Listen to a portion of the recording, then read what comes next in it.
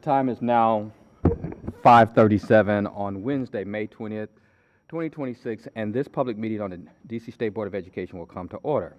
The roll will now be called to determine the presence of a quorum. Director Butler, please call the roll. Representative Chamberlain. Representative Dinkins. Present. Representative Mozumdar. Present. Representative Wareed. Representative Best. Present. Representative Chang. Present. Representative Colson. Present. Representative Henderson. Present. Representative Johnson Law. Representative Thompson. Representative Williams. Present. Vice President Goulet. Here. President Patterson. Present. Mr. President, you have a quorum. Thank you, Director. A quorum has been determined, and the State Board will now proceed with the business portions of the meeting. Members, we have a draft agenda before us, and I know there's going to be changes. Are there any corrections or additions to this agenda? Let's go. Representative from Ward 5, Henderson. I move to add CR 26-9 honoring John Curtis Pennell to the consent agenda. There's been a motion. Is there a second? Second. It's been properly moved and second. All in favor? Aye. Aye. Any nays? Abstentions? So added.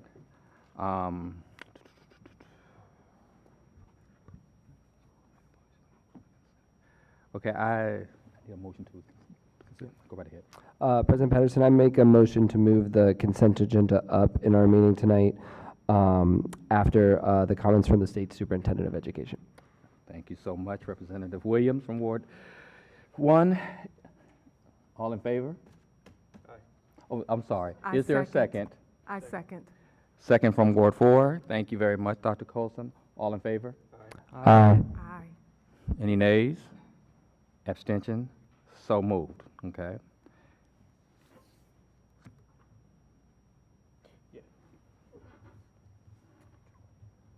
Any other motions?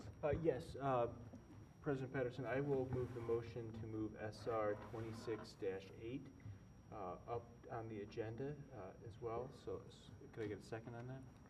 It's been properly moved. Can I get a second? I second. Second, Dr. Colson. All in favor? Aye. Aye. Any nays? Abstentions? It carries. All right. President Patterson, just Yes. a point of order. When we do get to SR 26-7, I'm going to do a motion to postpone for 1 month. That's on the English Language Arts curriculum, just to give us additional time to continue working with folks on that. Thank you so much, Vice President. We don't need anything at this particular time, so thank you. All right.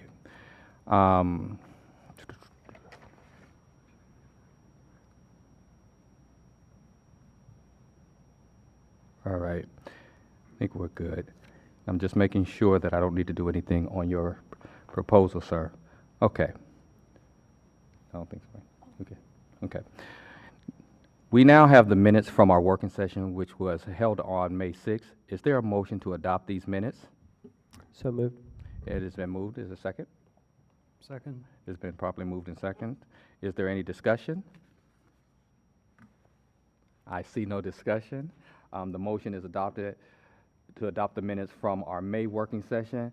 I will ask for the yeas and the nays on the motion. All in favor? Aye. Aye. Any nays? The ayes have it and the motion carries. All right. Thank you guys for entertaining us as we go through that to make sure that this runs very well after this part, okay? Good evening. I am Dr. Jacques Patterson, the at-large representative and president of the State Board of Education. On behalf of the State Board, I want to welcome guests, and there are quite a few, nice to look at, and members of the public, including those who are watching via the District Knowledge Network to our public meeting. These meetings take place on the third Wednesday of each month in the Old Council Chamber here at 441 4th Street Northwest. We're excited to host an expert panel this evening on PE standards as we prepare to consider OSSE's proposed updates. Our panelists will share about best practices, how standards can be best adapted for students with disabilities, and more. We look forward to continued collaboration with OSSE and on both the PE standards and the high school graduation requirements. This evening, We have 25 public witnesses who have signed up to share testimony. We encourage the public to sign up every month at sboe.dc.gov. The State Board is available as a resource for our local communities.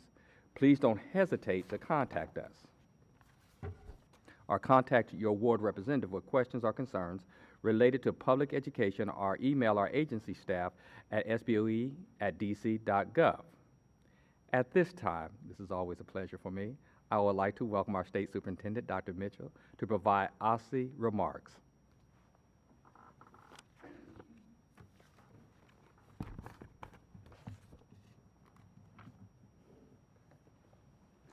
Hello. Thank you. Yes, ma'am. Good evening, everyone. Good evening to State Board members, staff, and the public. As always, I really appreciate the opportunity to come before you and share updates from our agency. Today, I'm going to focus my remarks basically on three areas. One, the district's physical education standards. Two, an overview of agency activities. And then three, some welcome news about our students' academic achievement. So first, physical education standards.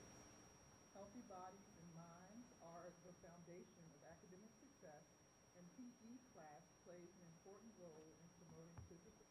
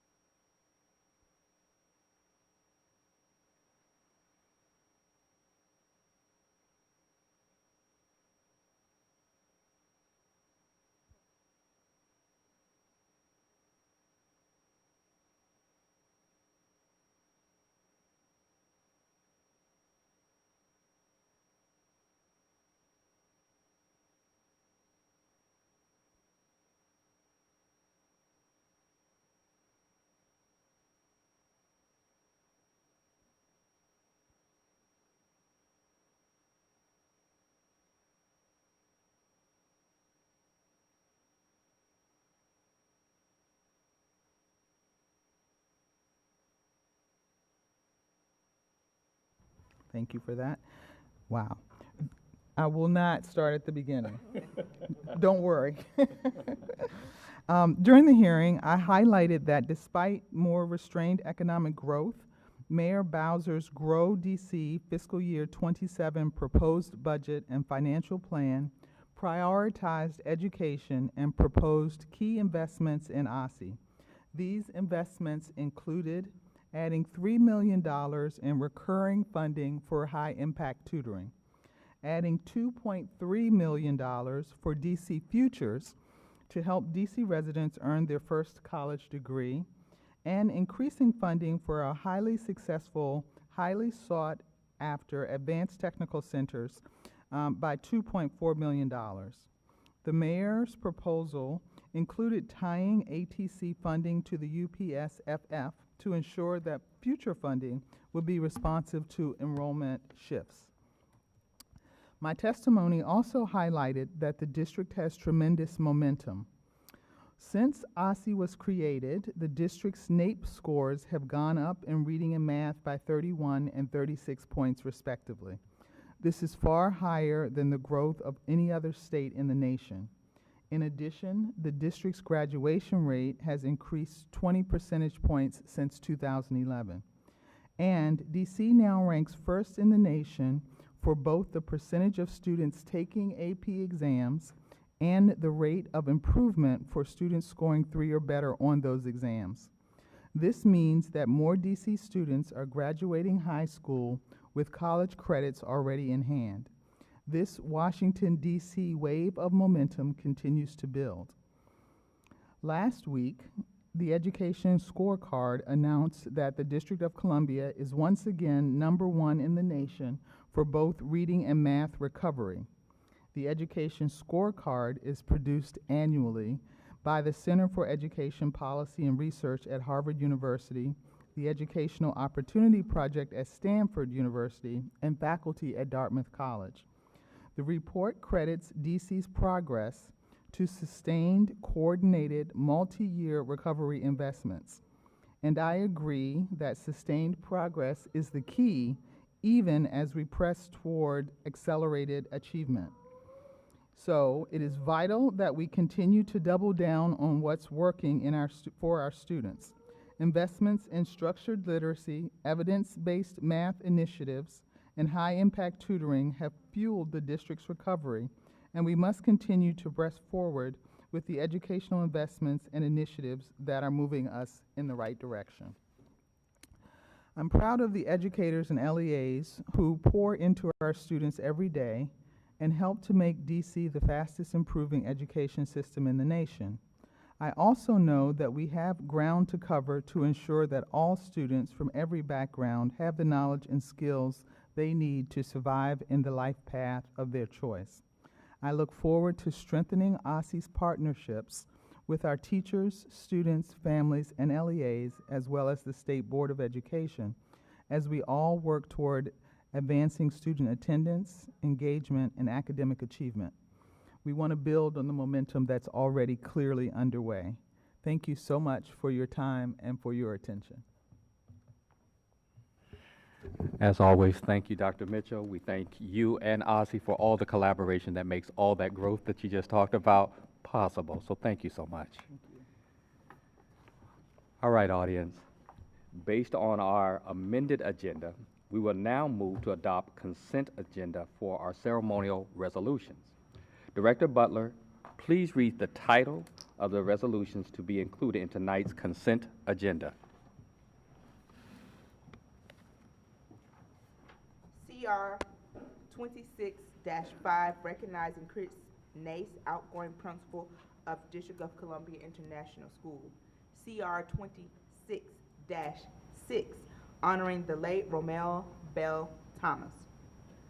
CR 26-7, recognizing Laura Kleiman, retiring librarian and bibliotecaria at Oyster Adams Bilingual School. CR 26-8, recognizing Kim Adwan, outgoing principal of the Capitol Hill Montessori at Logan.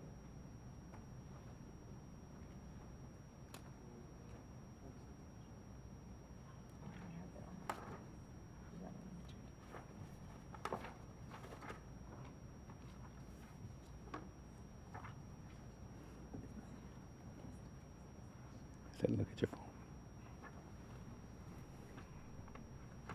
Director Butler, she said look at your phone. They said look at your phone.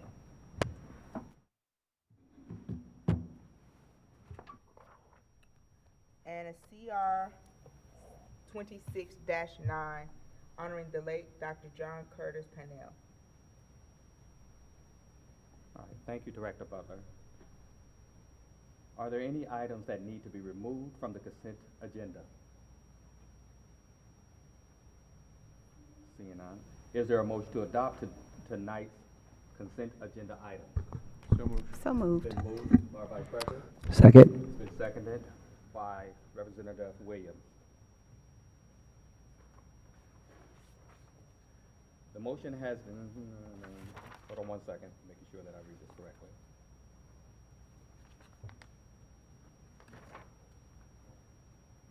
Is there any discussion on the consent agenda?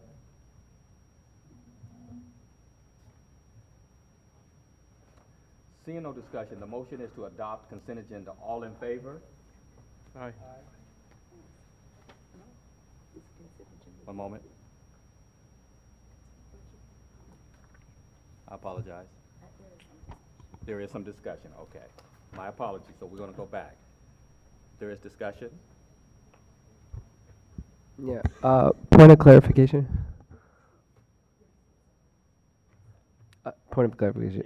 Yes. Are we discussing all of the ceremonial resolutions at a time, or are we doing them one at a time after we read them? All at a time. Yeah, so the consent agenda includes all ceremonial Okay. resolutions. Right. So it's only one thing is passed, which is the consent agenda. So all discussion for all items on the consent agenda are open at this time. They are not individually moved. It is one consent agenda. Yeah. Thank you for clarifying, Executive Director. I'll let my colleagues jump in, and then we'll jump in the queue in a second.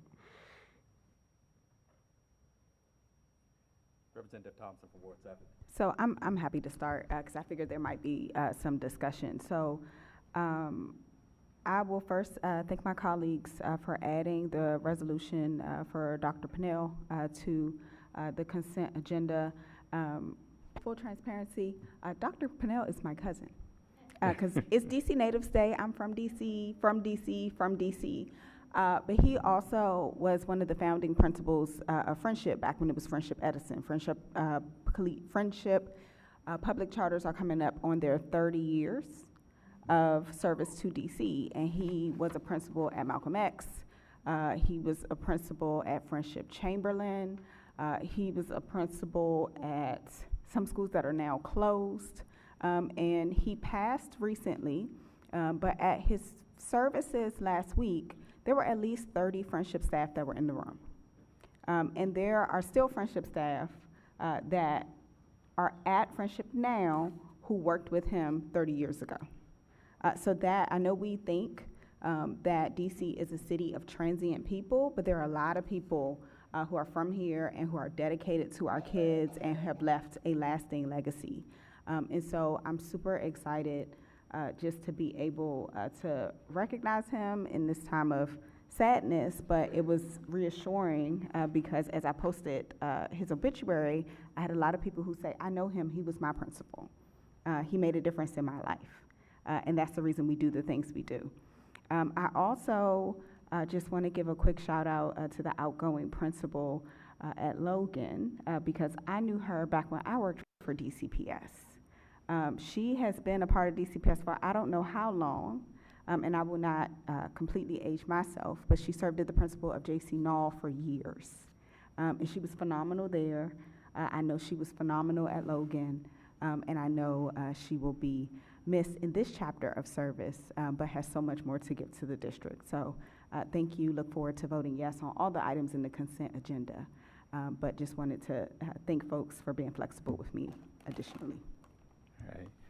Thank you, Representative Thompson. Other comments? Representative Williams? Yes. I'm proud to sponsor and recognize Laura Kleiman, a retiring librarian in Ward 1 and at the Oyster Adams Bilingual School. We'll present Ms. Kleiman in a moment with the ceremonial resolution, but her over 3 decades of service to our community has many incredible accomplishments that I just want to read a couple so that other people are aware of her incredible contribution. She served our community for over 31 years as librarian at Oyster Adams Bilingual School. Over this time, she worked to build one of the first bilingual libraries in the District of Columbia Public Schools, which has established a collection of over 15,000 books. She has built an incredible strong reading culture, but on top of that has founded the annual Oyster Adams Bilingual Book Fair, which has curated work and publishers for students to access authors from across the country and Latin America. She was awarded the 2026 Standing Ovation Award for Outstanding School Staff this past year. And the people who know her most and well, such as her principal, can attest that Ms. Kleiman has left a lasting and transformative legacy at the school. She is someone who has helped ensure that all students see their languages, cultures, and identities reflected in the school library and has made an incredible, long-lasting, and memorable mark on every student. Thank you for your service, Ms. Kleiman. All right. Other comments? Yes. I am happy to honor Principal Kim Aduchum of Capitol Hill Montessori at Logan. I first met Principal Aduchum serving with her in the vineyard, as I like to call it. I've said that many times, not the trenches, but the vineyards, developing and growing beautiful people. Principal Aduchum is not just a principal, she is a teacher's principal. She is very wise, very smart. And if you ask her a question, be prepared to have a full lesson. If you say you don't feel well, she's going to give you some holistic remedy and tell you about the body and everything. I appreciate Principal Aduchum because before we were talking about belonging and becoming, Principal Aduchum was talking about the personality and the whole child and caring for the whole child. And that is not something that many people do. And we know that we care for students for a short time, but what we invest in them lasts an entire lifetime. So I'm so appreciative to the work that we have been able to do and she has been able to do for many, many children, teaching us about our frontal lobe. I know we're talking about PE tonight, but what happens when children lose it and they get upset and how we can de-escalate them. In addition to doing the wonderful work school-based, Principal Aduchum has been honored by a previous president. I believe it was one of the Bush. She has gone on to complete higher education at Georgetown, and we are immensely proud of her, and we know that this is not a period, but a comma, and that her work will live on with the many children whose lives we have touched. I also want to say again, when you go to her, it's not just the Teacher Appreciation Week and you receive swag, which we do enjoy, but we also receive a book and how we can further our practice and cultivate our practice as practitioners. So I definitely want to honor Principal Aduchum for her 20-plus years with DCPS. We are so appreciative to have her and her gifts. Yes. Thank you.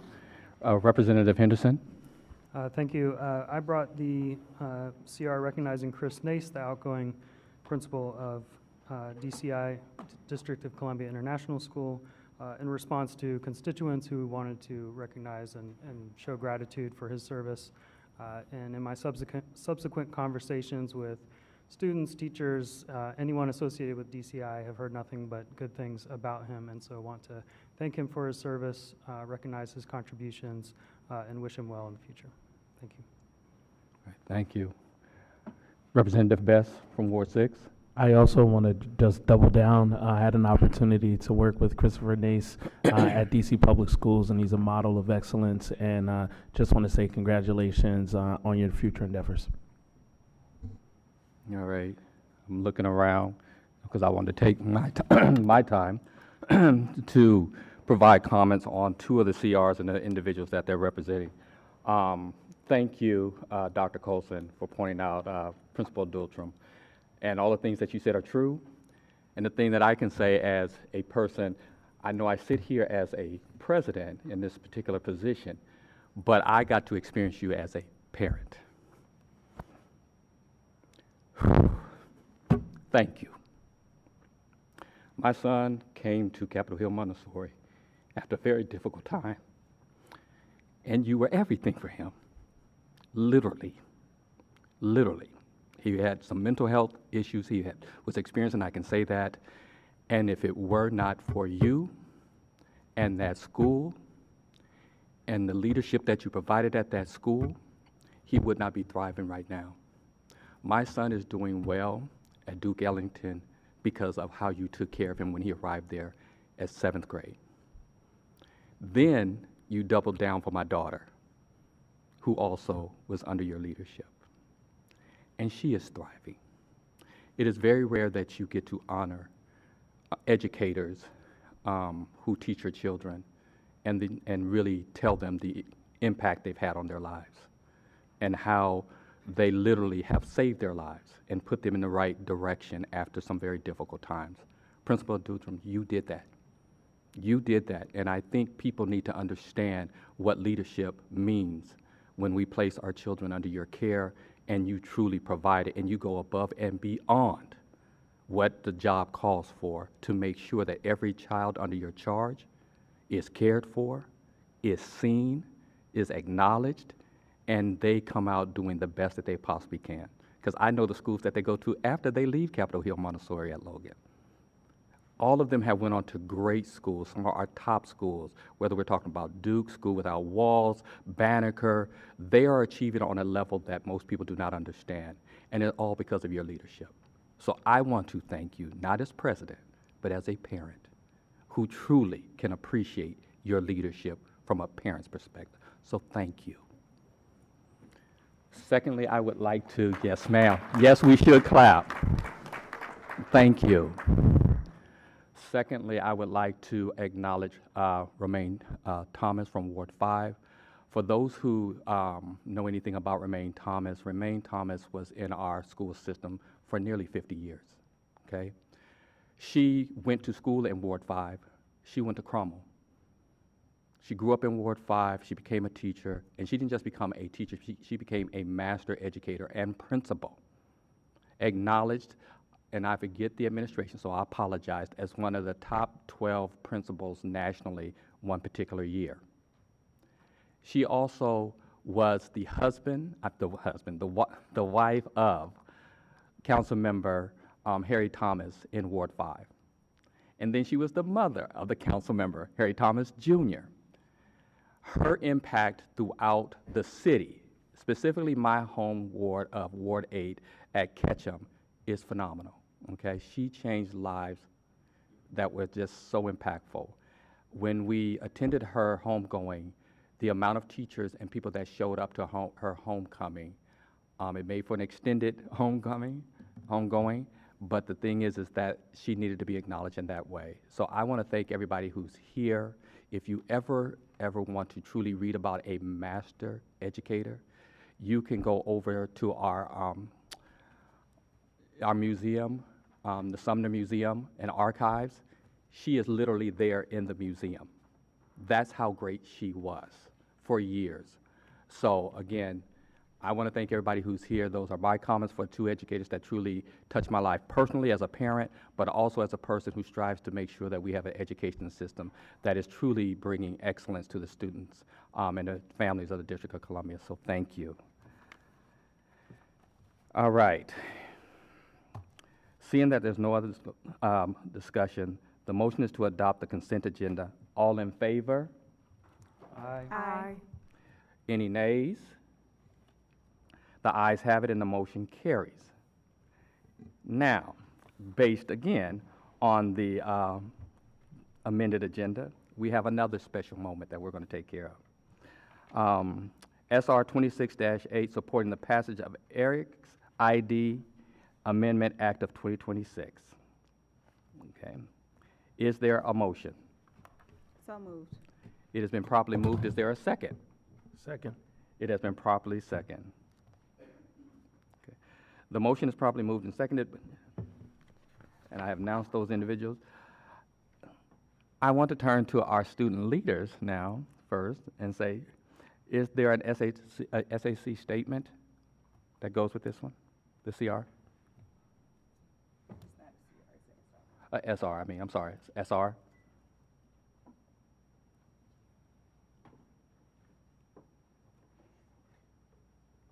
Mr. President, while they're getting that ready, may I move to waive the reading of the resolution? I think this time I'm going to say no. Okay. This time, because they're in attendance and I would like to hear it read. I would like to. Me. But was there a statement from the SAC?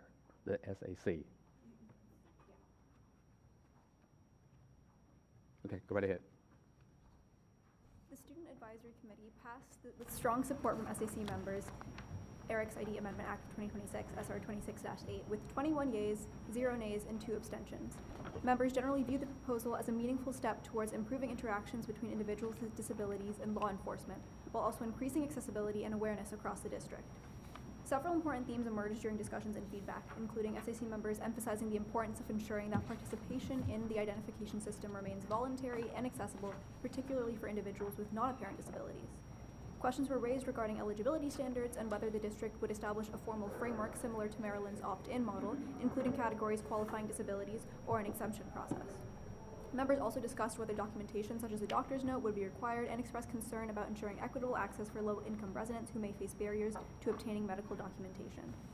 Additional discussion focused on implementation logistics, including whether individuals who already possess a driver's license or identification card would have an accessible process to add the disability indicator after the law's passage. SAC members recommended continued and expanded disability awareness training for law enforcement officers to ensure that identification indicators are paired with informed and appropriate interactions in practice. Concerns were raised about the possibility of discrimination in employment, educational opportunities, or other settings if visible disability indicators are misused or misunderstood. Members also highlighted the need for safeguards against fraudulent use while ensuring the process remains accessible and non-burdensome for eligible residents.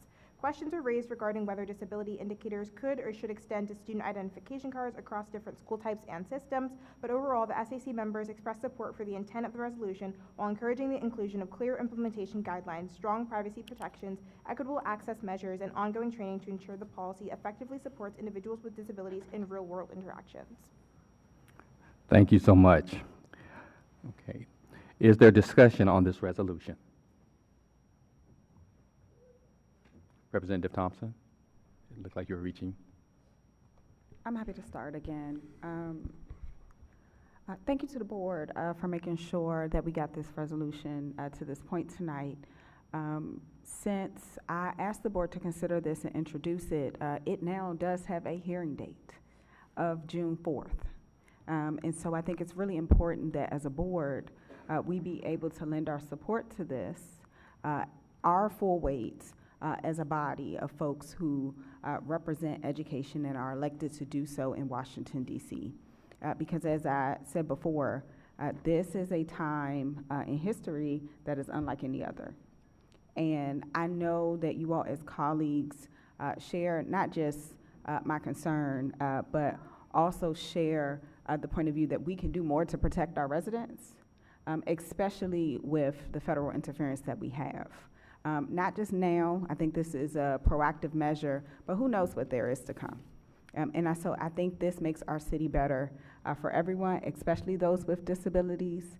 I look forward to lending my support on the 4th. I also encourage members to ask others in their community to lend their support. So I'm going to turn around, I'm going to go to my ANCs, and I'm going to ask them to lend their support as well, because we need to get this done.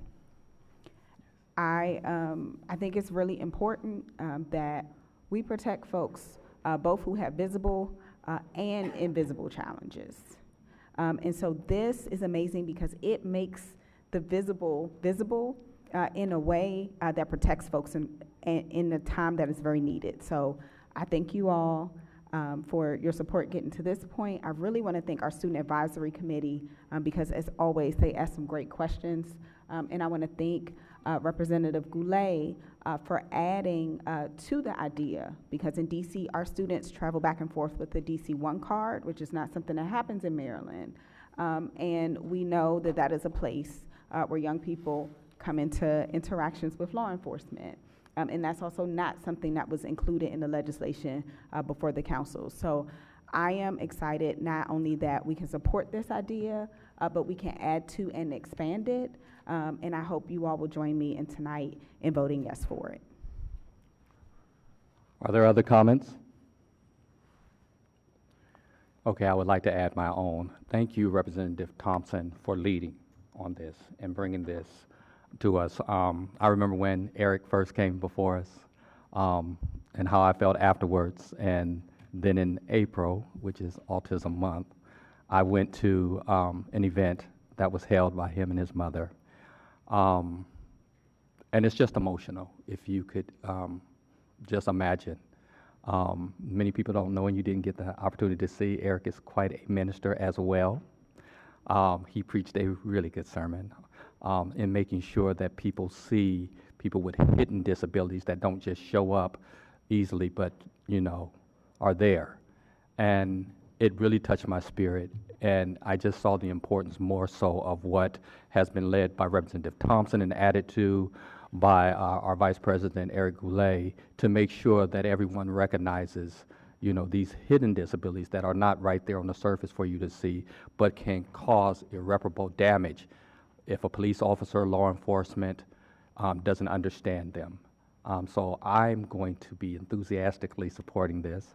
And as Representative Thompson has indicated, and she is absolutely correct, lobbying other individuals throughout our city, which one day will be a state, to make sure that we get this passed as soon as possible. So thank you guys again for being here. Thank you so much. All right. Yes, ma'am. And I should have said this before, but of course, we want to thank you, carpenters, because it was your idea. So thank you as a parent for being honest with your son, because real problems, real solutions, address a problem. And you were honest enough with him about the realities and what the problems were, for him to be able to say, I have a solution that not just benefited him, but hopefully can benefit so many people in DC, and as you told me yesterday, have already benefited 20,000 people in Maryland. 21,000 as of today. So the real thanks goes to you all. So thank you, carpenters, Yes. for being here in attendance, and thank you for coming before us with this idea. Thank you. Thank you, Representative. Seeing no discussion, the motion is to adopt SR 26-8. Director Butler, will you call the roll? Did you all waive the reading? We did not read the reading. We would like it to be read, so thank you. Thank you. Normally we do, and I think that's what they thought we were going to do, but go right ahead, please, because we would like everyone to understand this particular resolution.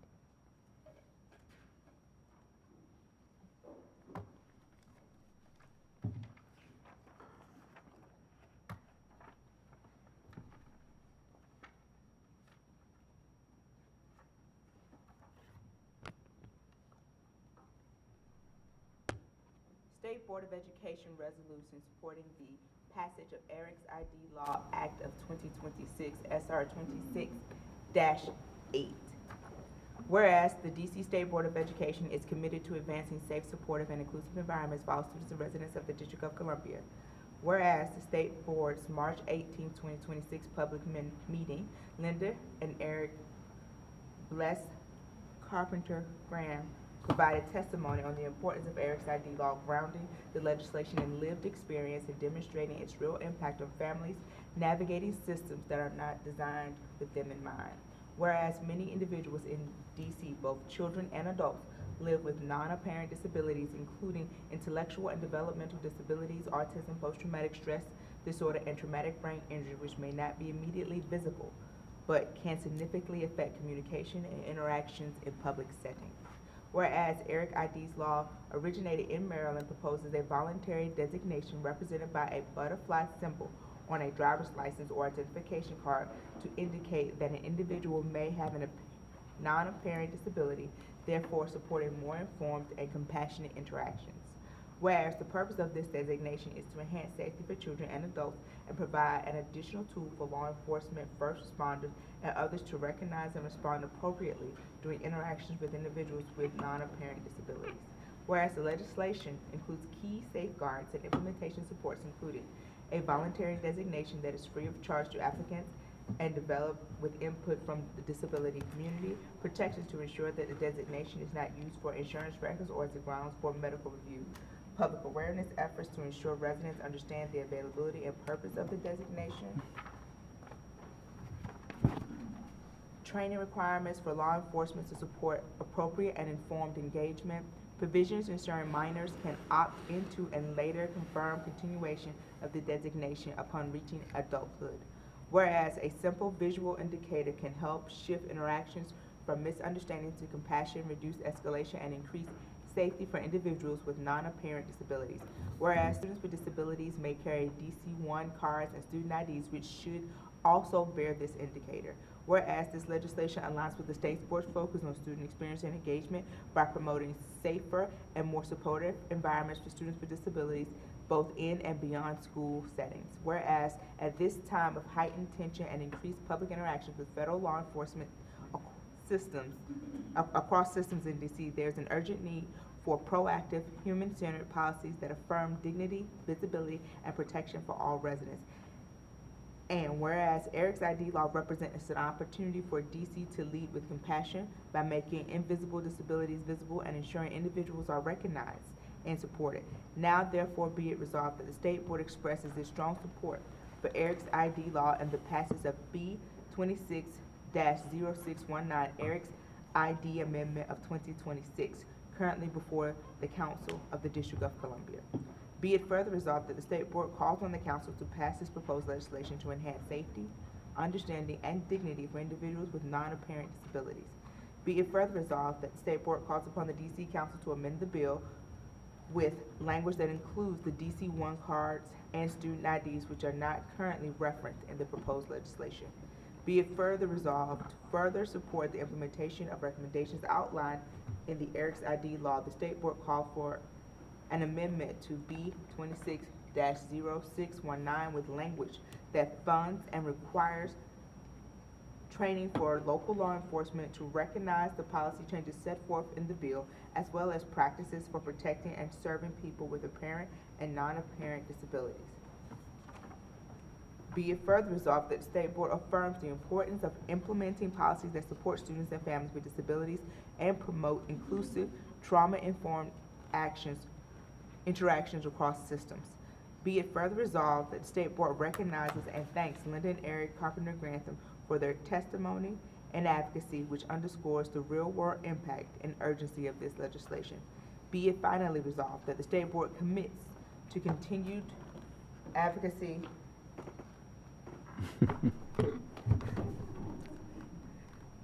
for policies that ensure all residents, particularly those with invisible disabilities, are seen, understood, and protected in the District of Columbia.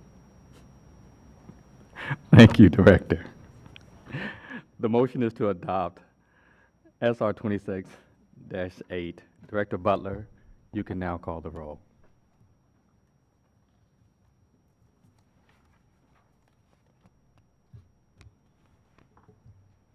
Representative Chamberlain. Representative Dinkins. Aye. Representative Mozamdar. Aye. Representative Best. Aye. Representative Chang. Aye. Representative Colson. Aye. Representative Henderson. Aye. Representative Johnson Law. Representative Thompson. Aye. Representative Williams. Aye. Vice President Boulay. Aye. President Patterson. Aye. SR 26-8, supporting the passage of Eric's ID law, Eric's ID Amendment of Act of 2026 passes unanimously. All right, thank you. I think we can clap for that. Thank you, everyone. And right now, I'm going to take a point of privilege that I can in my script, and basically, we're going to take a break. We want to do this to make sure that we can take some pictures that deal with our ceremonial resolutions and also, our SR resolution. So we're going to take about I'm going to give us 10 minutes because I know pictures can take a little bit as we jockey. So I will see you back at, let's say, it's going to be 9 minutes, 6:30. Thank you.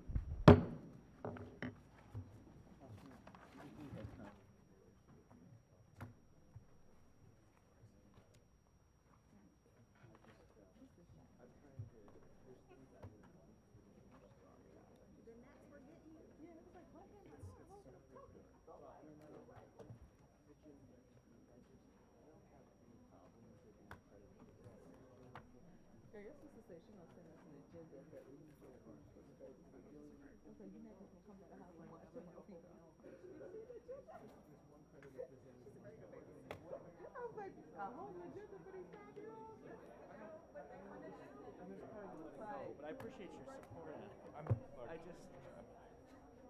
Like literally, even that, like varsity athlete, I'm not even getting rid of the full credit, just half the credit.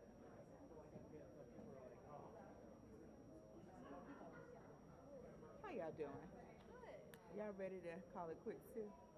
Y'all over this high school thing? This is like the worst week for me this week and next week. What's happening this week? I have finals, and then I have prom on Friday, and I have finals tomorrow, and then after prom, so they kind of sandwiched it. Wait, what's after prom? Finals. More finals. Yeah. But Satara, I'm out of school, but I have my senior project presentation next week, so I have to finish all of that, like give a whole presentation, and then I have. So have a question. This is something, I was a senior in college. I remember high school too. But I'm like, after you get in and you get the money for the school, does it really matter what the final grades are? If you get scholarships, there are some Like stipulations. Yeah, like you cannot let your GPA fall under this, or you can't receive a this and But this I'm sure course. like your GPA is probably up high enough that if you got, oh, you need us to move. Okay. Yes. No. I think she's with me.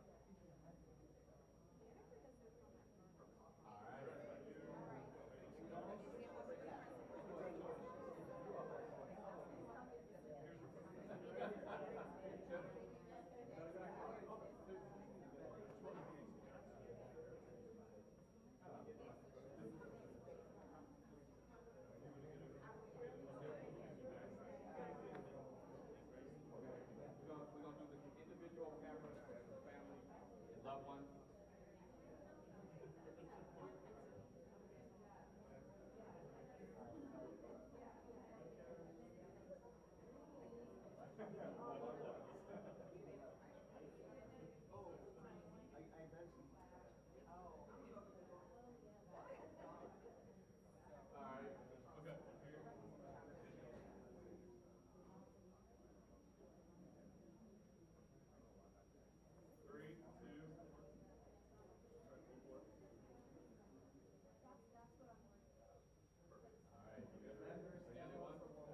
Yeah, we got one more.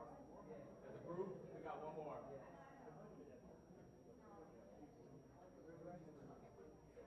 You're right here.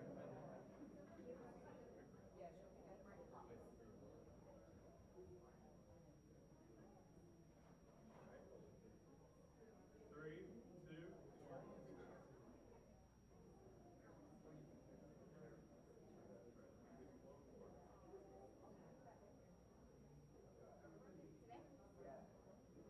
All right. Thank you so much.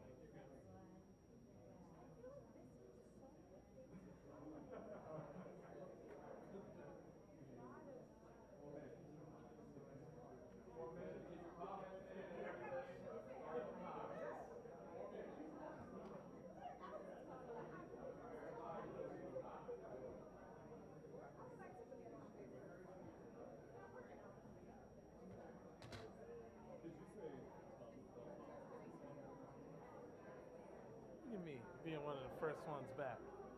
This is rare.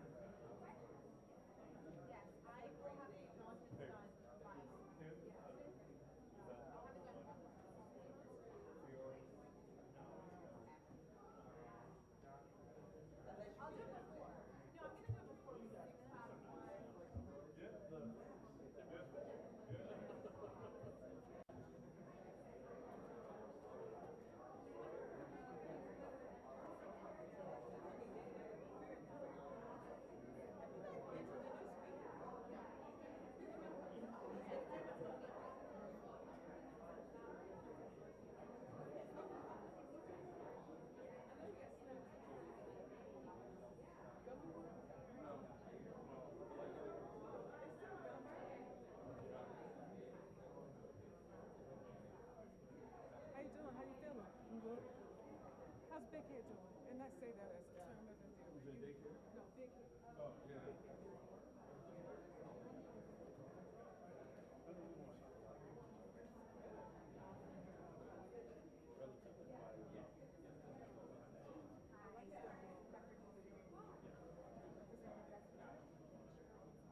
Oh, no, they do it. Absolutely. You don't have to tell me twice, ask me twice.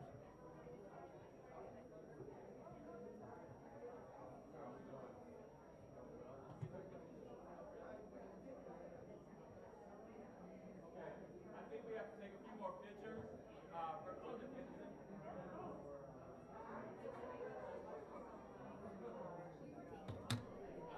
If we can get together and take some pictures real quick. Andrew?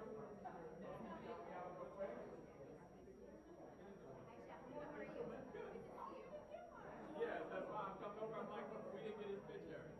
They were in the back.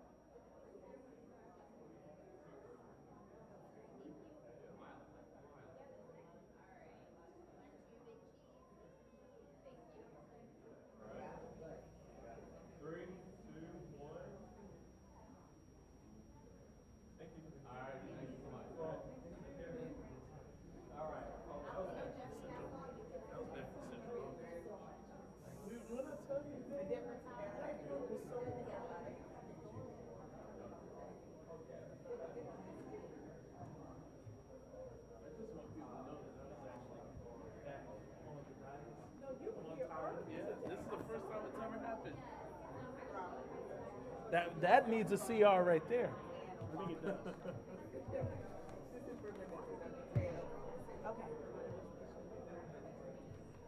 It's fun. I got what I wanted for today already, so I'm okay. Thanks for coming back. Okay, so are we ready? Yeah. We're not ready.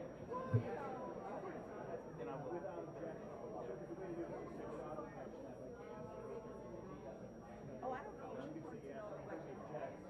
Well, I don't know if we should do a carnival. I'm sorry, it's 6:30 now. The baby's not gonna be in.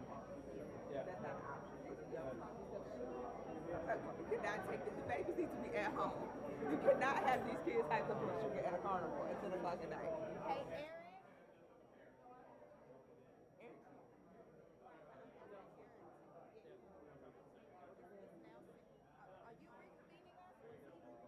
Josh reconvenes. I made good progress on getting the grant requirements done. So I just got to check in with you. All right. So I'm getting my notes. Brother, how are you?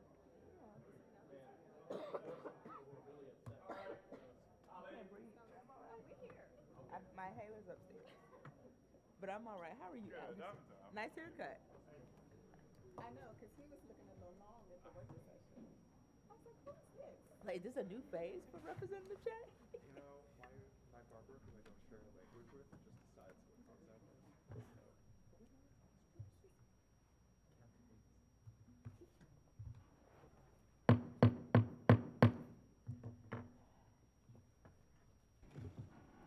We will now move to our expert panel, running toward updated physical education standards. I will now call on each panelist. When I call your name, you are welcome to come to the table. Michelle Carter, Director of Educational Content and Programs, Shape America.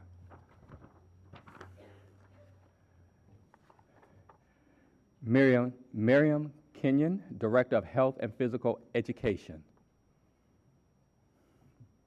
Jamar Coach Roundtree, Pre-K through 8th grade Health and Physical Education teacher, Center City Public Charter Schools. Brad Weiner, Educational Specialist, Fairfax County Public Schools.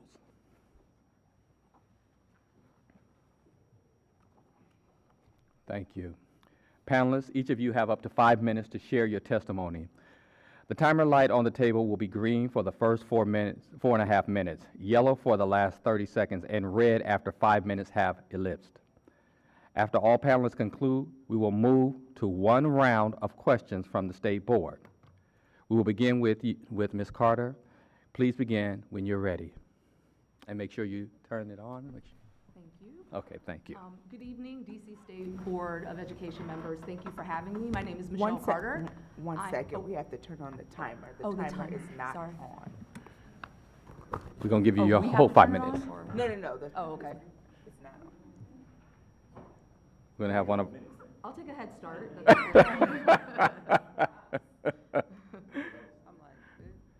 We just want to be able to, from this visual standpoint.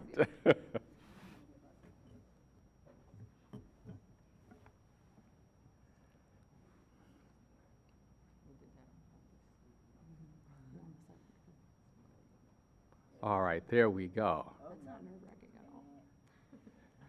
And yes, and no, and yes. There we I go. can start whenever? Yes, ma'am. Good evening again. I'm Michelle Carter, the Director of Educational Content and Programs at Shape America, the National Professional Association for Health and Physical Educators, where we define best practices, we provide high-quality professional learning and advance advocacy efforts across the field. But prior to Shape America, I taught here in Washington, D.C., health and PE at Scott Montgomery Elementary School, which I know is closed since then, Garrison Elementary, and Alice Steele Middle School. So it's especially meaningful for me to be here as a national representative as well as a former DC educator. As many of you know, Shape America recently updated their national physical education standards in 2024. Prior to this revision, the standards had not been updated in over a decade. The revision process took place during and after the pandemic, when educators across the country were seeing firsthand the impact that social, emotional, physical, and mental wellness had on student learning and development. So in response, Shape America launched a national task force to ensure the standards reflected the needs of today's students in schools. So today I'm going to provide you with an overview of some of those big shifts in between those 2014, 2013 standards, and also just some points to consider for physical education and really health education in the coming years. One of the most important shifts in the revised standards is the expansion of the term physical literacy to the physical literacy journey. This expansion recognizes that physical development is not a fixed destination or something that students achieve at the same pace. It's a lifelong process that looks different for every student and continues beyond graduation from high school. This approach creates space for more inclusive, student-centered instruction that values growth, progress, and individual experiences. Another significant shift is the move from grade level outcomes to grade span learning indicators. This shift acknowledges that motor skill development is not just based on age, but it's based on the opportunity, the instruction, practice, and encouragement that a student will receive. It's not realistic to expect that all third grade students are going to be at the same place of development at the end of the school year. Not every student develops at the same rate, and the revised standards better support teachers in meeting needs, meeting students where they are, while still providing meaningful and measurable learning goals. Next, the standards were also reorganized from 5 standards to 4, and now intentionally emphasize not only physical and cognitive development, but also social and affective learning. Students are developing communication skills, collaboration, leadership, self-management, and goal setting alongside movement skills. Health-related fitness, which had its own standard previously, is now embedded within the standards throughout the grade span learning indicators. These are all transferable life skills that support success far beyond physical education. And what I believe the most important change overall is that the standards are much more student-centered. Students are encouraged to reflect on their experiences, explore activities that are meaningful to them, and develop positive relationships with movement and wellness that can last a lifetime. As the board considers the revisions to the DC physical education standards, I encourage you to also consider how physical education has evolved. Many adults don't have a positive experience with PE from their own experiences. So, but quality, high-quality physical education today is centered on inclusion. It is centered on safety, personal growth, and lifelong wellness. The goal is simply not to play sports or complete activities, but also to help every student develop the confidence, knowledge, and motivation to live a healthy and active lifestyle. And there's some great examples of that happening here in DC Public Schools. Alex Clark at Dunbar High School, he is one of our Shape America Teachers of the Year and does an amazing biking program where he takes students throughout the city and they get to explore their community around them. And that's a huge shift for us. Another thing to consider within health and PE is that we believe that it's the foundation to student success in every other subject area. Students cannot fully engage academically if they are not physically, mentally, socially, or emotionally well, and these are all skills that happen in health and PE: communication, self-management, healthy decision-making, and that supports their success in and outside of school. I would also urge the board to prioritize equitable access to standards-based physical education for all students. A lot of times PE is reduced or waived, substituted for other academic opportunities, and all of these are important. However, there is meaningful learning happening in PE that cannot be replicated anywhere else. And I have 15 seconds left, so I have a lot in the testimony, but over the last several years with the pandemic, a lot has shown us that health and PE does have a place. It's important and really serves as a foundation for students to take care of themselves. And yes. Thank you so much. Great. And thank you for the opportunity. Good evening, members of the State Board of Education, staff, members of the public. My name is Miriam Kenyon. I serve as Director of Health and Physical Education at DC Public Schools. Thank you for the opportunity to share our approach to delivering high-quality, standards-aligned physical education and to speak to our support of the proposed new standards. At DCPS, our goal is to equip every student with the knowledge, skills, and confidence to lead a healthy, active life. Physical education is not simply about participation. It's an academic discipline that builds physical literacy, supports goal setting, and helps students make meaningful connections between what they learn in school and how they live beyond it. We want our students to feel empowered to safely access and enjoy the many resources available to them in their communities across the district. To that end, our program is intentionally designed to connect students with real-world environments and lifelong activities. For example, through our Biking in the Park unit, every second grader learns to ride a bike and culminates their learning with a ride to a nearby park. This experience not only builds physical skills, but also fosters independence and encourages families to take advantage of DC's extensive trail system and parks. Similarly, all third graders participate in a foundational swimming and water safety program. This instruction is life-saving, but it also builds familiarity and confidence with aquatic spaces. We routinely see our students return to pools with their families during the summer, demonstrating how school-based learning translates into real-world engagement. Throughout their time at DCPS, students engage in a variety of activities like these. I'm happy to share more examples when it's time for questions. For students to engage in these experiences, they must feel safe taking what I often describe as academic risks in physical education. That means trying something new, persisting through challenges, and learning from setbacks. We intentionally cultivate this inclusive and supportive environments where students feel encouraged to grow, knowing that success may take time and practice. This philosophy also informed our involvement in the development of the updated national standards. In November 2023, I had the opportunity to serve on the Shape America Task Force, where we provided feedback on draft standards, identifying gaps, and ensuring coherence. I'm encouraged that the proposed standards emphasize the application of skills beyond the classroom and frame physical literacy as a lifelong, evolving journey. These shifts align closely with the direction DCPS has already taken. The new standards integrate opportunities for reflection, reinforcing our district-wide commitment to metacognition and helping students better understand their own growth and progress. Equally important is how we support our educators. We provide ongoing professional development focused on standards alignment, inclusive practices, and student-centered instruction. Through coaching cycles, teachers receive individualized support to create engaging lessons where students collaborate, build skills, and grow together.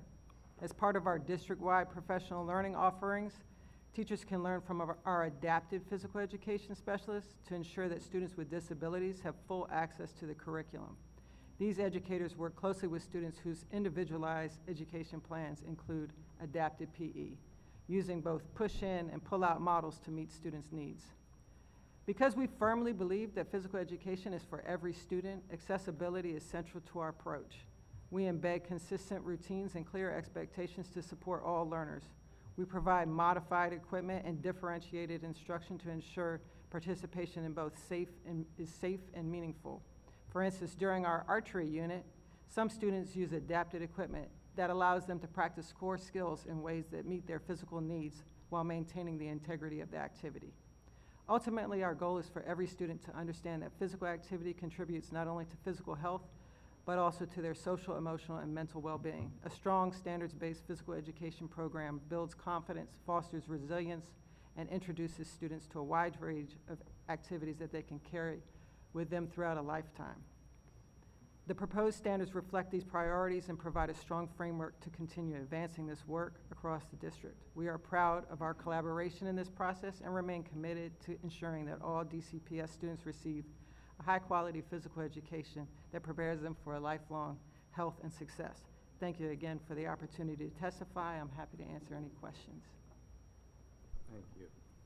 Thank you. Mr. Roundtree? This microphone, can I just say, they don't know, this microphone's not working. Guess we're gonna be sharing this guy.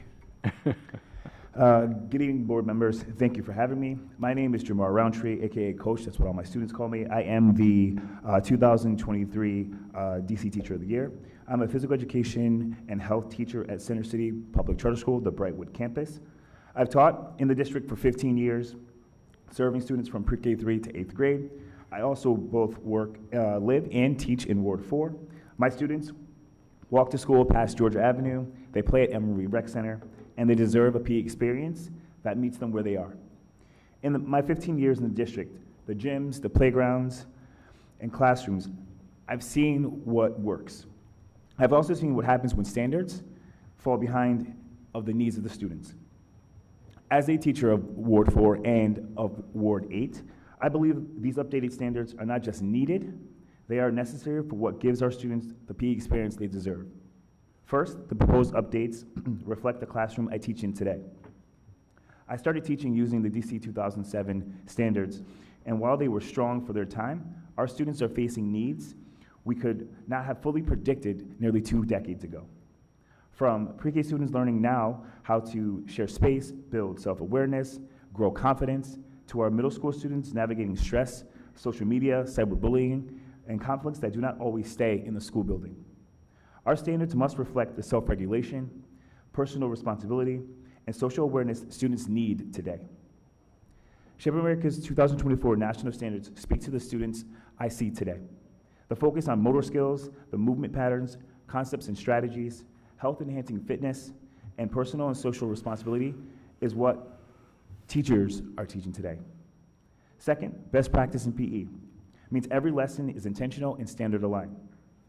Early in my career, PE sometimes can be viewed as an activity for activity's sake, but that's not where we are anymore. For pre-K through 8th grade, standard aligned PE means every lesson has a purpose. Our youngest students are learning how to move with control, follow directions, and build coordination. Our elementary students are learning to move safely, think strategically, and reflect on their choices.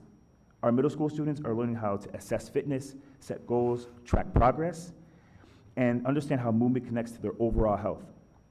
At every level, students are practicing respect, safety, teamwork, leadership, and responsibility. That is PE that is measurable, meaningful, and engaging, and it reminds every student, whether they are an athlete or not, that they are a mover. Third, updated standards must center adaptive PE, because every student in our gym classes deserves the chance to move, participate, and feel successful. For 15 years, I've taught students with a wide range of abilities. Best practice is not just pulling students aside, and lowering expectations. Best practice is creating access. Sorry, I'm just trying to make sure I get it in time.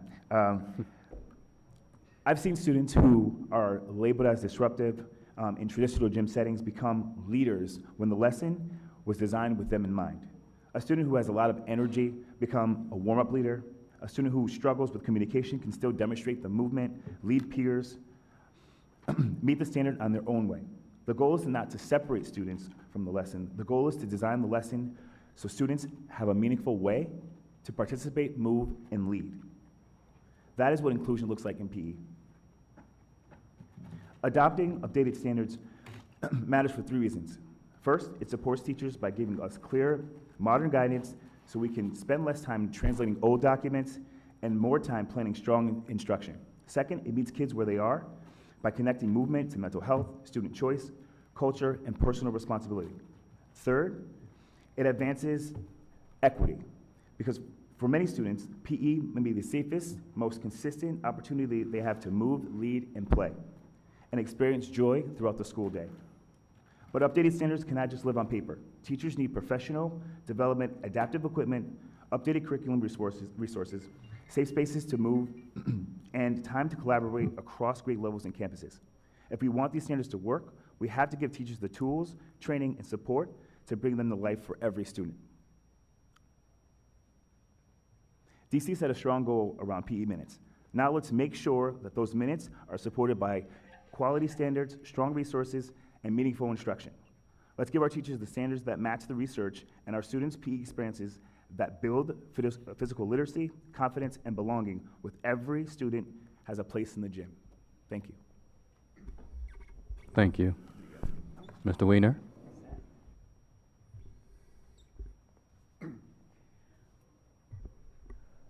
Good evening, members of the DC State Board of Education, and thank you for the opportunity to provide this testimony regarding the proposed updated physical education standard and its application to students receiving adaptive physical education services.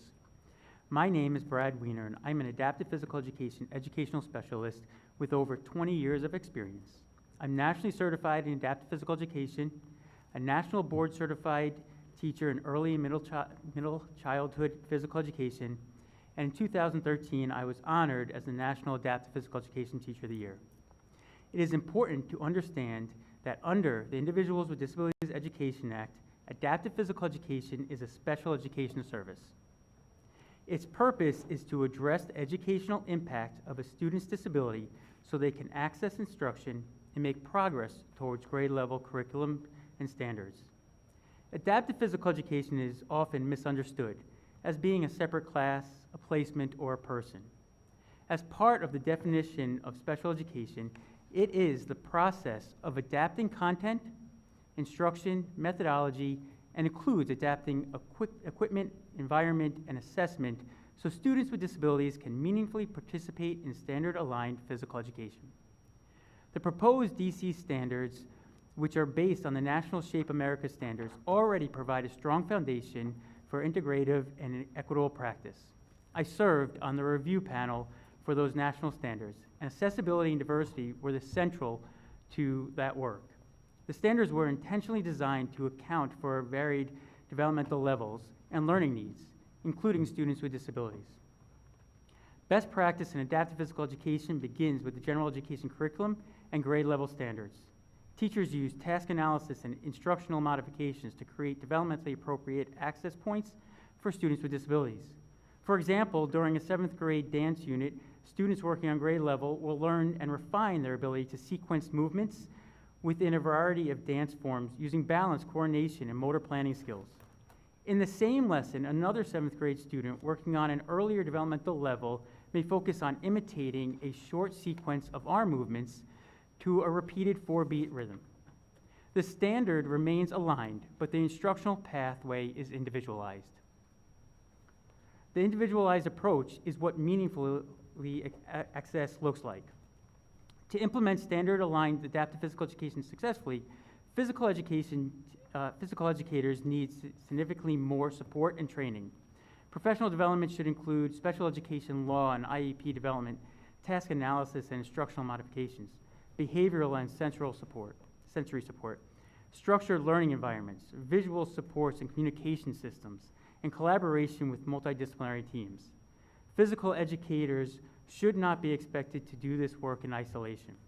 Successful adaptive physical education depends on collaboration among physical educators, special educators, related service providers, school administrators, parents, the student, and other unnamed professionals. One of the greatest barriers schools face is the lack of sustained professional development and ongoing instructional support. Too often, teachers are asked to serve students with highly diverse needs without adequate preparation, planning time, equipment, or collaborative structures. Another major barrier is the misconception that access simply means participation. True access means students are receiving instruction that is appropriately designed so that they can make meaningful educational progress. When students experience success in physical education, they develop confidence, persistence, and positive relationships with movement and physical activity. When instruction is not appropriately designed, students often disengage and lose confidence in their abilities. Access to standards-aligned physical education begins with the IEP team, engaging in data-based discussions and decisions related to physical education. For that to happen consistently, local educational agencies and the state must ensure special education policies and procedures are fully implemented within the physical education content area. That includes ensuring a licensed physical educator is present at the IEP meetings whenever physical education is being discussed, and ensuring adaptive physical education services are included on IEPs when appropriate to meet students' unique needs. Thank you for your time and consideration for this testimony.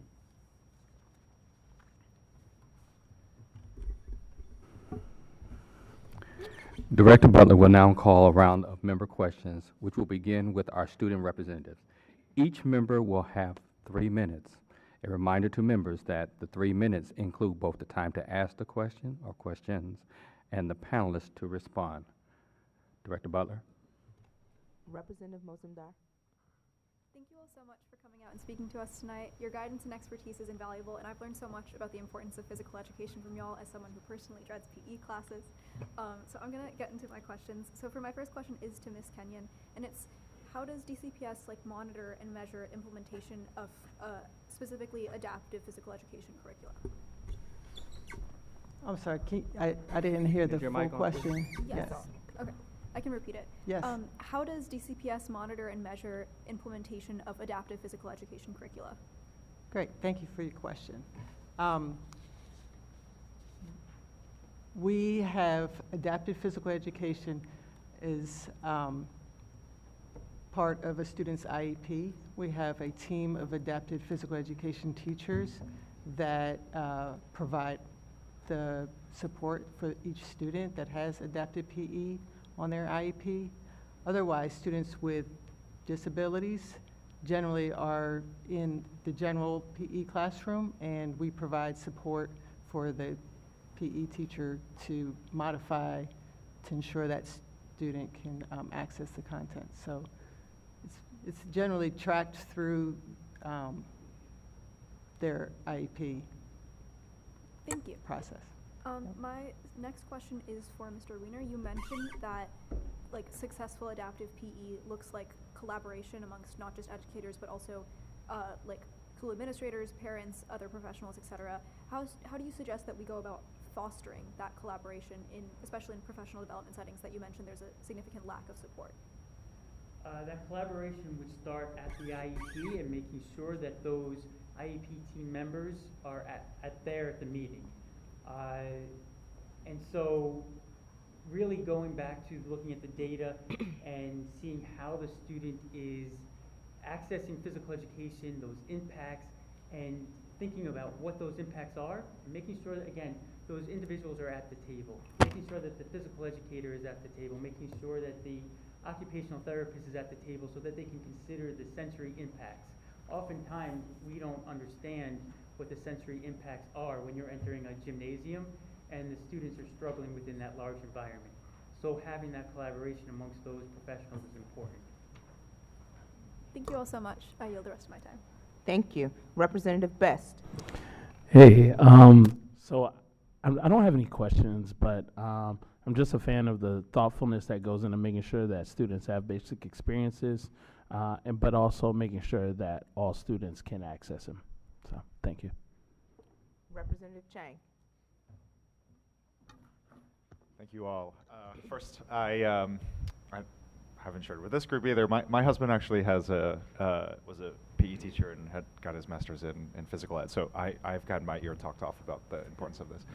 And I don't think anyone of my colleagues disagree that movement is very important for our kids. I think my question is really around how to build out these standards in a way that is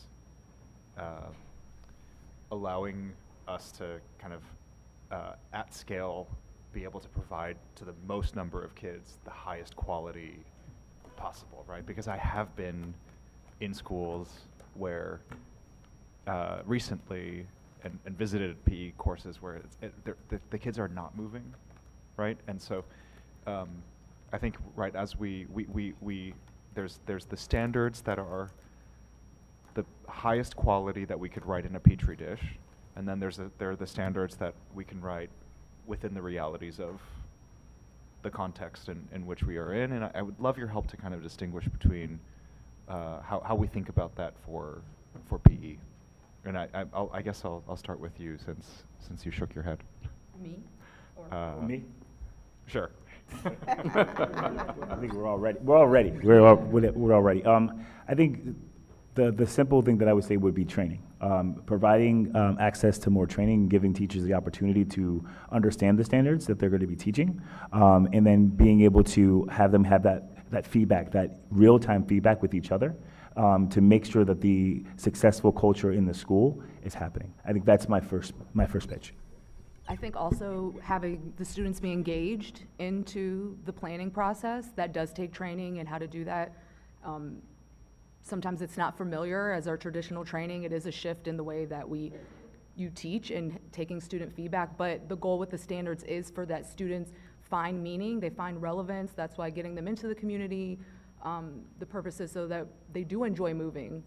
So I think that's part of it too, is that getting students involved in the curriculum, what are they interested in? And then the training piece I would reiterate. And I think that makes a ton of sense. Miriam, how are we doing the training right now, and how are we recruiting PE teachers? How are we doing the training? Mm-hmm. So in DCPS, we have district-wide professional development days, but we also have smaller cohorts of teachers that we call PEALs. We have a PEAL fellowship, so we take a smaller group of teachers. We also have those who have gone through that process. We call them our district course chairs, and they help support teachers within. So we build capacity within our community to support new teachers coming into the district. Thank you. With high quality professional development. We also my time is up, but yeah, I would love to follow up with you on that, because I do think the implementation is where I have questions. Yeah. Representative Colson. Good evening, everyone. Thank you all for being here for your testimony. Ms. Kenyon, well, this is to everyone. I serve at a DC public school right now, and I'm listening to the things that you are recommending, and I'm also thinking of the context and the implementation of which I live daily. And so I work at a relatively new modern school, and you're talking about movement and standards, and we have about 500 students, give or take. We have a half-court basketball. We have rocks that our children like to pick up and throw, and they injure themselves on. And so I'm thinking about the new modernization that has to come for other buildings in Whittier that's coming up. And I just would like to note that if we're talking about modernization and giving space for our students, that you should be at the table as well, talking about how we use our space to correctly implement some of these things, because I've sat on LSAT and SIT teams, but I also know that ANC, as a former ANC commissioner, I know that they have great weight as well. So I just want to note that.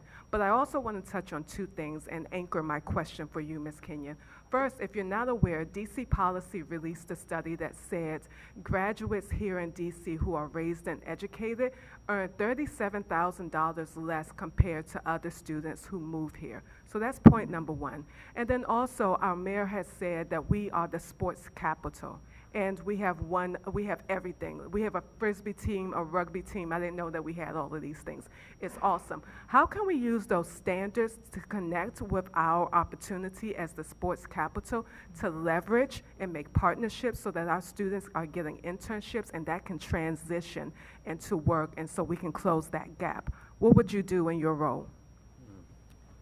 I think that's a pretty big question, but I'll say that right now we partner with some of the teams. For example, the CAPS or Monumental is providing ice skating for all of our fifth graders. So we just launched, every single fifth grader learns how to ice skate. And we're doing partnerships with our teams to help support the nationals, help provide the facility for our professional development.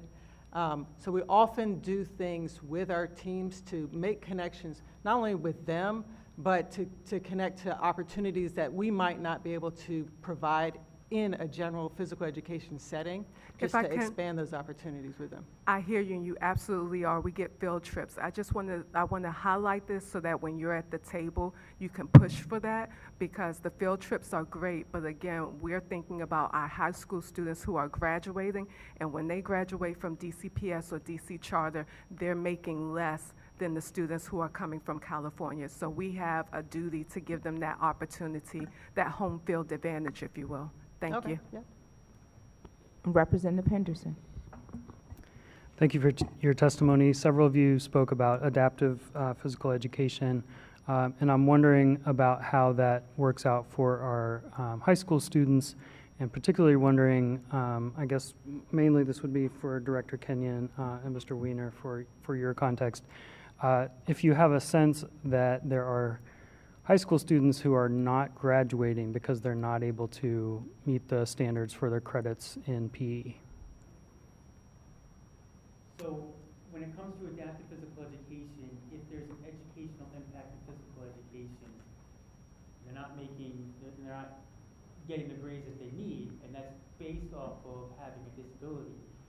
The educational team needs to collect data, needs to bring the IEP team together, needs to do an evaluation, and needs to determine what that impact is and address that impact through providing a service.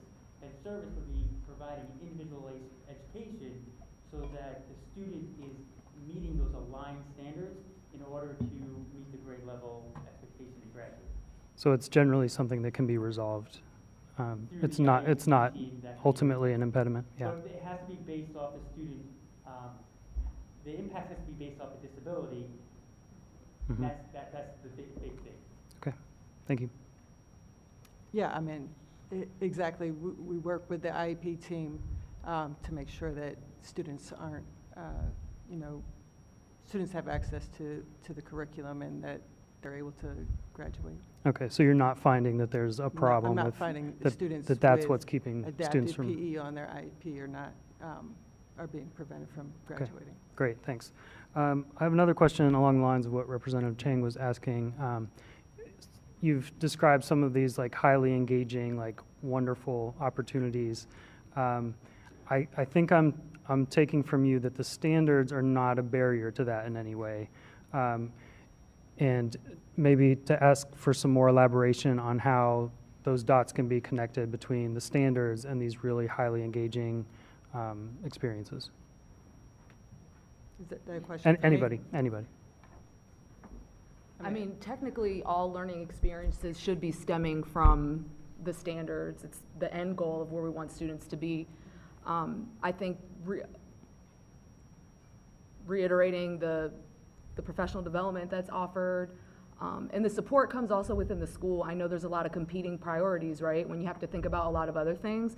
So I think there does come a prioritization of health and PE even within the school as well, that it has to be seen as important, and it puts a little bit more accountability on that PE teacher within the classroom to raise that level of what the experience that the student is having within the classroom. All right, thank you. Representative Thompson. Thank you, everyone, for testifying today. I really appreciated the commentary about just making sure everyone felt included and able to participate. I will say I got my first B in life in PE because I refused to wear pants at the time. And Mr. Griffin, who was my PE teacher, who was also my mother's PE teacher, we worked it out, and I put shorts under my skirt and was able to participate. So I hear you. I would be one of the people who did not love PE. My question, though, which has nothing to do with Mr. Griffin, but shout out to him for being awesome, is we are currently separating out our health and physical education standards put for the high school graduation requirements, or at least that's the proposal on the table. I'm curious if you all have any thoughts about that clarification, if that clarification is needed. And I think you mentioned in particular some of the standards, it's been a bit more intertwined. So curious how that aligns. So we do believe that they're two separate content areas. So we do have a set of national health education standards as well. Obviously, they're very closely connected, and usually a lot of the time it's the same person who's teaching health and PE. I think when there's appropriate alignment, so when the content, like the skills that are being taught in health match up with what's being done in PE, there's absolutely, it should be happening. It reinforces what's being taught in health and can reinforce what's being taught in PE. But I would keep them separate and have separate classes, because there are a lot of specific skills that happen within the health education setting. There is transfer across that, but keep. This wouldn't be a change at DCPS. We already have them separated for our graduation requirement. Perfect, thank you. I think my other comment, one of the things we've heard from young people, specifically I'm remembering a couple of students who talked to us from Make Challenge, was that they actually wanted more health education, and they felt as if it didn't center enough on them understanding their own bodies. And I'm curious if you see any changes included in the standards we have now, or if there are other recommendations with the last 30 seconds. I actually have the standard. I was pulling up on my phone, but thank you so much for providing those. Yeah, no, definitely the new proposed standards definitely give us an opportunity for students to talk about their skills, definitely talking about their interpersonal skills, being able to talk about self-regulation. I know that's one of the biggest things that I focused on this year for my students across the board, from pre-K3 all the way to 8th grade, is figuring out that self-regulation, the self-awareness, and being able to talk to one another. Thank you so much. Representative Williams? Yes, thank you all for your testimony. Mr. Ranchi, I want to start with you. You mentioned kind of the importance of training. I'm curious, kind of like in the charter sector, are there opportunities for you and other PE teachers to regularly collaborate with people in your role outside of your school, or is it just kind of PD within your school? Great question. I was waiting for that one. That is the divide between the DCPS sector and the charter school sector. They have, their own way of going about business, while the charter schools have, each LEA is different. Each LEA operates differently, and it's really hard for PE teachers to collaborate. I'm kind of doing some of that work now to get us together, but it's very hard to kind of collaborate across the district at that point in time. And I know that there are teachers doing amazing things. I can see, I could hear those things that are happening. And Miriam's been so great for allowing my teachers to see what their teachers are doing, but that's not on a monthly or even a bi-weekly basis. It's a one-off or a once a 6 month situation that we get to see some of the things that teachers are doing here in the district. So it's actually kind of a setback for PE teachers to grow, and that's one of the things that I'm hoping that will change. Yeah, that makes sense, and I experienced that firsthand too, as a charter school teacher, and I know that it's possible, but it's difficult and it's infrequent. So thanks for speaking to that. Ms. Carr, I just want to say thank you for the kind of shift that you talked about with acknowledging the broader learning journey and how to interpret the standards. My last question is for you, Ms. Kenyon. Similar around training. For DCPS PD days, with the physical education teachers in particular, how are teachers grouped? Is it all teachers? Is it elementary, middle, and high? Within your discipline, what does that look like?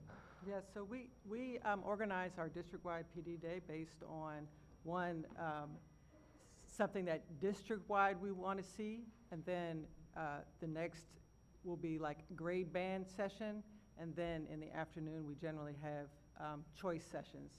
So if we're launching something new that we want to make sure that everybody gets, you know, our metacognition, for example, PD, then that will be, yeah, that's like the district-wide. Yeah, that makes sense. Yeah, thank you all. No further questions. Representative Goulet. I want to thank you all, and I want to thank you for making sure all of our students are included in PE. Let me ask you about the swimming requirement real quick. What is that specific requirement in the standards, and then how do we make sure students who don't have easy access to pools can meet that? So it's a requirement that we have in DCPS. It's not necessarily a requirement in physical education in general. Okay. But in DCPS, we think we prioritize this lifelong skill, and so we provide the instruction for every third grader to have swim instruction at a DCPS pool, or we also partner with DPR, over 16 weeks. So by the end, they're jumping in the deep end and swimming to the side. That's incredible. I definitely support that. Can I just add to that too, that there's also, I know through a national level, there's water safety skills that can be done on dry land too, so just to put that thought into Yeah, and I think it's great, because I think that's important for kids to have that safety and confidence.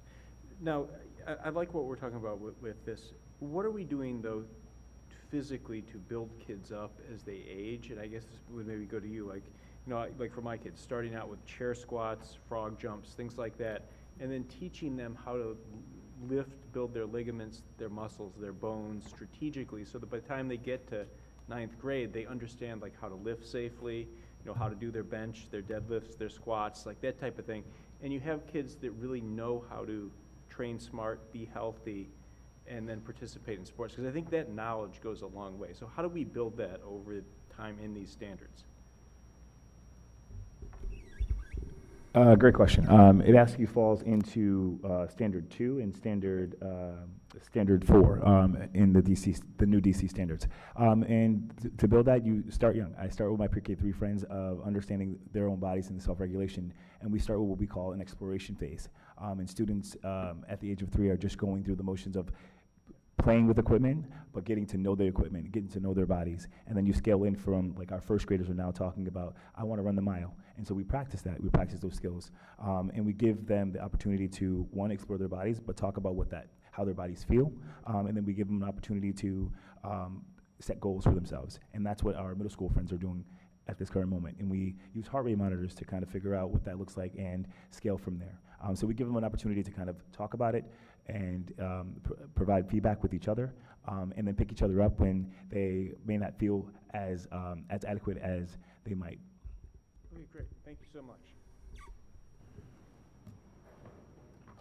President Patterson. Thank you. I normally don't have questions because my colleagues ask such great questions. By the time it gets to me, the last person, I don't have a lot of questions. But Mr. Roundtree, you kind of raised something or piqued my interest in a subject. Basically, the collaboration between traditional schools and our charter schools. You said it's difficult to kind of go back and forth. I just want to give you a few moments to expound on that and to ask you, how do we make it less difficult for you to do that? I think one of the ways to make that, I think it's access, right? Providing access for teachers to collaborate more. One of the things that I'm working on with OSSI is figuring out ways to have more PDs that is centered around bringing DCPS teachers in with charter school teachers, and just giving us an opportunity to talk about what they're working on and what we might be working on, and access to resources. Charter schools lack the access to resources that DCPS schools may have, and just figuring out where those pieces, fall. I know that Miriam does a really good job with partnerships. I also do a very good job with partnerships, but I'm just one person. And so being able to share what partnerships are being offered throughout the district that might be on, Miriam's radar, that may not be on, let's say, my charter school radar. And then being able to create an access point for PE teachers to collaborate with one another. So one of the things that I'm working on right now is figuring out ways to get PE teachers on an email chain, just almost like a social media piece, so that teachers can start talking to each other and providing that access point. Teachers, just like all workspaces, need a space and an outlet to build upon each other. And I'm hoping that one way to do that is by going through OSSI to help build that. All right, thank you so much. I want to thank all of our panelists. I want to just note also that Andrew Gall is here, and he has been probably taking really good notes as we go through this, and I always appreciate him staying just to make sure that he's listening to our panelists and stuff like that, so thank you as well.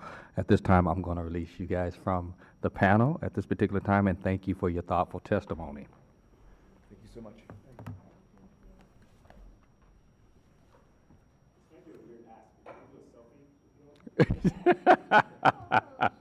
I like that.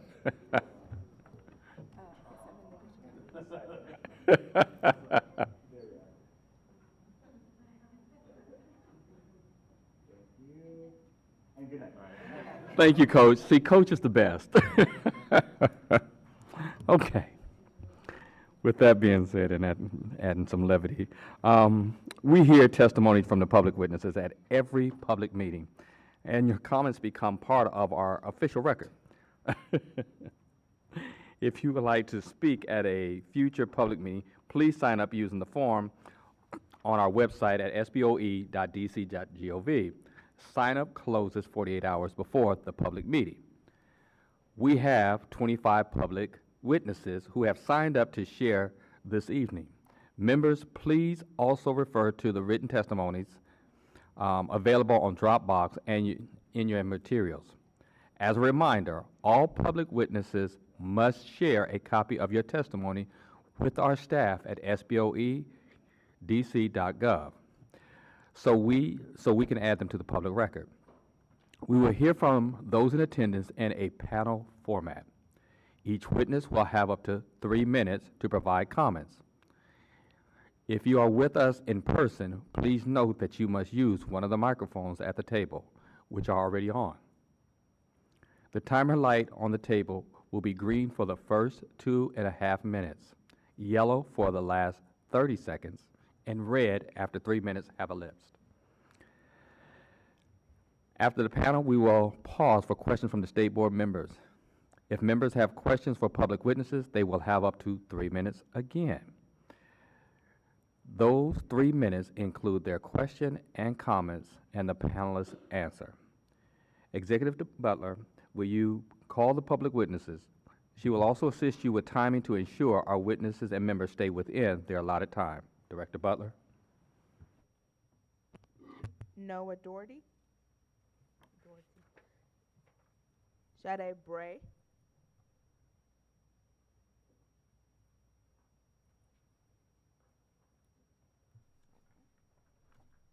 Maya McBrier.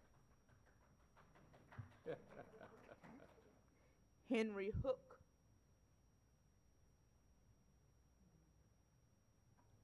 Michelle Harburg.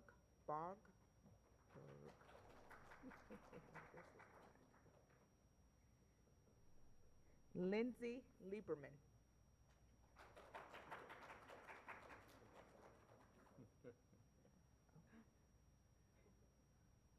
We will start with Noah and then go straight down the way.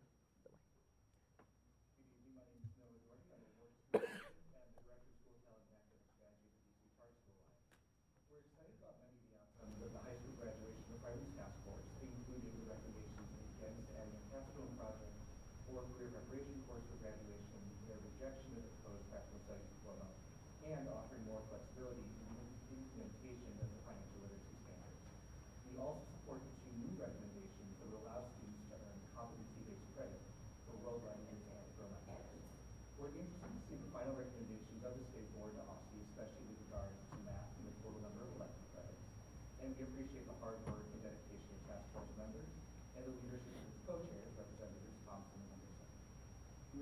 the passage of SR 26.3 and SR 26.4 last month.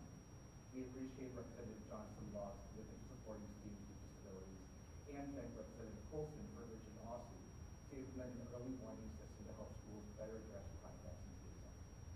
A topic that came up in April that's before the board tonight is AI. We share the board's sense of urgency to establish student protections for and ensure equitable access to AI, but we do have reservations about directing OSSU to move quickly on this topic. Regardless of tonight's decision, we urge policymakers not to withdraw from the conversation about AI. There is perhaps no more complicated issue because there are exceptionally good reasons to be an AI promoter, skeptic, or critic. But what we can't do is ignore AI. To ignore this issue because one opposes the technology puts our schools, staff, and students at risk. And so I urge representatives to consider the following questions. Most importantly, how do we ensure students and their privacy rights are protected with this evolving technology? How do we ensure AI enables rather than replaces students' critical thinking? How do we ensure students furthest from resources benefit from the technology that our well-resourced students have the most access to? How do we equip schools, staff, families, and students to each make responsible decisions about their use, if any, of AI? And what policies do we need for AI, knowing we are still in the early stages of evolving technology? When an issue is complex and changing, policies should be tight on principles and flexible on implementation. The principles give schools the guidance they need to navigate the evolving environment, and flexibility in implementation ensures those schools can choose how much or how little they use AI, and the practices can be agile as the technology evolves. And one area we would caution against an overemphasis on is training that focuses specifically on AI tools. A study from Northwestern University found that, quote, due to the rapid pace of AI development, tool-specific training quickly becomes obsolete and offers no value to teachers. And while we can't fully grasp the evolving technology, we can reinforce key principles that guide educators on the appropriate use of AI in schools. Thank you for your time, and I welcome your questions. So, we just got word that our individuals who run the TV cable network cannot hear you speaking into the mic. We can hear you in here, which is wonderful. So just for that particular, don't touch the other mic, but just for that one, if you could just touch the mic on. I think someone turned it off previously, and just so that they can. There we go. Is it working now? It is. But yeah, you were at the end and I didn't want to interrupt you. I'm so sorry. I should know better, I'm sorry. Yeah. So if we could just not touch the button but move the mic over, then we can continue with the testimony. My apologies for interrupting. Great. Hi, everyone. My name is Maya Meckenbauer. I'm the parent of 2 elementary DCPS students and part of a parent community called DC Schools Beyond Screens. We are asking DCPS to create an intentional, evidence-based policy for integrating technology into DCPS classrooms. Many parents are reading headlines and research studies indicating that device-based learning may not be giving us the learning outcomes that it promised. Technology is a modality, not an outcome. It has to be used in our classrooms actively and with intention. We've heard examples from parents of kids being exposed to online content that is clearly inappropriate, including advertising content, influencer content, and other non-educational uses of YouTube in particular. We've also heard examples of essentially unfettered online access and internet browsing access for elementary school students in DCPS. I think we can all agree that there is no reason children should be seeing content on YouTube with no educational purpose in the classroom. Google's own terms of service requires that schools obtain parental consent for any additional services, including YouTube. We are asking for more transparency about how and why these devices and content are being used as part of our children's education. Los Angeles Unified School District, one of the nation's largest school districts, has committed to creating a new technology policy as soon as next month, with implementation planned for the upcoming academic year. Just last week, a parent advisory council in New York City passed a similar common sense screen time restriction resolution. DCPS can implement several similar common sense changes immediately in the same time frame. First, the DC Council has paused automatic renewal of the district's iReady contract, which gives us an opportunity to carefully reevaluate whether we want to continue using this platform, given the lawsuit that is ongoing, issues of parental consent, the amount of time our kids are spending on screens overall preparing for iReady assessments, and the existence of other assessment alternatives. Second, DCPS should mandate that any use of online content, including YouTube, is ad-free and via educational license only. Finally, we must develop and set reasonable screen time and content limits for classrooms, especially for elementary schools and younger grades. Many parents, teachers, and child development experts agree there is no reason why children under 3rd grade should be on iPads in the classroom. We are not asking to reject all technology in education. Many children may lack device or internet access at home, and some children need assistive learning technologies. Those students should absolutely have the access that they need. Given DC's current budget situation, it makes sense to carefully reevaluate how we are spending our taxpayer dollars and whether these products are adding the value that DC families should expect. If we are not getting that value, the responsible thing to do is reallocate those funds to better support teachers, upgrade facilities, and make sure that all students have equitable, developmentally appropriate access to technology. Thank you for your consideration.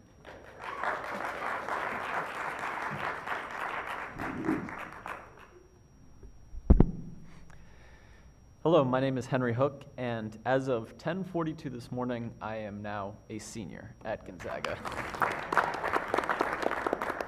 After finishing my last exam this morning and leaving the school for one last time, it dawned on me.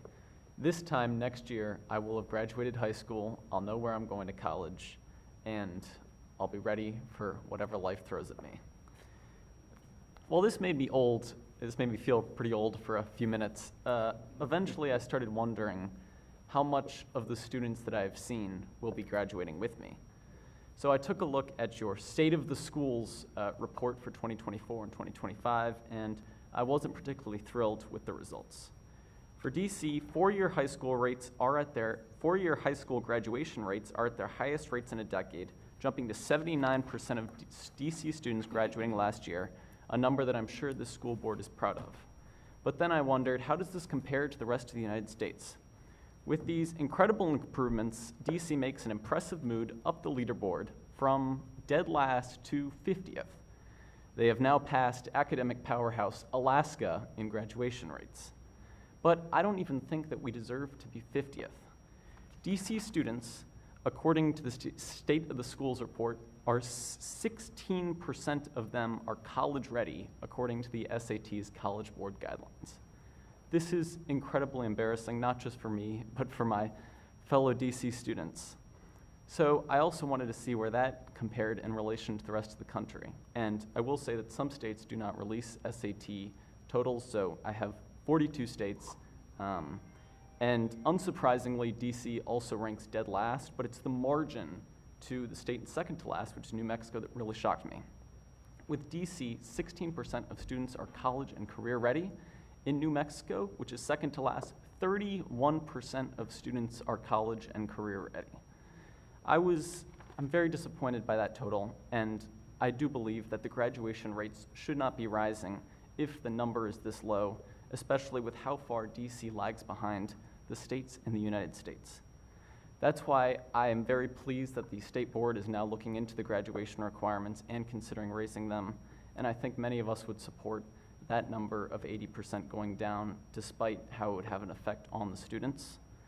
And that's why I urge you to please reconsider the graduation requirements so the 16% of students who are college ready get what they deserve and are not held back with the other students. Thank you.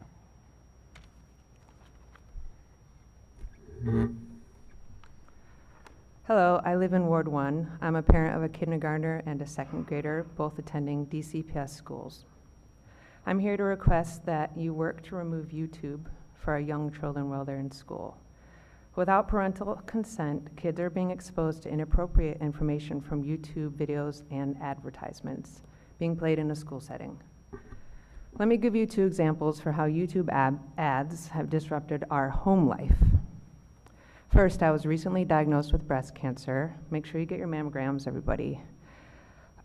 Just a few months ago, a week after I was diagnosed, my 7-year-old daughter starts reciting, "Cancer, the worst words you will ever hear," over and over and over again. My heart dropped. She'd never ever said the word cancer before, and now here she's reciting it. I asked her where she heard that from, and she said, "Oh, it was just an ad played before a video I saw on YouTube at school." She didn't ask me any more questions about cancer, thankfully. We haven't told our kids about my cancer. I'm not sure yet how we will. So it was upsetting to hear her say these words because our goal is not to scare her about this cancer diagnosis. But unfortunately, because of an ad she saw at school, these words are imprinted in her head to a YouTube ad I did never ever consented to. The second story I want to tell you is about my 5-year-old who is having nightmares about a little boy being stolen away. I asked him, "Where did you see that?" He said, "Oh, I saw it on an ad before a YouTube video at school." I don't know if that was for trailer for a movie or a show, I don't know, but my point here is that this kind of unregulated, unfiltered content from YouTube is upsetting and frankly feels like negligence. We have R, PG-13, we have G ratings for film content, but there are no ratings for YouTube content. So why is it being played in our schools with no oversight? Schools have a legal duty of care to provide safe, non-harmful educational environment. If this is breached, it can be viewed as negligence. Under federal regulations like the Children's Internet Protection Act, public schools are required to use internet filters to block harmful material. Failing to do so can be evidence of breach of duty. We have no way of knowing what YouTube videos are being shown, nor what ads are being prefaced before them. Internet filters aren't enough. DCPS needs guidelines and policies for teachers around YouTube in the classroom if it must be used. State laws and federal guidelines like the Children's Online Privacy Protection Act require verifiable parental consent before exposing students to certain materials. I never consented to YouTube and now I'm wondering why. There's a lot of evidence that short video formats like YouTube are harmful to children's development. I hope my testimony today can show that it also may be harmful to parents. It was very distressing to receive a diagnosis of cancer and then contend with my 7-year-old who now believes it's the worst word she'll ever hear because of an ad she saw at school. Thank you. Thank you.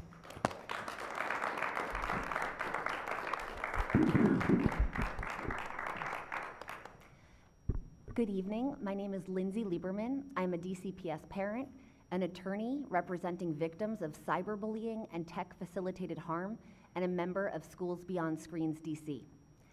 As both a parent and an attorney working in the online space, I have been extremely cautious about my own children's digital footprints. I do not publicly post pictures of my children, and I am careful about sharing identifying information about them online. So I was genuinely startled when at the beginning of kindergarten, a teacher handed me a QR code that allegedly gave me access to multiple online educational accounts that had already been created for my daughter through DCPS. I say allegedly because the QR code has never worked, and I haven't been able to actually log in and see anything. Before that moment, I had received no notice identifying the platforms that were being used, what information of my daughters would be collected, how that information would be stored, or whether it would be shared with third parties, and if so, which ones.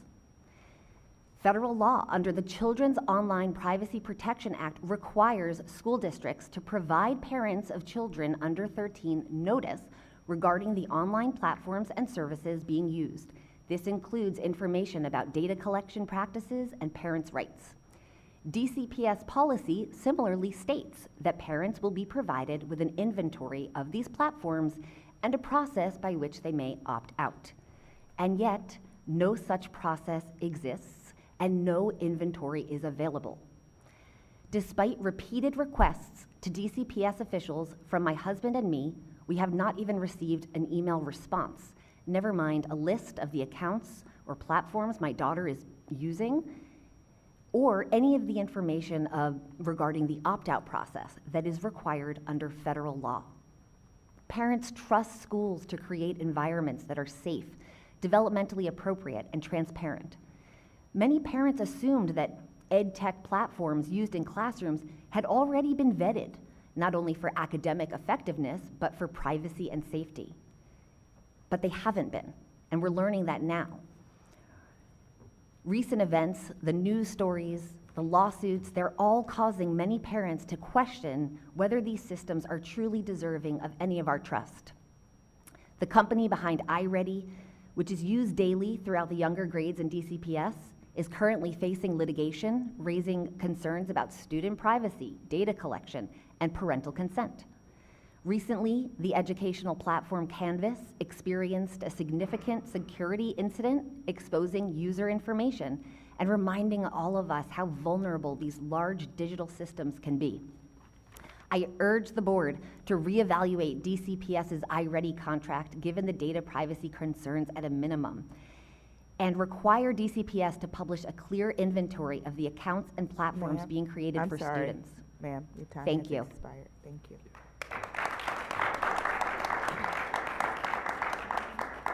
We will now have a round of member questions. All of our student members had to go. They have finals tomorrow. So there are no more student reps for this evening. Representative Chang. Thank you all. I think no questions at this time, but would love to follow up and make sure we're helping where we can. Thank you. Representative Colson. Representative Chang, I needed you to ask questions so I could think of my questions. Thank you all for testifying. All that you have said is not lost on me. I've been following it as well. I believe I heard your students attend schools in Ward 1 and Ward 2. Did I have that correct? And my daughters are in Ward 3. In Ward 3. But there are parents from all the wards here and in our group advocating for these changes to be made to protect our children. And I know because they have been tapping our emails, so we are well abreast. And I thank you all for using your collective power to advocate for students and to share your needs with DCPS and council and everyone. I'm just curious. I always want to know the chain that people have taken to get here. So would you all mind walking me through the steps that you all took prior to coming to SBOE? Was there a dialogue between teachers and principals, and what information did you receive? Yes, so I just joined the public school system this year, and once I joined, I learned quickly that parents were already speaking with leadership at our school, and that leadership was really interested in helping, and that they agreed with us on a lot of points, but that they felt like there was only so much that they could do because of DCPS. And because of the policies and the guidance that DCPS sets, their hands were tied. Now, my particular school has already made great strides towards limiting screens for our young learners. They've been excellent partners in this journey with us, but it's not enough. We need DCPS to act. In addition, our group has been talking to all of our council members. We have been trying to talk to DCPS officials. We've been trying to make changes to the law. We are suggesting litigation. We're suggesting legislation. Spoken like a lawyer, right? I'm not gonna lie, yes, we are considering litigation. I mean, there is a federal law here that requires these processes that DCPS does not have. They are not abiding by their own policies. It says in writing that there is a process to opt out. It says that there is an inventory of these accounts and platforms. They don't exist. Many of us have been asking and over, and we're just getting ignored.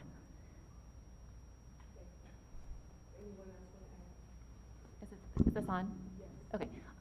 One other process thing that we did was we did do a very informal Google Form survey of 150 parents across DCPS. We'd be happy to share the summary of that. Sorry, we're being attacked by a gnat. And we did get really interesting feedback, especially stories from parents about what they and their kids are experiencing in the schools, what they're seeing, inappropriate content that they've heard their kids being able to. Thank you. Yeah. So sorry. Representative Henderson. Thanks. I want to follow on that same line, so you can continue, because I'd like to hear, since you're at different schools, just kind of what the engagement has been like at each school. Sure. And I'd be happy to, I don't have the data in front of me, but we have a bit of a pie chart that you could see, representation, who from each ward responded to the survey. We're also doing a more robust survey in the coming week or two, so we'd be happy to share that with you too. We're hoping to get it completed before the end of the school year. But what we heard, especially, there was a free text question in which parents could just share their stories. We heard a lot about iReady. We heard a lot about how even its use as an assessment tool bleeds into in-class instructional time and homework, prescribed homework for kids. I think as parents, many of us want to limit screen time in the home. And so when iReady is kind of suggested to us as homework, it's not congruous with how we're choosing to parent and kind of the things that we want our kids exposed to in the home. The other thing that we are hearing is that through the school-issued one-to-one Chromebooks, students are able to access a whole host of things that parents were not aware of and did not consent to, including much of the internet for elementary school students. And I think that's a pretty low-hanging fruit, common sense thing that it's a child safety issue that I think we need to handle before the upcoming academic year. There's other policy issues that may take longer to develop, completely understand that. But there are several, again, common sense restrictions that other large school districts have passed pretty rapidly to protect kids immediately. And so, Ms. Lieberman, you said you worked with school leadership. Did you also contact your school individually? I did, yes. And can you tell me what very similar feedback in that there is confusion about what they have to do based on DCPS policy and guidance, and what individual schools have latitude to do themselves for their particular parent and child community. So at minimum, we are also asking DCPS to clarify what the requirements are from the district and what individual schools can do. All right, thank you. Thank you. And Mr. Doherty, you said something about having reservations about directing OSSI to move quickly on the topic, and just wondering, so from my perspective, I want them to start soon, already, quickly. Are you getting at something else of not wanting them to come to conclusions quickly, or can you tell me about that concern? Yeah, I think the biggest thing we want to make sure of is that the regulations that come out are really thoughtful about the fact that it's very difficult to come up with policy when the technology is changing. So I think that's our point around AI professional development, AI guidance should really be about readiness versus knowledge of a particular tool, because that tool will be outdated, and we've seen that happen in other states. Okay, got it. Thank you.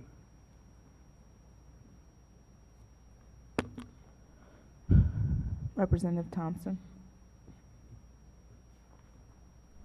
Good evening, and thank you for coming to testify. Mr. Doherty, I hear what you're saying about the AI, and that makes sense. Thank you for the question. That was a helpful clarification.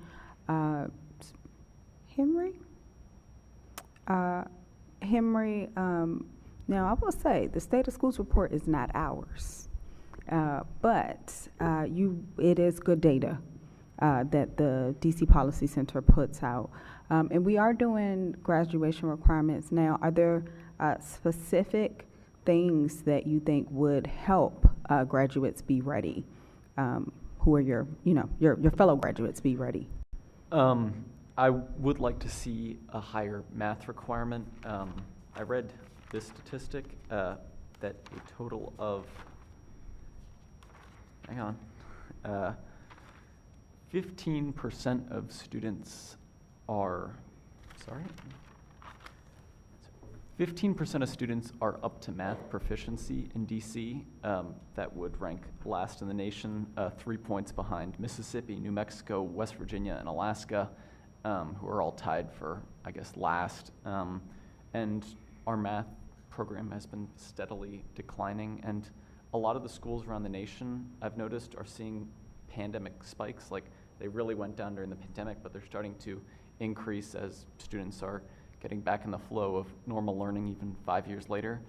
So I would like to see an increase in the math requirement, I think, so we can get the math proficiency number up. All right, thank you for that. And I apologize, I can't remember everyone's name. I am so sorry to hear about your cancer diagnosis, though. And I want to make sure for the group that I'm taking I'm a bottom liner, so the right bottom lines from the testimony. So is it that you all are asking for specific, I heard the word common sense in other states, like specific actions they should take? Are you asking that they adhere to their own policy because they're not currently adhering to it, and that there be additional protections, or what is that a good synopsis? What am I missing from that synopsis? I actually think all three. Okay. Yes. I think there are certain aspects of the DC acceptable network use policy, I believe that's the official name of it, are not being adhered to, particularly, gosh, I don't have it in front of me, but it says something like there will be protections for internet access, basic internet filters for what children can access. that to me, I don't think we are seeing that happen. So that's consistency with our own stated policy. And then I do think we are asking for new policy with regard to how applications like iReady, like other assessment tools or in-class instructional applications are being deployed, and developmental appropriateness. Because while some tools are appropriate for 4th and 5th graders, there's not evidence to show that they're appropriate for kindergartners and 1st graders, and yet they're deployed across elementary schools. Thank you. I'm over my time, but that was a helpful synopsis. Thank you. Representative Williams. Yes. Thank you all for your testimony. Yeah, I agree that we need to quickly kind of look at what developmental appropriate regulations and adjustments look like. So thank you all for being here today to be able to advocate on this issue. We've been getting a lot of community input over the last month, and you know, I've seen other, I guess, Los Angeles and other places that have really moved on this issue, and we need to too, and we need to have a responsiveness to it. Mr. Doherty, I appreciate the just kind of encouraging us to be thoughtful with how we go about AI implementations. I do support the work of my colleague and the board, but I also think like we just don't know what it looks like yet to be able to implement. I mean, I see it in the classroom all the time, every day, with regards to how teachers are using it and what's appropriate, and then how students are using AI. So I do want us to really take seriously the guardrails that are necessary, because a lot of students like believe that it is hampering their critical thinking and not really forcing them to develop the literacy and numeracy skills that they need. Yeah, Ms. Harburg, yeah, I appreciate your story and thank you. I would hate to kind of have my children like experience the ads to be able to inform that private conversation in that way. So I appreciate your testimony. I wanted to thank you for being here tonight. And then Mr. Hook, you had said a phrase that I think was so well said around grad requirements should not be rising at the rates that they are with college and career readiness at 16%. And as a teacher, I've seen steadily how it is incredibly hard for students to fail. Like it really is. I mean, DCPS policy right now, if students do not come to my class, do not submit work regularly, but know the deadlines that they have to, the lowest grade they can get on something is a 50 or a 63%, and then they are required to be able to turn in everything before the deadline. And it's just incredibly hard to fail. So I think kind of looking at that disparity between what story we're telling ourselves as a city with how students are reaching, you know, the city is growing in all incredible ways is a very incredible marketing pitch, but it does not match what I see regularly. So I appreciate you kind of calling that out very plainly. And I think we're scared to allow students to fail in a lot of ways and to raise standards. And I think it hurts students at the end of the day by not doing so. So I think we need to take seriously how we adjust that policy, and it's something that the board has talked about previously, and it's something that I think we need more attention to as well. Thank you all for your testimony. Representative Best.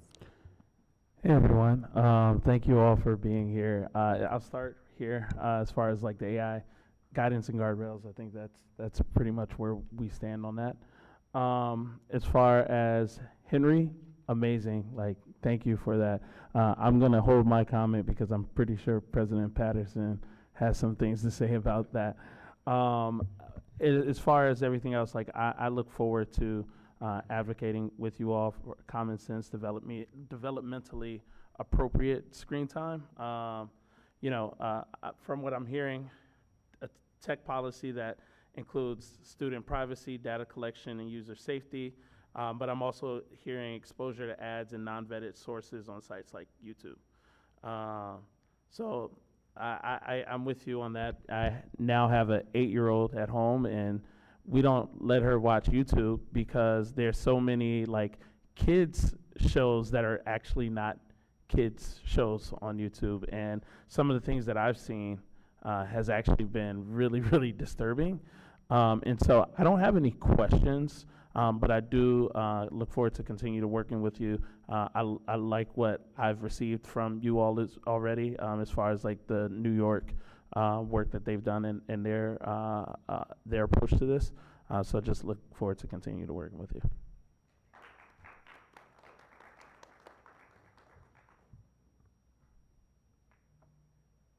Representative Goulet. All right, thank you. We'll start with you, Mr. Hook. I think you brought some key issues here, and I think that is that if we have a graduation rate, it should almost mirror the college and career readiness rate, because you shouldn't get a diploma unless you're ready for college and career. That should be what's required for it. Otherwise, it's a certificate of attendance, not really a diploma. I think, though, with the graduation rates, so you have graduation rates where you set things you should be able to do to graduate. Like beneath that, you mentioned math. You have math academic standards. So you have standards you should be meeting to, when you graduate, be competent in math. I think where we really need to tackle this, though, is not even the graduation rates, or not graduation standards or the academic standards, but whether students then are promoted up if they don't develop the skills. So like if you are a 6th grader in math and you're not proficient, you shouldn't go to 7th grade for math. I mean, I think that is what's missing with this, is what Representative Williams talked about, is that there's accountability at each step, and if a student's not proficient, if they haven't met the standards, they don't move on. And I think if we start doing that, we'll see the improvement down the road and have it mean more. I'm really excited about this, the tech issues you've all raised. I want to thank you for coming and speaking about it. We at the board, got the ball rolling on making sure we kept cell phones out of schools, which I think was really important. That started here, and then the council, picked it up, ran with it, and then did the legislation. So I was excited to help draft that with others here at the board, and I want to work on this too. So it seems like what you're talking about are a series of issues. One, we want to make sure the content, there's not inappropriate content our kids are accessing. 2, making sure the privacy of our students is protected. And then 3, making sure we're not giving them access to things that are harmful for their development, like things that erode their attention span. What I would love to do is work with you. If LA is coming out in a month with these regulations, that we take a look at those, and then we try to tackle things that are immediate for next year. So you mentioned common sense restrictions on the internet. I completely agree with that, particularly for elementary school students, like you mentioned. You said iReady had a pause with the council. Did they put an approval or disapproval resolution on that? A disapproval resolution last week on Wednesday. Okay, great. Do you know when the new deemed approval date is for it? I think we have 30 days 30 from it's last 30 days, Wednesday, yeah. but I am not 100% sure. Yeah, because it extended another 30 days, so that would be, okay, great. So we have some time on it, but not a lot. Exactly. Who put the disapproval in? It was Chairman Mendelson, supported by great. Nadeau and Henderson, I believe, council members Henderson and Nadeau. Okay, that's fantastic. We can connect them with the chairman's staff and Great. And work with them, work with you on that. I mean, ultimately, that will be council's call, but I want to work with you on that and these other issues. So thank you all for coming out. We really appreciate that. Thank you so much. President Patterson. Thank you, Director. And my friend from Ward 6 was correct. He knew the minute, Mr. Hook, that you started quoting those figures, that my ears perked up, and that this is where my questions would come to, or so to speak, or my statement. I want to say, I don't know if you feel the same way on your side, but you're my new best friend. And I say that because it took a student to say these numbers.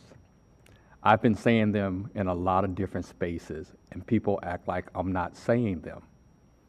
A 79% graduation rate and a 16% career and college ready rate, a difference of 64%. At 21% of the people who are not graduating at all, now you're at 84%. 84%. 84% of people who come through DC schools, charter or traditional, that are not ready for college or career. And I'm going to keep saying that, because while I applaud the things that we talked about, that the superintendent talked about, some of our growth, at some point growth has to match proficiency. That gap is way too wide. And I just appreciate, and it's not lost to me, that it was a student that came here and said that, not an adult, not somebody else who, they need to feel good about what's happening, but actually said, we have a crisis. in our schools, and I see my peers that are not ready. And the way that he presented that meant so much to me because he said, next year I'll be graduating. I'll be ready to go on, but how many of my peers will be ready to go with me? Mr. Hook, thank you. Thank you for what needs to be Thank said you. out loud the way that you did. I'm sorry I don't have any other questions. My peers have asked you the other questions. I just wanted to say that out loud, and I'm going to continue to say what you said here out loud and champion that because, as I said, we have to close. Graduation requirement meant nothing until you close the gap between growth and proficiency. We can do this all day long, but when you can come with a statistic that you came with today of where we place, that's what really speaks volumes. So thank you for your testimony. Thank you, panel. Thank you all for your testimony today. We will now call our next round of public witnesses. Kristen Marquis.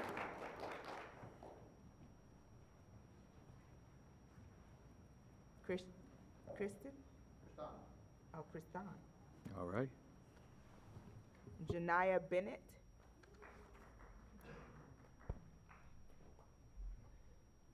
Kate Rosenberg.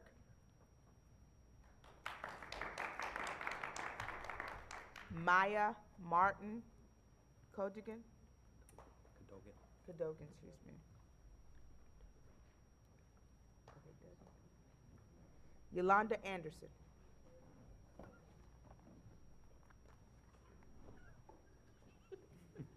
I like that. We will start with Kristan Marquis. Good evening, members of the board. My name is Yeah. My name is Kristan Markey. I am the parent of a local fifth grader in Ward 3, a professional data scientist specializing in chemical artificial intelligence, and an IT specialist with over 20 years of experience managing major federal IT systems.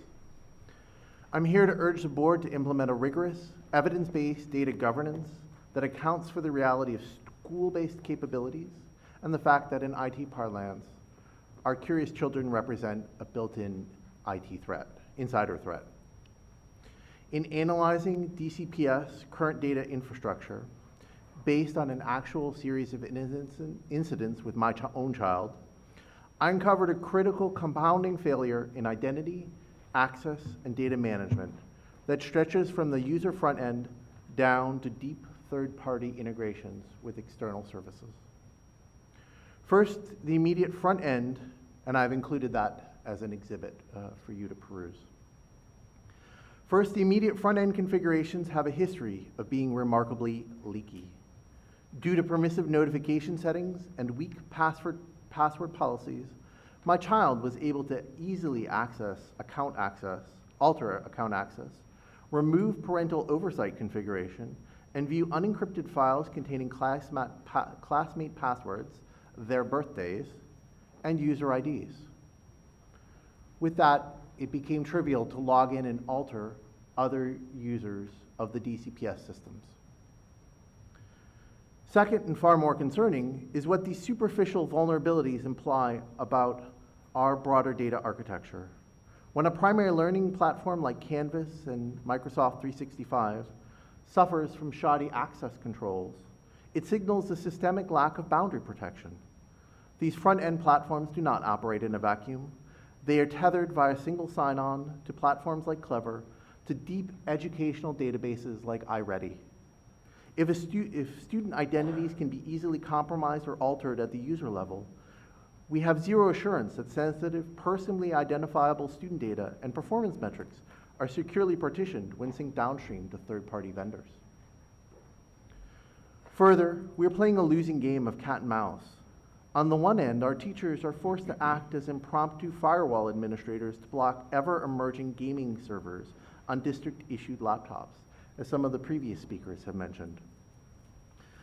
While some of these sites sound innocuous, like cool math games, they include games such as Bullet Master and Puppet Killer for students to access on DCPS time on DCPS-issued laptops. On the other end, the massive pipelines of student data are left vulnerable to structural configuration flaws. Thank you, sir.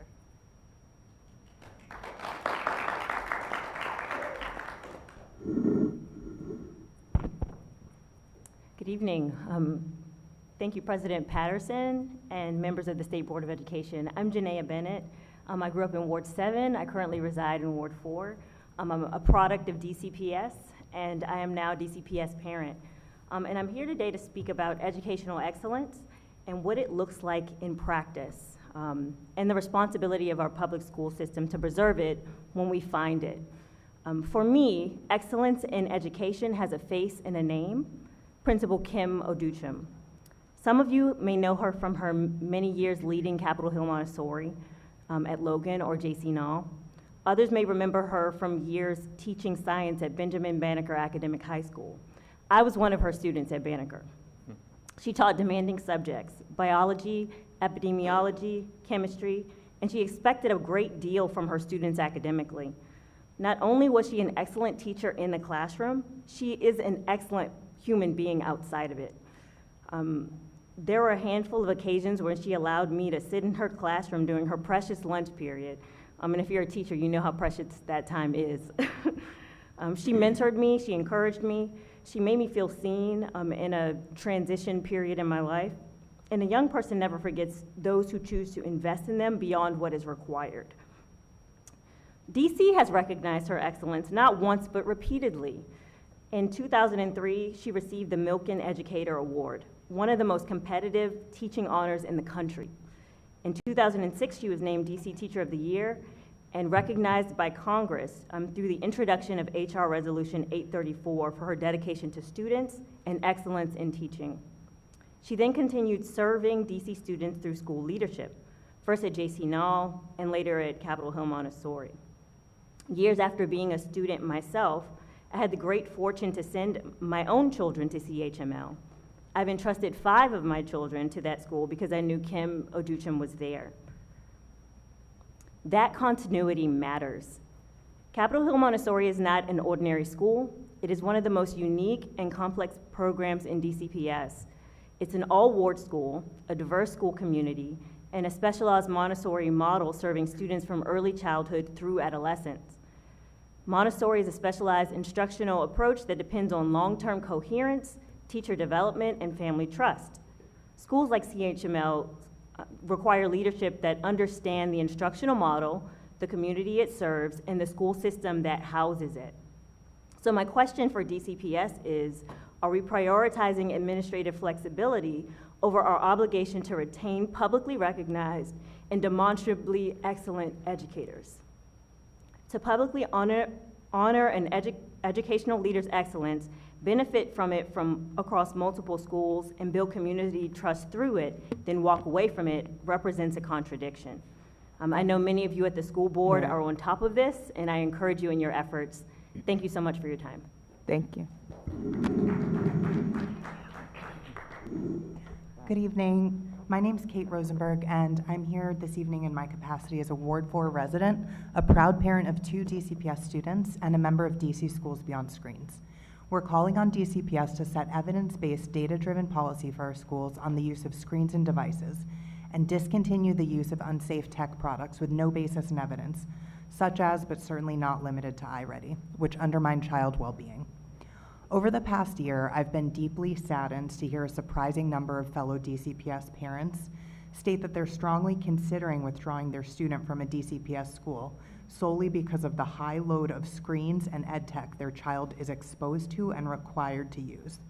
I also know many parents who toured a variety of DCPS schools and after doing so made the decision not to enroll their child because they witnessed 3-year-olds parked in front of a smartboard playing a YouTube video that read a book to them rather than a human being reading them a book, a silent classroom of 3rd graders with faces aglow in front of a tablet for long stretches of time, not interacting with their teacher or one another, and middle schoolers inevitably clever enough to bypass security features on school-issued devices. In my public school days, we learned the art of the 5-paragraph essay, how to make a strong argument using supporting evidence. But now as a DCPS parent, I struggle to find supporting evidence for the proliferation and lack of guidelines on screens and tech. The evidence isn't there and the harms are stacking. We demand that the deployment of screens, devices, and EdTech be independently shown to be safe, effective, legal, and demonstrably superior to traditional instruction. As DCPS parents, we always hear about data in terms of student achievement, but my question for you tonight is, what is the current overuse and over-reliance on screens and EdTech in DCPS achieve for our students? In 2026, a truly evidence-based approach would dictate far fewer screens and a move away from EdTech. We were thankful that the council took the courageous and correct step of introducing the contract disapproval resolution for iReady, but more must be done in the near and the long term to protect students. The landscape on screens and EdTech has shifted, and it's imperative that DC catch up. While digital equity 20 years ago might have meant a laptop for every student, we have decades of research and evidence now demonstrating that the opposite is the case. While the push towards screens and devices may have started with the best of intentions, 4 states and the country's second largest school district have recognized that screens and EdTech have done tremendous harm to student achievement and cognitive ability. We love our teachers, and our children want more instruction from them, not less. The hundreds of millions that DC spends on hardware and software programs that strip our kids' focus and harvest their data for profit while giving them a portal to age-inappropriate content would be far better spent on hiring and compensating teachers and providing them with the supports that they need. Investments with demonstrated positive outcomes that may also offer a cost savings. The harms that over-indexing on screens and dangerous EdTech have wrought are numerous and call for your immediate action. Thank you.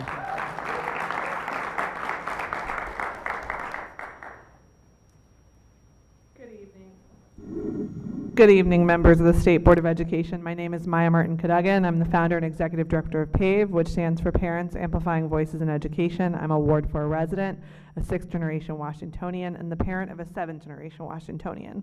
As the district prepares to update its high school graduation requirements, it's imperative that these requirements align with the knowledge and skills needed for college and career success.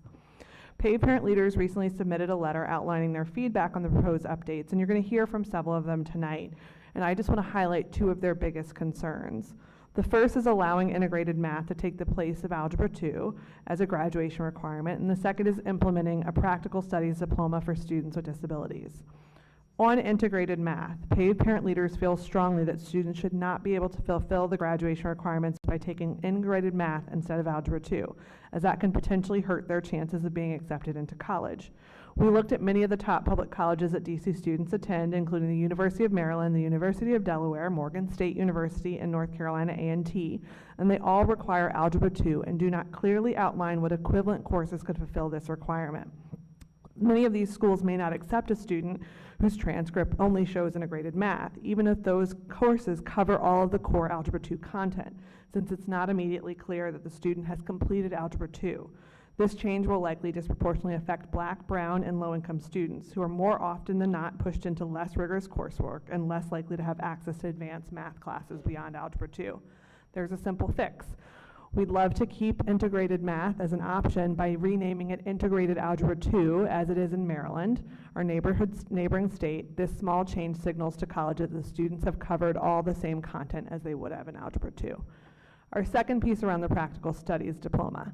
And I just want to be clear, PAVE parent leaders are unequivocally and unanimously opposed to the practical studies diploma. I visited an organization in Memphis in 2017, and families shared with me about a similar alternative diploma that students with special needs received, and the students were unable to be hired post-graduation. No employers knew what that diploma meant or signaled. It made the system feel good, but it did harm to kids. We should learn from our friends in Tennessee and recognize that this proposed change is not going to help students with disabilities.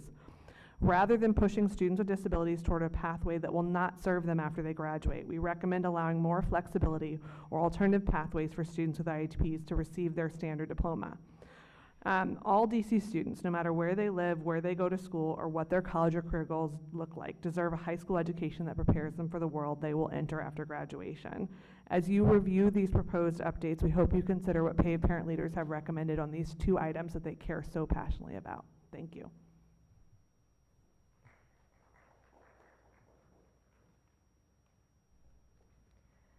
Good evening, members of State Board of Education. My name is Yolanda Anderson, and I am a member of PAVE's Advisory Board, a proud member of 2 DCPS graduates. I'm here today to talk about the proposed high school graduation requirements. I, too, love the gains that the district has made and celebrate along with everyone else.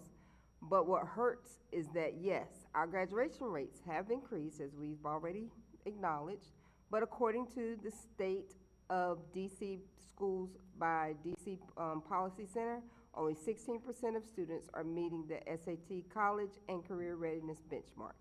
This means we need to do more for our students because this does not assist them, it hurts our society. As we re-image high school graduation requirements, it is critical that we are building in the support students need to succeed. This is why I am advocating for increasing the number of college and career touch points each student has before they graduate.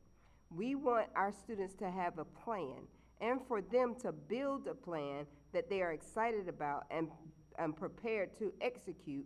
We have to expose them to different opportunities early. This includes OST programs, dual enrollment, career and technology education programs at the advanced technology centers, and more. As students explore their interests, regular touch points with counselors should help guide them in creating their post-secondary plan. I know I'm not alone in this. Throughout multiple discussions with my fellow PAVE parent leaders, parents were clear. We minimally want to see 2 touch points in 9th grade, 2 in 10th grade, and 1 in 11th and 12th grade, for the total of 6 touch points. We also want to make sure that the onus to facilitate these sessions with fidelity and meet the requirements fall on the LEAs, not on the student. We also want to make sure that our students have built meaningful relationships with the community and have been involved with improving the world around them. This is why I am supportive of changing the community service requirements to include both paid and unpaid opportunities. I urge the SBOE to consider the opportunities schools could offer for community service that can meaningfully engage students. Our suggestion I have to create a mentor or tutoring program for high school students to work with elementary students. Not only does this build community, but it can also improve academic outcomes. I also believe that some students may even realize their love for teaching, like my son has and embrace a career in education that will hopefully alleviate our teacher shortage, a win-win solution. As a mother of 2 graduates, I am proud that of all their accomplishments and want to ensure that all students across the district feel supported and prepared to tackle whatever they come through. Ms. Anderson. Thank you. We will now have another round of member questions. Representative Colson. Good evening, everyone. Thank you all for your testimony. To the SBOE team, I would like to see which ward has the most civic engagement. I just want to note for the last 2 months, Ward 4 has come through strong. I'm so serious. I have pictures upon pictures of Ward 4. Let me get to my question. Challenge. Accepted. Accepted. Multiple things here. Let me say this. The city is going through a lot of change right now, right? This year, we are still adjusting to the new federal change. We're going to have a new U.S. delegate, DC delegate, excuse me. We're going to have a new mayor. We're going to have multiple new council members, and we already know that we're going to have a new chancellor. With that said, I want to go back to last month when we had parents to come in and talk about the change at one school. And this month we have a parent talking about a change at another school. And I would just like to highlight that there is power and consistency with our staff and with our students. I know that teachers, we have a retention rate and we have teachers going in and out, but I just want to note that with all the change that is going on, you don't change too much on your foundation because you want your structure to stand up. I'll leave that there. To my friend from Ward 4, Kate, thank you so much for the emails, for all of the information, for the data, for the pie charts. I looked at it all. When you sent it on to the council, I pulled back and it was silent, but I hear you all and I appreciate the work that you're doing. That's all I'll say about that. Thank you. You're very welcome, thank you. To Ms. Anderson, I agree with you. Thank you so much. What you're touching on goes and it speaks to the $37,000 wage gap that I was referencing, again, from DC policy. And if our students are earning early, then they can, like you said, discover what their passion is, get started in that career, and we can close that wage gap. But as we know, it goes back to that proficiency that Mr. Henry just talked about. So I think everyone tonight is touching on wonderful things that we need to continue to leverage and to work on, because our sons and daughters of DC deserve the best in every way, with technology, with their leadership, with their opportunities. I'll yield the rest of my time unless someone on the panel did not get to finish. It's only 25 seconds. Speak fast. Did everyone finish? I thought DCPS should mandate an independent security audit of the platforms and vendor data sharing pipelines, aligned directly with federal NIST SP 853 framework, audit all the third-party integrations connected via Clever, as well as verification of the COPA compliance that others have mentioned. Thank you. Representative Henderson. Ms. Rosenberg, in your testimony, you talked about independently shown to be safe, effective, legal, and I didn't finish copying that statement, but you know what I'm talking about. Independent. Sure.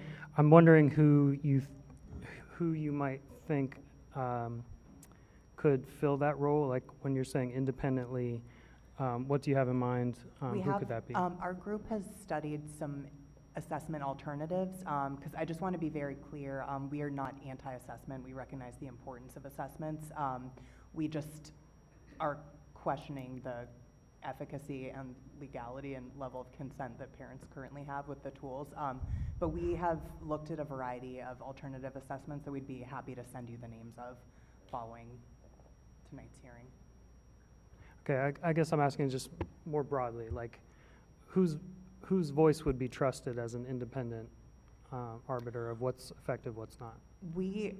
In general, we would favor more instructional face time from teachers. We're hearing from parents across the city that the assessment tools are they're cutting into instructional time.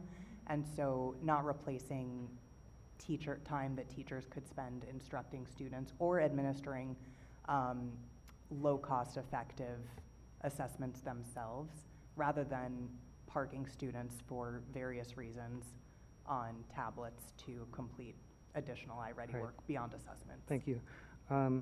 Ms. Cadogan, thank you for the note on Maryland using the terminology integrated algebra 2. Yvette Selby, who is a paid parent, was served on the task force and kind of guided us.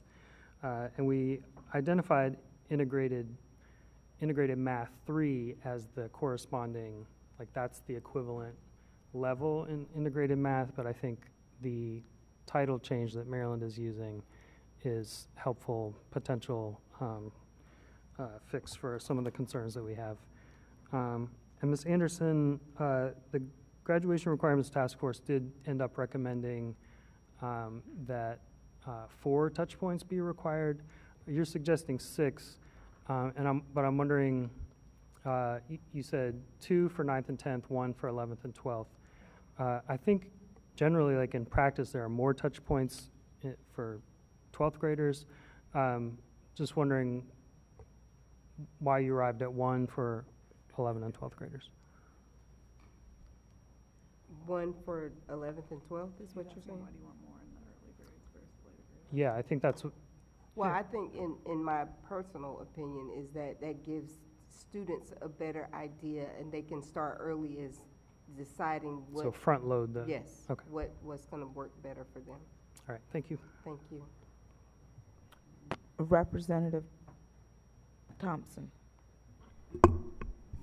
I want to thank everyone for their testimony. Really appreciate that you stayed just to, shout out Principal. I'm going to mess this because I can call you. I'm going with Principal Burke because that's how I know her. So really appreciate that you stayed for that. With the high school graduation requirements, I think, so A, thank you for testifying, because one of the things that was important to me, I would also say to us, it's not a stretch, is that there's a lot in there. And so therefore it is an ongoing conversation. So at this point in the conversation, the task force has done their best to wrestle and do a bit of our homework for us. What Representative Henderson talked about with the math in particular, I think is helpful because one of the things that I know we wrestled with is what are the concepts that students should learn. And it was absolutely, I would say, all praises to Ms. Selby for walking us through what should the concepts be. And one of the things we wrestled with is education is a bit of a game of the future, and there are the immediate futures of young people when it comes to admissions. And sometimes what is projected as far as experts saying, like, this is what young people should know, and what admissions counselors recognize are not necessarily the same. And so those are real tensions for parents, for educators, for young people, because there are clearly jobs that exist that didn't exist when I graduated from high school, let alone college, right? So that being said, we are still wrestling. As far as the practical studies diploma, the task force recommendation so far has not been supportive of the practical studies diploma. That being said, right now, the only option is to keep what we have. And that doesn't feel right to me either. And so I do, and maybe it is not that we have to do everything at one time, but I do want to acknowledge that what we have isn't perfect. The practical studies diploma idea, not perfect. We entertained other alternate proposals, not perfect. And I'm not saying it has to be perfect, but I, for one, am not excited about maintaining the status quo. So I just want to give folks a sense of where we are in the process, what we have wrestled with, and thank you for giving us information to continue wrestling. Representative Williams. Yeah. Thank you all for your testimony. Yeah, I think the spirit of my colleague, Representative Thompson, is seriously what I'm taking from a variety of your testimony. Ms. Cadigan, I appreciate the push around the math focus and also wanting students to have access to Algebra 2. And then, Mr. Markey, the concerns you raise around a variety of things with regards to like just student privacy and data are some things that I definitely am more concerned of as time goes on. So thank you for raising them. You've said a couple kind of policy asks and solutions. And can you kind of summarize one more time just like what you think would be, given your experience professionally and as a parent, what would be the most important areas to prioritize for safeguards? Sure. So just to summarize them again, independent security audit of the DCPS IT platforms and all of the connected platforms where student data flows from and to, ensuring the strict verification of the Child Online Privacy Protection Act compliance, including, as several others have mentioned, sharing what that COPA list is, because it's not available and asking for it does not reveal anything from DCPS. And finally, to help out our teachers in our schools, ensuring that we move from a reactive blacklist of trying to chase a cat and mouse game of blocking websites, moving to a whitelist where all students can only access approved sites that are educationally meaningful, and that we don't put this onto our teachers and our local IT administrators who are doing other duties as assigned. I think those are some of the most important things. Some additional transparency would be helpful. There's a lot of technology, a lot of policy that's out there, but it's very poorly documented and actually shared. You have this grand 6-page document that all of our students sign. I doubt that our third, fourth, and fifth graders understand what that 6 pages are, and certainly DCPS itself is not following it. Yeah, thank you. I'm curious kind of like how we as a board can collaborate with each other and with you and other concerned people to kind of figure out what the next steps of that advocacy could look like. So thank you. No further questions. Thank you. Representative Best. All right, you got me thinking. I'm about to nerd out real quick. So a few years back, I had developed an app. It was called PT Chat. And the app gave parents daily micro learning activities they could do with their child at home to reinforce learning while using like the world around them as their classroom. When I wanted to get into the schools, you almost always had to use Clever. In fact, they would not let you get into the schools without using Clever. Supposedly, Clever prides himself in being SOC 2 compliant, COPA for all the things. But from an infrastructure stance, are you advocating that schools or school districts move away from Clever?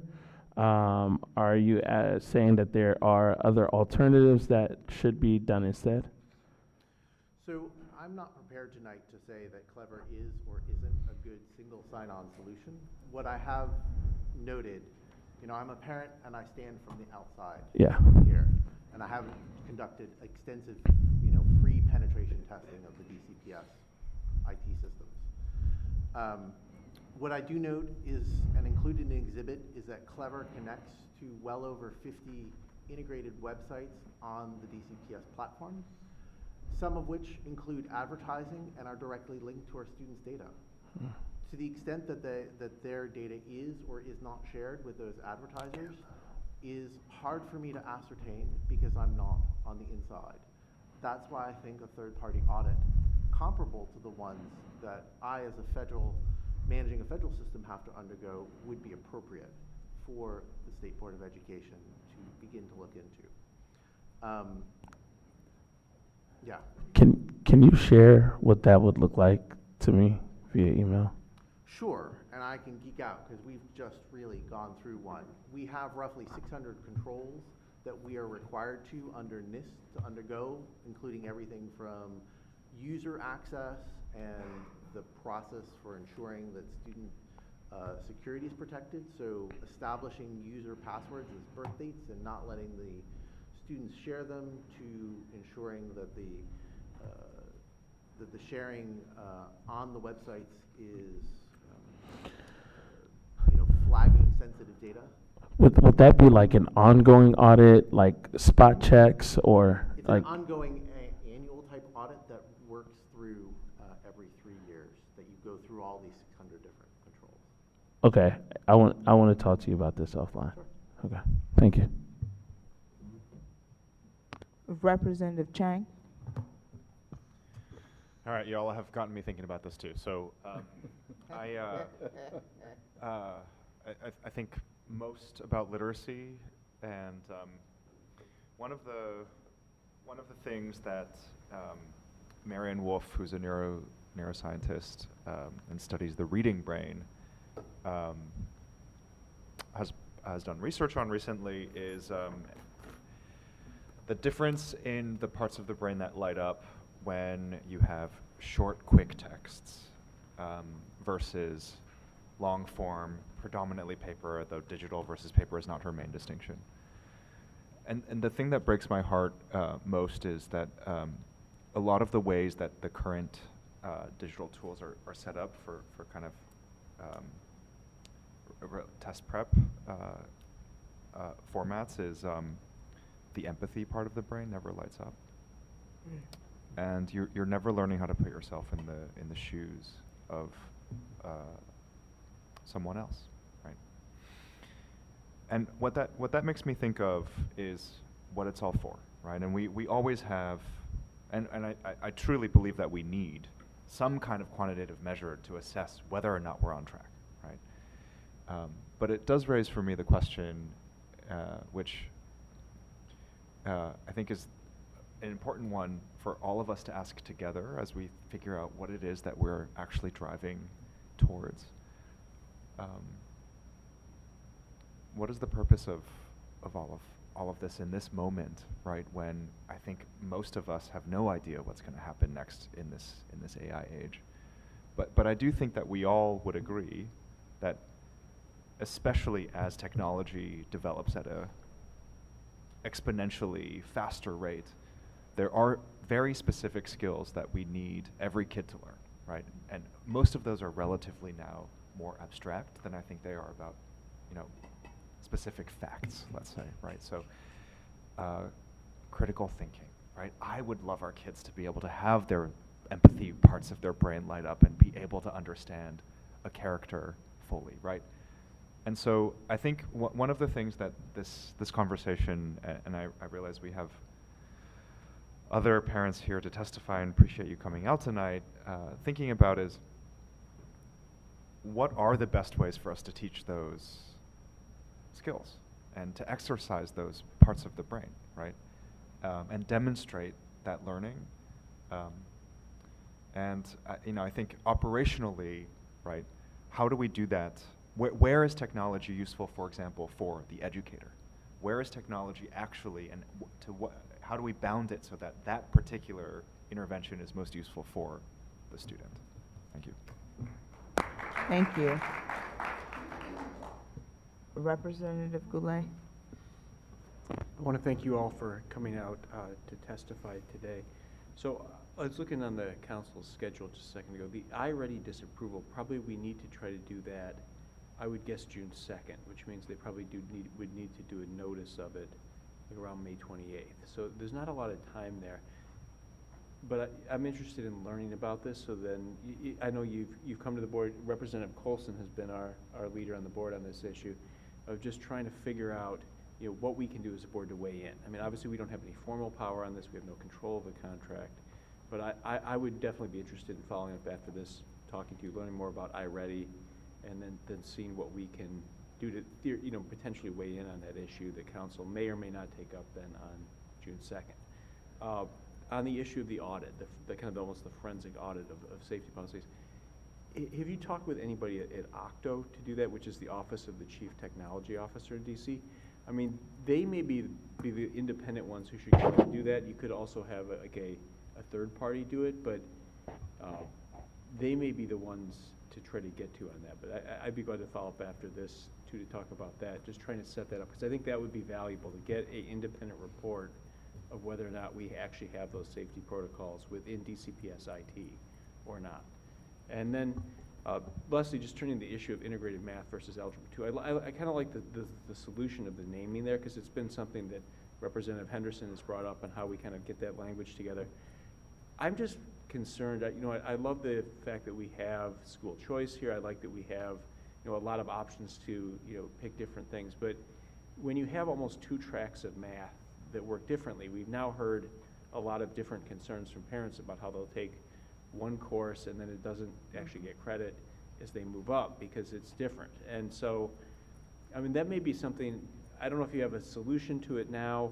It may be something the board should try to urge, is to kind of get onto one track on that, because I feel like having something where you split the math up each year and then you have another one where you tackle the subjects separately is going to inherently create these problems. But I would love your reaction to that.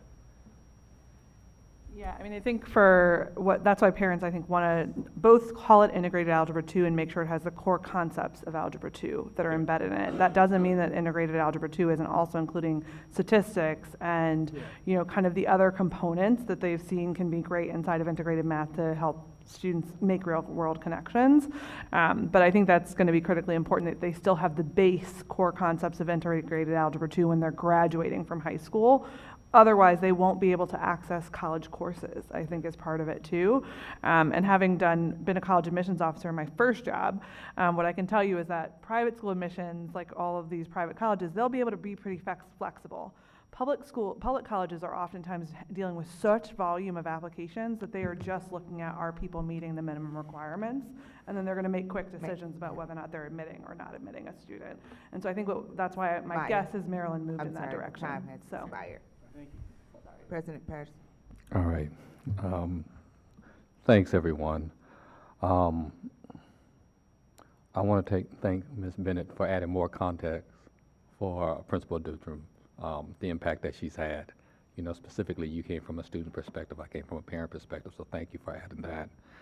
Ms. Anderson, thank you for bringing up the paid and unpaid community service hours, so to speak, or however we want to use that term and everything. I think that's very important to mention, and you also, thank you again for bringing up the graduation rate. I'm loving that I'm starting to hear it more, okay? And then I want to go to Ms. Cadogan. We have a long, long history, and so because I know how passionate you are about education and your long history in it, as we look at these graduation requirements, okay, knowing that we have the numbers that we have and disparity that we have between who are ready, the 16% and the graduation rate, and we're about to make this major thing. It's going to come before us on the 17th of August, I believe, is when they want us to vote on it, okay? I want from your perspective, because we have the history that we have in education, the battles that we fought and stuff like that. Does this make the type of difference that we need to make for our students? And I know you served east of the river in my ward, Ward 8. Is this going to make the type of difference that you and I have had conversations about? I just want that perspective. Yeah, I mean, I think parents there were a lot that parents found good in the grad requirements. So as we say all this, we're giving the feedback on the things that we want to see changed. I think, you know, keeping a focus on reading, on math, that's why we don't want to take away from the Algebra 2 core concepts, because students still need that for the building blocks, even for some of the trades guides, right? Like they're going to need Algebra 2 to be able to do a lot of that work. I think that's also why, you know, what Yolanda's talking about in terms of having those multiple touch points earlier, speaking to what you said, Representative Henderson, like that's critical. Like students have to start thinking about, do I want to do the ATC? ATC starts taking students in 10th and 11th grade. So if you're not doing multiple touch points earlier, you're not going to get there. So you can't front load it at the end. You have to start them earlier. I think the other thing is, like on the practical studies diploma, Ms. Thompson, Representative Thompson, that you were talking about, is that some of the main reason our special ed students don't graduate is because they can't pass the foreign language requirement. And our parents were creative and they said, what about doing coding as a language? Many of our students on the spectrum and autistic students actually can do that as a language. We've seen success with that with our own parents. Or doing ASL, we don't offer that in all of our schools, and that's better for students with disabilities. It's not changing the requirements completely, but I think part of what the requirements also have to be about is the spirit of how you implement them inside of school buildings, and that's a separate question that we have to do better. Thank you so much, Director. Thank you all for your testimony this evening. We will now call our next round of public witnesses.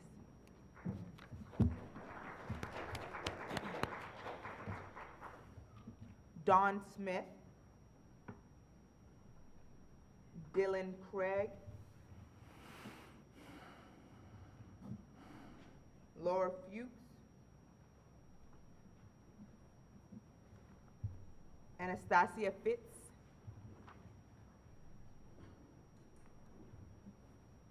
Aaron Wesolowski. Aaron?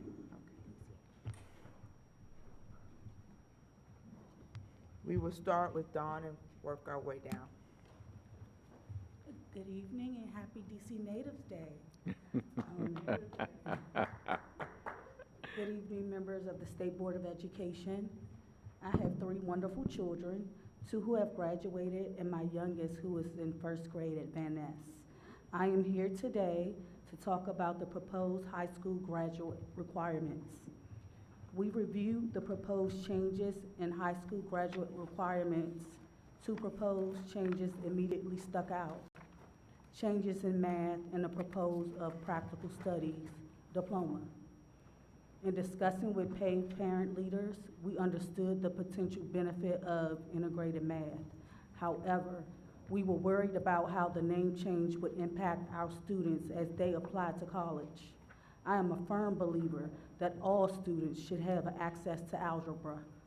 When I think back to my own high school experience here in DC, access to advanced math was crucial.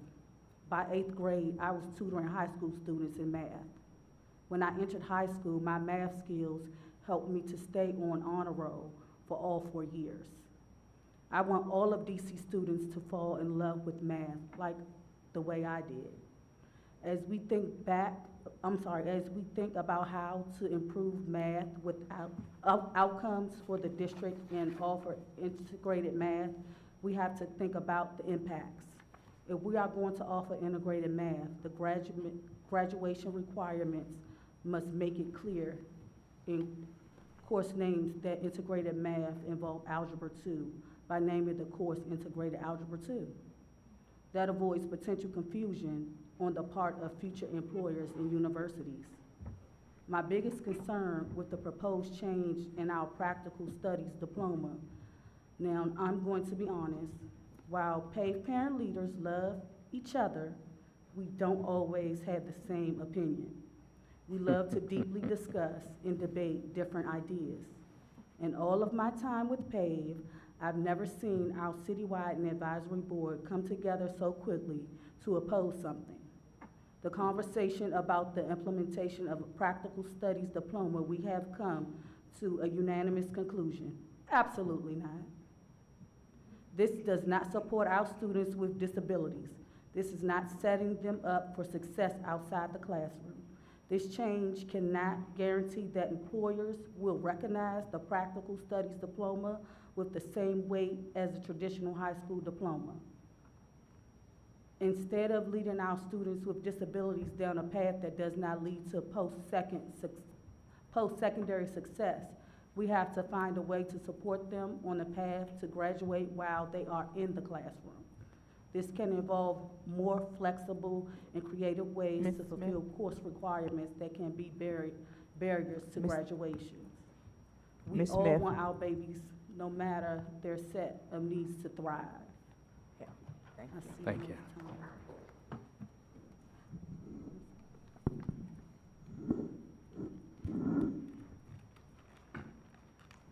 Good afternoon, members of the State Board of Education. I'm Dylan Craig, an English teacher at Garnett-Patterson Stay, Vice President of High Schools on the WTU Executive Board, and a Ward 4 resident. I want to start my testimony by stressing that the State Board of Education listened to the feedback that they have heard from the Graduation Requirement Task Force, as well as the many WTU members who have emailed and testified with their thoughts and concerns. Both parties have put a great amount of thought and care into the responses to OSSE's proposals, and the task force report closely aligns with the concerns of the WTU, as both are coming from the same place of ensuring our students have the opportunities and resources they need to be successful. Both the task force and the WTU recognize that scientific and environmental literacy are extremely important to our changing world, and reducing the science credit does not mean more flexibility, but less required offerings from DCPS, limiting students' options to expand their scientific understanding.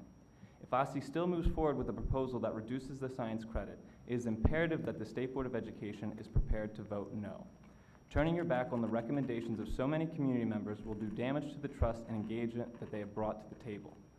The task force and WTU align in other areas, including the recommendations on the implementation of the capstone project, endorsement options, and the thoughtfulness around any Algebra 2 substitutions, and the recommendation that schools still ensure Algebra 2 is offered and any substitutions are equal in rigor.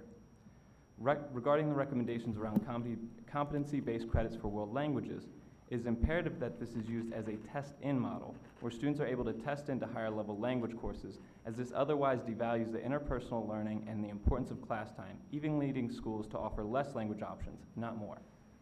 Similarly, the competency-based credit for electives through out-of-school time programs should not be used to replace the electives that are offered by the school, including art and music courses. Overall, the W2 still opposes these competency-based credits for courses and does not fully align with the W2 or with the task force recommendations in these areas. Again, there was limited justification for these changes in the first place and no deep exploration of the faults in the current requirements. We should not rush to create change for the sake of change, so I implore the board to be ready to reject what goes against the thorough recommendations of the public. I would like to use the rest of my time to personally address the resolutions around AI being discussed tonight. There are way more issues regarding AI than there are any benefits, especially in regards to education. If anything, the board should be creating resolutions to protect the educational, environmental, data harvesting, and economic harms of AI, which is essentially a billionaire-controlled and promoted product at this point. Just like we are starting to correct screen time habits, we need to focus on the human elements of learning and expand critical thinking, not outsource it because of billionaire hype. The resolution on full novels for ELA is a good start. There is too much other important work to be done for us to be focusing on expanding the wealth of AI owners by buying into their sale pitches that actively harm our students and the brain work necessary for true learning. There are aspects of information literacy in the resolution focusing on distinguishing truth from fiction, and it mentions some critical stances on technology, but these should be the main priorities for the board Aaron. as students navigate this world. Dylan. Thank you for your time. All right. Before I begin my formal testimony, let me quickly address the issue of college readiness. Using standardized test scores, which have a history of tracking and racism, especially for the SAT, is not the way to talk about our students and their readiness for the next step. Never has been, never will be. Doesn't mean there isn't oh so much that needs to be improved to support our students' post-secondary success, but focusing on test scores is what has gotten us into this privatization mess from No Child Left Behind to today, and it has not and will not get us out of it. Today, though, I will be testifying on behalf of the WTU on two topics: DC graduation requirements and AI, better known as large language models. The WTU remains steadfast in our belief that time in the classroom with a highly skilled educator is one of the most important resources and investments that we can make for our students. Any attempt to undermine that under the guise of flexibility will harm students, especially those already furthest from opportunity. This means that any form of alternative credit should not replace the time with a teacher. Enhance yes, replace no. No test out, only test in to a higher level where it makes sense. No cutting back on credits for the core courses. No credit hour reductions. No use of computer programs to replace educators, just no. Any changes should be used to enhance educational offerings, not take them away. Any vote to reduce requirements is a vote to remove resources. Now, last Tuesday, the WTU Representative Assembly unanimously passed the following resolution to bring to our national convention in July that shares our belief that we should be cooling our interest in large language models until more is known, and that the SBOE should not be rushing to push in unregulated, racist, dangerous, and environmentally damaging technology into the hands of our students. I'm including the whereas statement so you can see where we are coming from and why we believe that the SBOE should not vote for the AI resolution before you as written. Whereas the term artificial intelligence is a misnomer that glorifies what are essentially advanced algorithms that take existing text and transfer it from one place to another. Whereas generative AI has based almost all of its information and learning on stolen intellectual property. Whereas there is still very little research that provides any evidence of educational benefits of the use of AI in the classroom, but there is a lot of evidence that AI leads to a host of negative educational outcomes, from losing critical thinking skills, damaging users' cognitive abilities, and increased procrastination, memory loss, and overdrop in academic performance. Whereas AI has shown that it is more often exacerbates racial bias, increased racial bias in healthcare, rejecting job applications of people of color, and other harmful racial profiling incidents. Whereas AI has so few working safeguards or regulations that it has led to the encouraging people to self-harm and other serious emotional damage. Whereas data centers pose extreme environmental risk, including worsening climate change that are exacerbating environmental racism throughout the United States. Whereas more than 3,500 lobbyists are now lobbying on AI in order to maintain private control, keep regulation low, and that it performs significant risks to data privacy. I'll stop there. Hello, my name is Anastasia Fitz, and I'm submitting testimony today as a first-year DCPS mom, Ward 7 resident, and member of the DC chapter of Schools Beyond Screens. And I'm asking the board to follow the model of LA, Baltimore, and our nearby Arlington County in establishing an evidence-based screen use policy for students. There is no oversight or standardization in the district over how much children are exposed to screens in school, and our children are worse off for it. My son is 5 years old, and since his first week of school, his day has been filled with screens. Videos that greet students when they arrive, videos of adults reading books, videos in yoga class, videos during indoor recess, and videos in the library, just to name a few. It has horrified me. The crayon pictures he brings home are not of rainbows and trees, but of him holding a tablet. I have one of these pictures right here. This is not unique to our school. I am part of an active community of over 300 concerned DCPS parents from across the district who share my concerns about the overdependence of screens in our schools, especially in elementary. There is extensive academic evidence that screens are bad for learning. You are our partners in raising our children. Is this really the best educational experience that we can provide for them? This is also an equity issue. This spring, I have personally toured half a dozen schools in wealthier parts of the city and can attest that the frequency and way screens are used in our schools is unequal. In Northwest, they are more likely to be used as smart as whiteboards. Where I live, the screens are used to pacify, distract, and entertain. Each time I enter my son's school, I see children watching videos. If we do not change how DCPS operates technology in schools, families will leave. I have spoken to countless peers considering private school, going to private school, or moving out of the district because of the overabundance of screens in DCPS, and that includes me. There is no reason that parents should have to pay $40,000 to $60,000 a year to escape screens in schools. I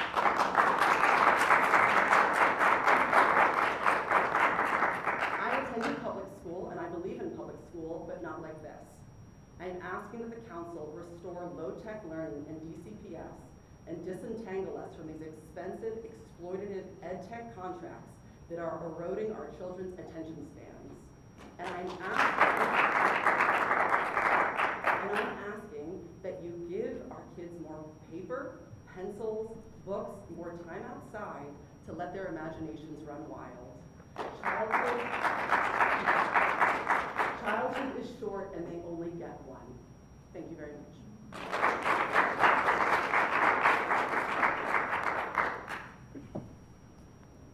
Good evening. My name is Aaron Zalewski. I'm a Ward 3 resident. We cannot hear you, sir. Let me try that again. There we go. Good evening. My name is Aaron Wazalewski. I'm a Ward 3 resident, an Alice Deal LSAT member, an incoming Jackson Reed PTSO board member, and a proud Deal and Janney parent. I'm here to address two important topics: the proposed high school graduation requirements and the urgent need for transparency and oversight regarding student ed tech. First, I want to thank the task force for attempting to balance high academic standards and structural flexibility. I strongly support retaining the 4-credit science requirement to keep our graduates competitive. I also appreciate the flexibility built into the new half-credit financial literacy course, and I urge OSSE to encourage LEAs to integrate this requirement into existing coursework so we don't crowd out open electives. Regarding the community engagement requirement, DC has historically held a higher hourly baseline than our neighbors, requiring 100 hours compared to Maryland's 75. While dropping the baseline hours is a practical move to support working students, I ask the board and OSSE to consider a tiered approach that prioritizes the civic spirit of volunteerism. Turning to ed tech, parents from across the city have shared valid concerns regarding excessive screen time, unproven platforms, access to inappropriate content, and data privacy. A major driver of this alarm has been a profound lack of transparency and accountability around how technology is used today. I also want to acknowledge that there are still stark disparities that persist across the city in how ed tech is deployed, as just pointed out. Ultimately, I don't believe technology in education is inherently bad. When deployed intentionally and as a supplement to teachers, evidence-based platforms can support learning and close achievement gaps. However, ed tech should remain a tool, not a default, and teachers must be kept at the center of education. To achieve this, the city needs an intentional approach where technology is thoroughly vetted for efficacy, reviewed regularly, monitored for overuse, and deployed equitably. I urge the city to conduct a comprehensive technology audit of all student-facing ed tech, measuring actual use and educational benefit, and commit to sharing those results publicly. Finally, we need to empower parents with real-time data. Neighboring districts like Arlington, Loudoun, and Howard County utilize the parent portal module within the Lightspeed filtering system, allowing families to see exactly what digital tools their children are accessing. DCPS uses Lightspeed to manage access to the internet, but has failed to invest in that transparency module. While I recognize the state board's limited authority into daily operations of schools, you do possess a powerful platform. I urge the board to push DCPS for greater transparency, communicate directly with families, and encourage the council to demand strict legislative oversight of ed tech. Thank you. Now we will start with a round of member questions. Representative Henderson. Hi, thank you all. I'm going to try to make sure I phrase this in the form of a question without just putting a question mark at the end. As a AI, and this is directed to the WTU officers, my motivation, my concern has been that AI, or language learning models, are here. They're being used by students, they're being used by teachers. My concern is for us as a city to have an approach, or to have a plan, to have a thorough consideration of what it is and how we want our students to engage or not engage with it. So my question is, if you see any risk for teachers in particular, since that's who you represent, for not having policies, or not having a statewide approach or plan. I don't know, sorry if it's on. I mean, a policy, yes. I don't think that's what the resolution is saying. It's saying a lot more than just a policy. It's talking about like pushing standards and literacy and other things from what I recall reading. So, I mean, a policy, sure. Especially if the policy is no, don't do it. Keep it away. I mean, like, we have so many teachers boycotting the AI training once we learned we wouldn't be disciplined, which was nice. But yeah, it's just, no, like, So right now is not the time.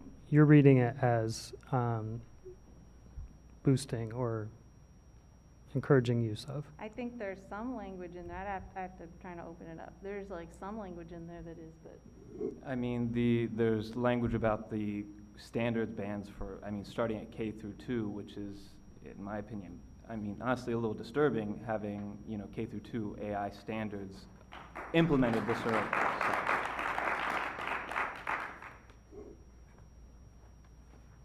All right. Anything else you want to say about that? Anybody else want to say anything about AI? I mean, identifying it, learning like how to, you know, not trust it, that kind of stuff, like literacy, that's different. But that, I think, is already there. We already have literacy things in social studies, I think also in ELA, that would allow you to basically adapt it to say we can also look at like an AI-produced image or something that's fake. So I think like. So that would be this media literacy? Necessary. Yeah, at least the way it's written.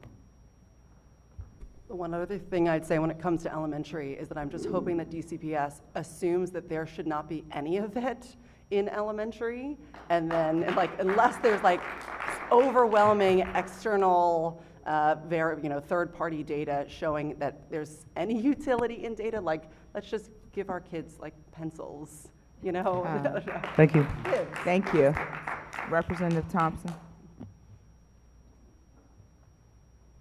Good evening, everyone. I would love to see the picture up close. I'm going to come down and see it since it's from one of my constituents. It might be terrifying, but I hear you on you get one childhood, especially because recently I've been strongly feeling like this adulting thing is ghetto. Highly don't recommend. 0 stars. But I think I do want to clarify. We have 2 resolutions in front of us tonight. One is on fluency, and the other is on state leadership for guidelines and guardrails. And I do think those are different things. The one when you're referring to starting our students and like talking about what they should learn at different grade bands, that's the fluency resolution. The other resolution is essentially saying we should have like some agreement across the city for what responsible use is. I also hear you on the media literacy, because I thought that was actually really important in the social studies standards we passed. My question is, I guess, do you all see those things as different? Because I do, which is why there are 2 different resolutions. And do you see those things as different? Also, what are we missing? Because specifically the latter one, not the one with the fluency, calls for things like privacy regulations, which you all are referring to as well. Or do people not know that there are 2 resolutions that we're going to vote on tonight? I mean, I'm looking at the second one now. I think that one's certainly more moderate in Mhm. its stance, and also it seems like in its scope, so, yeah. I think a lot of it is really gonna depend on implementation, right? Like, when we say like research experts, it's often the industry, right? Like, so are we gonna actually get outside experts that aren't paid off? You know, I don't know, there's not that much out there. So, yeah, but it just is gonna have to be treated with a lot of care. And right now, that's just not what we're seeing, right? Because the lobbyists have won the day. I mean, we're sending our resolution to our own national union Mhm. because we're upset at what our national union is doing, partnering with AI companies, right? So like, I left out that whereas because it was not useful here, but like our final one is calling out the AFT, saying, stop this. Like, what are you even doing? So I mean, like, it's integrated itself everywhere because a lot of money at stake and venture capitalists are gonna venture. Right. All right, that's helpful. I expect this to be a ongoing discussion, but I did want to point out so people know when we vote that there are actually two different resolutions in front of us. Thank you. Representative Williams? Yes. Yeah, thank you all for the testimony. I think that I'm grappling with this as like what the right next steps are. And I mean, I also as a DCPS teacher just went through that 3.5-hour AI training, in which there was, you know, some utility in just terms of awareness and understanding of ways it could be used, but generally speaking is something still that I'm way more cautious of. And I'm just kind of trying to look at what some of the concerns that are being raised are right now to the actual things that we want OSSI to do or not to do. So I think there's some good things in the resolutions that I like. I do have some reservations about certain things, particularly with a lot of the support that we've been hearing of the harms to younger kids, because I don't know how I can't conceive a way that AI is going to be useful for a kindergartner or second grader or third grader or fourth grader for learning how to read. I can't imagine that right now. It's going to disrupt learning rather than enhance learning right now. And that's not what we want. And a lot of my high schoolers regularly talk about the harms of how it's limiting their critical thinking. So I have some grave reservations about what specifically we want to promote, while also not ignoring this reality that we're kind of trying to figure out, what messaging is, because I also see a lot of plagiarism in the classroom from students regularly from this. I think too, so that's really what I wanted to say. I'm still kind of in a processing stance with this, and I'm looking back over the resolutions and keeping in mind that our own, even though our students are not here right now, they did already weigh in on this with some critical feedback. So something that I'll be thinking about as we move forward tonight. So thank you for your testimony. Representative Best. I think Representative Williams just took the words kind of out of my mouth. So when we look at it, I think there are two, like we said, there are two resolutions. One more for like the training and with the leadership collaborative, and then the other, which is on more so like the fluency and things of that nature. I think it does address some of the things that you shared, but such as like addressing the bias, misinformation, algorithmic harm, ethical and responsible use of AI in civic settings, understanding the environmental consequences of AI, including water use. And I do see where you're saying as far as like the grade bands. I think we should go back to clearly explain what is meant when we say K through 2. I think right now we're leaving it in a space without addressing it. I think we leave it in a space where there's so much that's like up in the air and people are doing all types of things. And I think what we're saying is establish some type of parameters. So like, for example, when you are teaching math, you don't start off teaching kids how to use a calculator, right? You know, that comes later on. But you might teach them how to, you know, do basic things. And so, like, if we talk about if-then statements and things of that nature. So we're not saying, like, get students to, you know, use AI in those grades. So I think there is a lot of stuff that could be cleaned up in that, but I just wanted to draw attention to that. Thank you. Representative Chang. Parents, thank you for continuing this conversation. There's a mosquito up here, and I'm just getting eaten alive. My question is for the educators. Actually, I'm curious. Just I feel like the conversation's now broadened out to just technology generally. When it's useful and not useful, not student-facing, but rather for your own sort of like admin, comms. Like when is it useful and when is it actually just a distraction? I mean, there's the lore answer, which is never, but Sorry, say that again. never. So But you'd rather kind of record but here's things. Here's the one I didn't get to read like on my thing, though I know it's in there, which is that we're trying to use a large language model to actually deal with the overwork issue, and it doesn't address the actual issue, right? The only reason a teacher's turning to AI to do an IEP, which is highly questionable, is because they don't have any time. No one gives them any time to do it. They expect them to do it on the weekend all by themselves, right?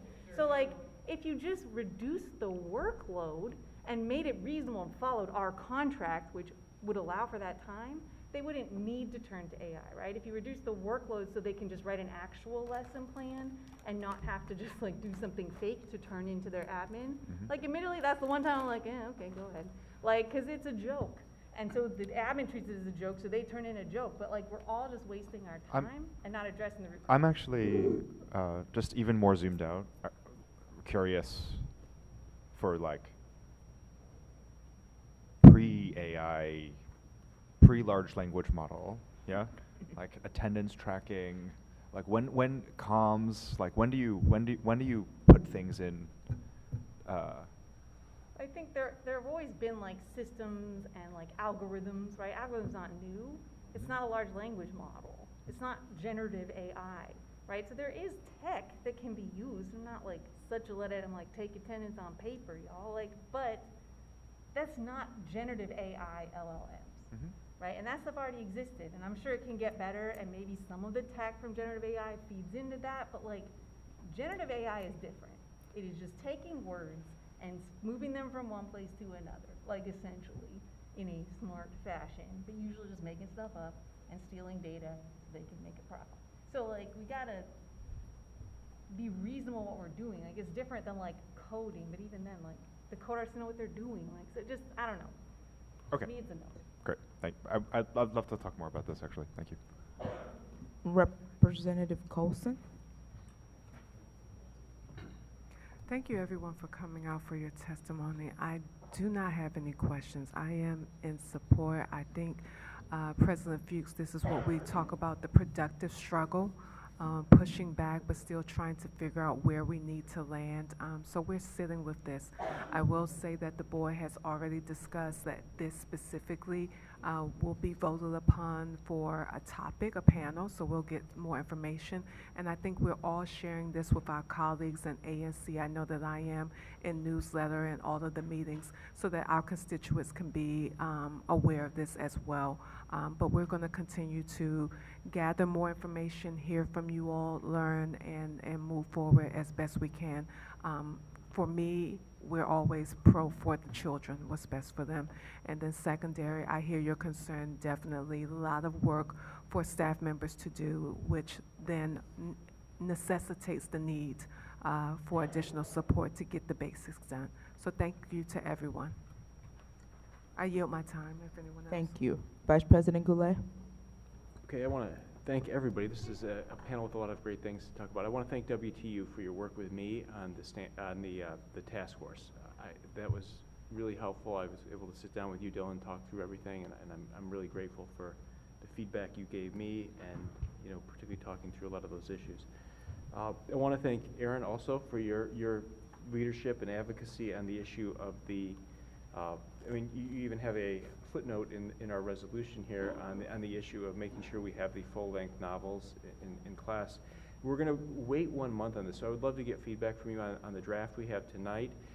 We wanted to get something ready so we could then put DCPS on notice that they're making more curriculum changes. They should engage with the LSATs, but I want to also spend more time trying to look across the country and get more data on why specifically reading the long-form novels helps learning, not just now, but like into college. So I'd love to keep working with you on this, and just thank you for raising the issue, you know, doing the op-ed on it, and then, you know, keeping this at the forefront. So check out what we have, and let's work on something for next month where we finish it off. On the AI issue, I do want to thank Representative Best for what he's put forward here. I mean, I think we need to have OSSI look at what's appropriate for each grade. I don't have a problem with that, but I am at a place where I don't really think there should be a lot of AI use, you know, at all in the elementary school level. And I think this needs to be geared towards like actual expert discussion of physical brain development. I think a lot of these tools that you know, trigger dopamine production, that reduce attention span, are really bad for our youth. And I think we need development experts each stage of the way guiding us on where they become useful and where they become harmful. And we need to try to follow the experts on this, and true experts, not people pushing the products. So I feel a little differently about AI later on, though, because I do, when you get to college, when you get to career, I mean, whether we like it or not, whether it's making the world a better place, now people are using it, you know, from everything from writing up contracts to you know, publishing videos and production. So I do think we have to teach students about it, but I would be lying if I said I knew what the right balance was. So I just look forward to working with you all to figure that out together. And I'll turn it over. Laura, you talked a lot about this, so I'll let you close it out the last 20 seconds. Unless we're teaching them not to use it, then I don't see the point of teaching them. Like, crypto, we were told, was going to be the future. Where is it now? Well, I'm with right? you on Like, that. this is all just a joke. Like, it's such a joke. Can I also say there's a term called cognitive offloading, which is this idea that when you're using AI, you literally don't think anymore. So when we're giving this to our students who have not yet developed their prefrontal cortex, we're not even just like preventing them from doing, they are never learning critical thinking skills. They will never learn them. So. Yep. Okay, thank you so much. President Patterson. Thank you. I appreciate all the discussion that has happened tonight. It is definitely having an impact on my thought process as we look at this. I do have a 15-year-old and a 17-year-old that are in DCPS schools currently, and how they're using this in their thought process. So I really appreciate you guys coming out and the numbers that you have come out. We're going to be here a little later, but I appreciate it's important to hear this from these perspectives. I don't think people really understand when we stay here late listening to testimonies and how it involves people's children and at what age. I don't think a lot of people understand just how much this board and my colleagues, we really take all of this serious as we get ready to put forward resolutions that become the narrative of how we push things forward and it gets passed as law. So I want to thank you guys for coming here because it has informed me and changed some of my thought processes on some of these issues. So thank you. Thank you all for your public testimony this evening. We will move to our next round of public witnesses.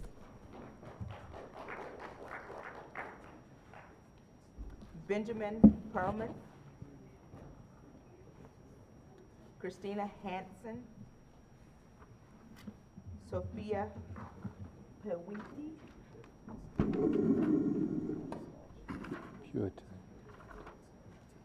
Carrie Shapiro, Patrice Turner.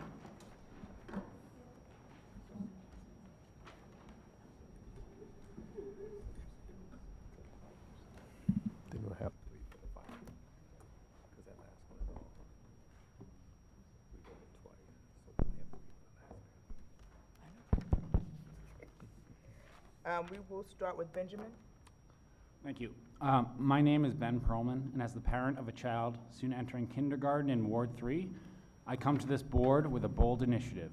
Go-karts during recess.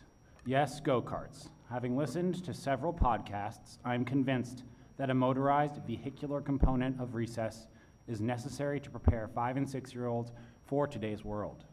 Think about it. Productive members of society drive. To work, to the store. Modern civilization is built with roads, not the monkey bars and rope ladders of the past. But Ben, you fret, putting little kids in go-karts doesn't seem safe. Don't worry. We'll have an appropriate guardrail in place. No, like a literal steel guardrail. We'll empower every teacher with a Home Depot wrench set and 24/7 support lines so they can efficiently spend their precious time keeping those go-karts on track. But Ben, you cry, kindergartners lack the motor skills to even operate a go-kart. Shouldn't we let them run, jump, and climb? We've thought of that too. Each go-kart will be equipped with an AI assistant, Dora the driver, powered by Claude Opus 4.7. Dora will guide our kindergartners during their track experience and will take full control of the cart if necessary. Even better, Dora will collect data from our kids when they are driving. Whether it's their elevated heart rates or their audible pleas for teacher interaction, we'll leverage that data into new learnings that will be deployable across the next generation of go-karts. Breaking character just for a moment, please appreciate that for most parents, the idea of handing a 5- or 6-year-old iPads in the classroom sounds about as appealing as go-karts for recess.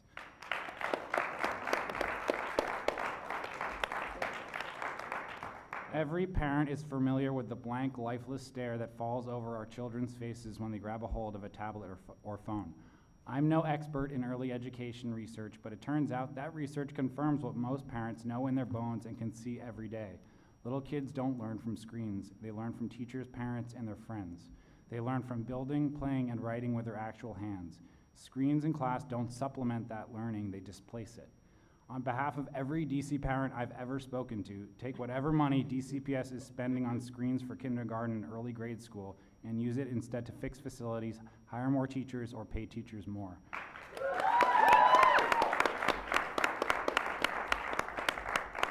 In just the last 24 hours since I submitted my written testimony, I've learned from other DCPS parents that schools are showing calm down videos to kids on YouTube for emotional regulation, giving third graders Chromebooks with unrestricted access to the internet, and my personal favorite, playing YouTube videos to kids during PE. Yes, nothing facilitates physical education better than watching short-form video content.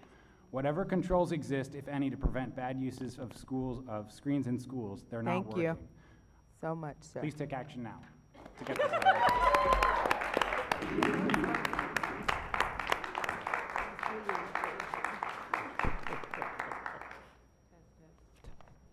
Test. Good evening, members of the State Board of Education. My name is Christina Hansen. I'm here before you today as a special education teacher, former school administrator, DCPS parent, Ward 7 resident, advocate, and a member of the Graduation Requirements Task Force. And I also bring 20 years of experience serving students and families in both North Carolina and the District of Columbia. We are all aware that the task force did not support moving forward with OSSE's proposed practical studies diploma, so I will continue to echo that today. I do want to pivot real quick. There was a statement made earlier, and I just want to make sure I understand that according to Representative Goulet and based on DC CAPE data, over 20,000 Black children in grades 3 through 8 should be retained since they have not demonstrated proficiency on DC CAPE. And if that is the case, please be sure to put forth a realistic suggestions on how to support that kind of recommendation of just retaining those 20,000 Black children. Otherwise, it would be really helpful that we really start having some deep, uncomfortable conversations about what needs to happen with elementary education in this city. So while there was not a consensus around all the recommendations offered by community members, there was overwhelming concern about OSSE's proposal to create a separate diploma pathway for students with disabilities. The central issue is this, that the proposed credential is not equivalent to a standard DC diploma or GED equivalent, yet it is being presented that way by the OSSE. To date, the OSSE has not provided sufficient evidence that this diploma has been fully vetted. with colleges, employers, workforce agencies, the military, disability rights experts, or the families who will be impacted the most, and that is beyond concerning. As someone who has sat in IEP meetings, led schools, supported families, and advocated for students across the city, I can tell you that students with disabilities do not need lower expectations. They need equitable access, flexibility, support, and opportunity. Then the national evidence is clear. States that maintain one standard diploma while allowing flexibility through IEP teams and multiple demonstrations of mastery produce stronger outcomes for students with disabilities. DC, we've heard plenty of data, lags behind many of those states in which graduation outcomes for students with disabilities are graduating approximately 63 to 67% of students with disabilities, compared to states like Virginia, Missouri, Nebraska, Minnesota, which report significantly higher outcomes while still maintaining a standard diploma. And so it's not our students, it is clearly the system. And creating a separate diploma risks institutionalizing lower expectations and diverting students away from post-secondary opportunities before they have even had equitable access to succeed. And so we just ask that the SBOE continue to reject the practical studies diploma and require the OSSE to return with a model that has been fully vetted, legally analyzed, and developed in true partnership with the disability community. Thank you.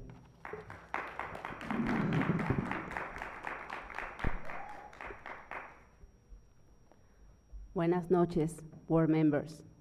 Me llamo Sofía Galván Puente. Soy mexicana. I'm a U.S. citizen, and I am a mom of a DCPS student.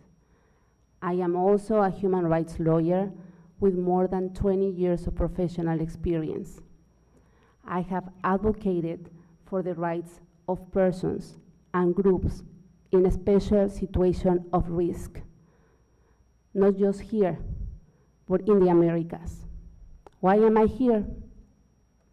I have heard frequently from those who are advocating for increased technology in DCPS policies that they are doing this because it's in favor of equity. And I am here to help answer this question from a human rights perspective. Does the use of technology in DCPS classrooms, including one-to-one devices, gamified apps, and large smart boards, truly advance equity? First, to understand equity, we need to understand where the concept comes from. Equity is rooted in the most important principle in the foundation of international human rights law. And I am talking about the principle of non-discrimination and equality. The principle of non-discrimination does not only prohibit treating people in similar circumstances differently, it also requires states to adopt positive measures. This is a special support, so people who are in disadvantaged position can overcome obstacles. And this is where the idea of equity comes in. Equity reflects the positive dimension of equality. It is clear, and I'm not gonna give details. According to data and evidence, current education policies does not really provide equity. This is not giving our kids what they need to succeed in life. And this is the central concern from an equity perspective.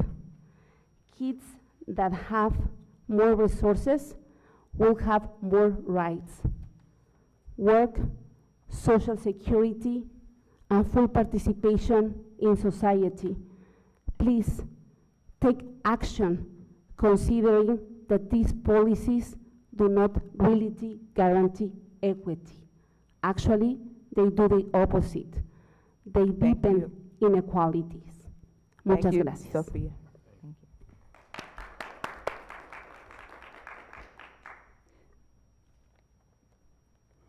Good evening and thank you.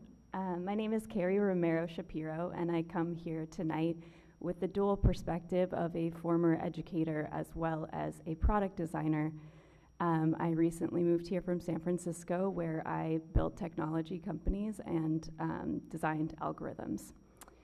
I noticed upon coming to the district something a bit shocking to me, which was the amount of screens in the classroom coming from the place where we build technology, and my peers and colleagues and friends spend their times ensuring that their children have no access to the internet in order to prepare them for an AI world where they will need original thought and critical thinking skills.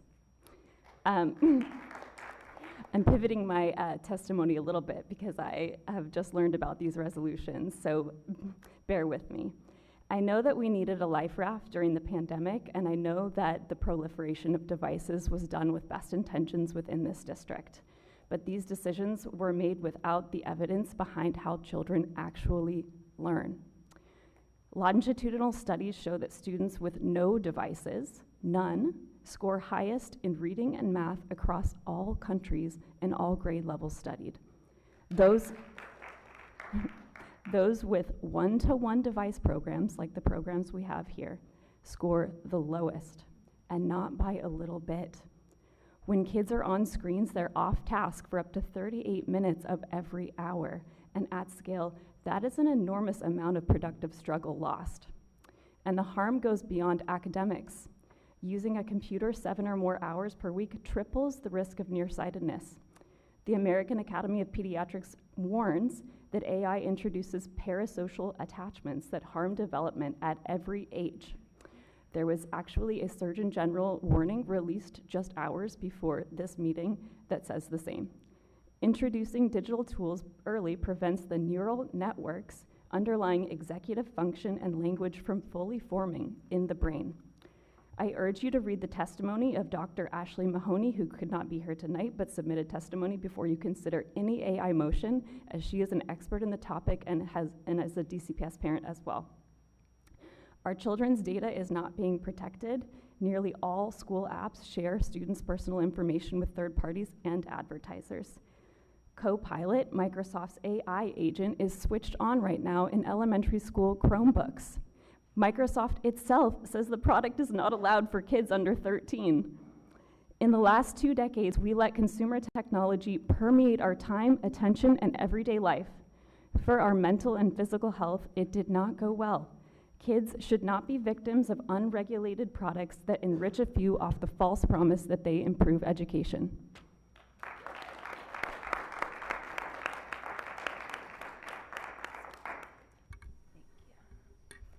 Thank you.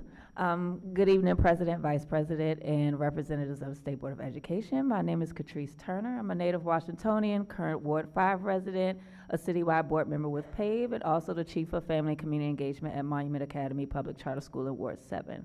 I'm here tonight to speak specifically to the graduation requirements. As parents, we absolutely support the goal of ensuring students graduate truly prepared for college, career, and life. Clear educational career pathways are what our children, our future, deserve.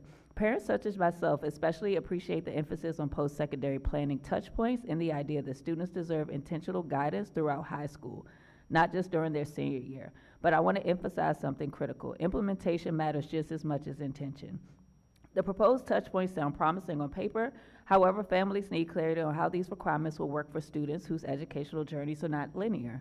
For instance, my son Justin is currently a 9th grader with an aggressive chronic kidney disease that unfortunately was onset months prior to him leaving middle school, which threw all of his 8th grade in high school transition plans out the window. Due to his condition, he misses a significant amount of school due to hospitalizations and other medical appointments.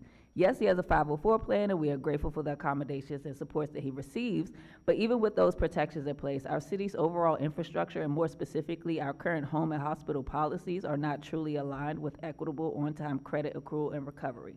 So my question is this: if touch points become a graduation requirement, what happens to students like Justin? Will medically vulnerable students automatically receive additional touch point opportunities? Will schools be required to proactively schedule makeup advising sessions? Will virtual or home-based touch points count?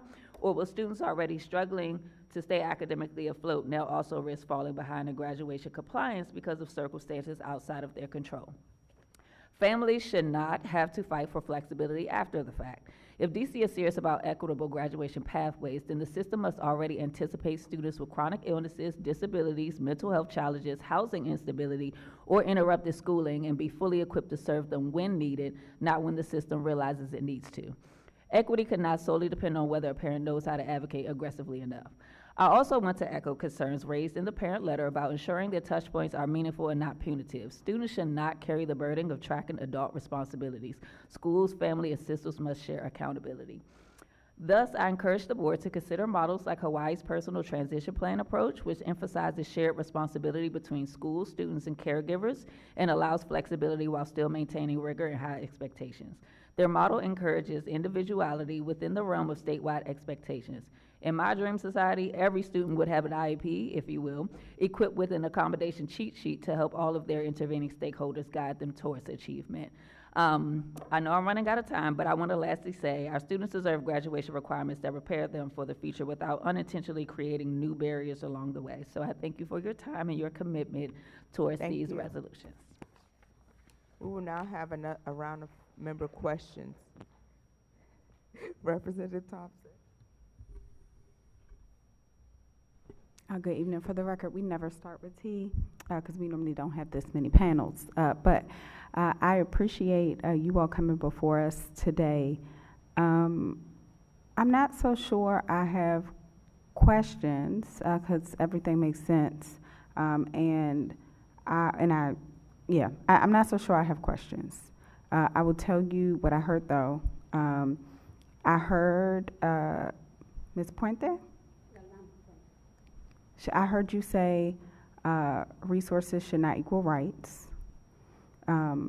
which actually sounds very similar to what Ms. Fuller said, even though they're on different topics. I think our goal as the state board is always to set a foundation. And anytime we're talking about policy, of course implementation matters. It doesn't matter if it's AI policy or literacy policy or graduation policies. And so our job as the state board is to do our best to set the policy that is the foundation and to make sure that we are sharing everything that should be happening to make those things true. I appreciate the recommendation. I'm happy to look into the Hawaii transition plan. Because we are passing along implementation notes, even though that's not our job. But what is our job is to do our best to get things right. So I appreciate the testimony tonight. I appreciate the recommendations. I look forward to the discussion around the AI resolutions. And I also look forward to the continued discussion around the graduation requirements and how we can not just set the floor, but what it takes to get each of our kids to their own ceilings. So thank you. Representative Williams. Yes. Thank you all for your testimony. The first thing I wrote down from the panel was tablets equals go-karts. So I think that's going to be a good way of remembering Go-karts are healthier for children. Yeah. Thank you. So thank you for painting a very vivid picture and analogy for that and for the succinct and clear ask. So your testimony as well is appreciated. Yes. Ms. Hanson, I appreciate your pushback around just like focusing on success with standardized test scores. I think earlier, like I do feel like as a city, the DCBS grading policy needs to be looked at and adjusted. And at the same time, I don't want to conflate that with success equals standardized test scores for students. So I think there's some nuance there that after hearing the previous panel, I'm also reconsidering because we've had many conversations over the years around how we create better outcomes for students. And I think we need to think about what are those outcomes and not just, looking at a system that we know is class-based and race-based and adversely negatively impacts teacher retention and student engagement and all these other things when we just teach students to a test to equate that as student success. So thank you for raising that point again. And Ms. Galvin Puente, you had kind of talked a lot about a lot of theory I got from you around equity and equality in the relationship, and I appreciated that, but I'm curious if you had any particular policy asks or particular things that you wanted us to consider as to how that translates in your from your perspective. Yeah, sure.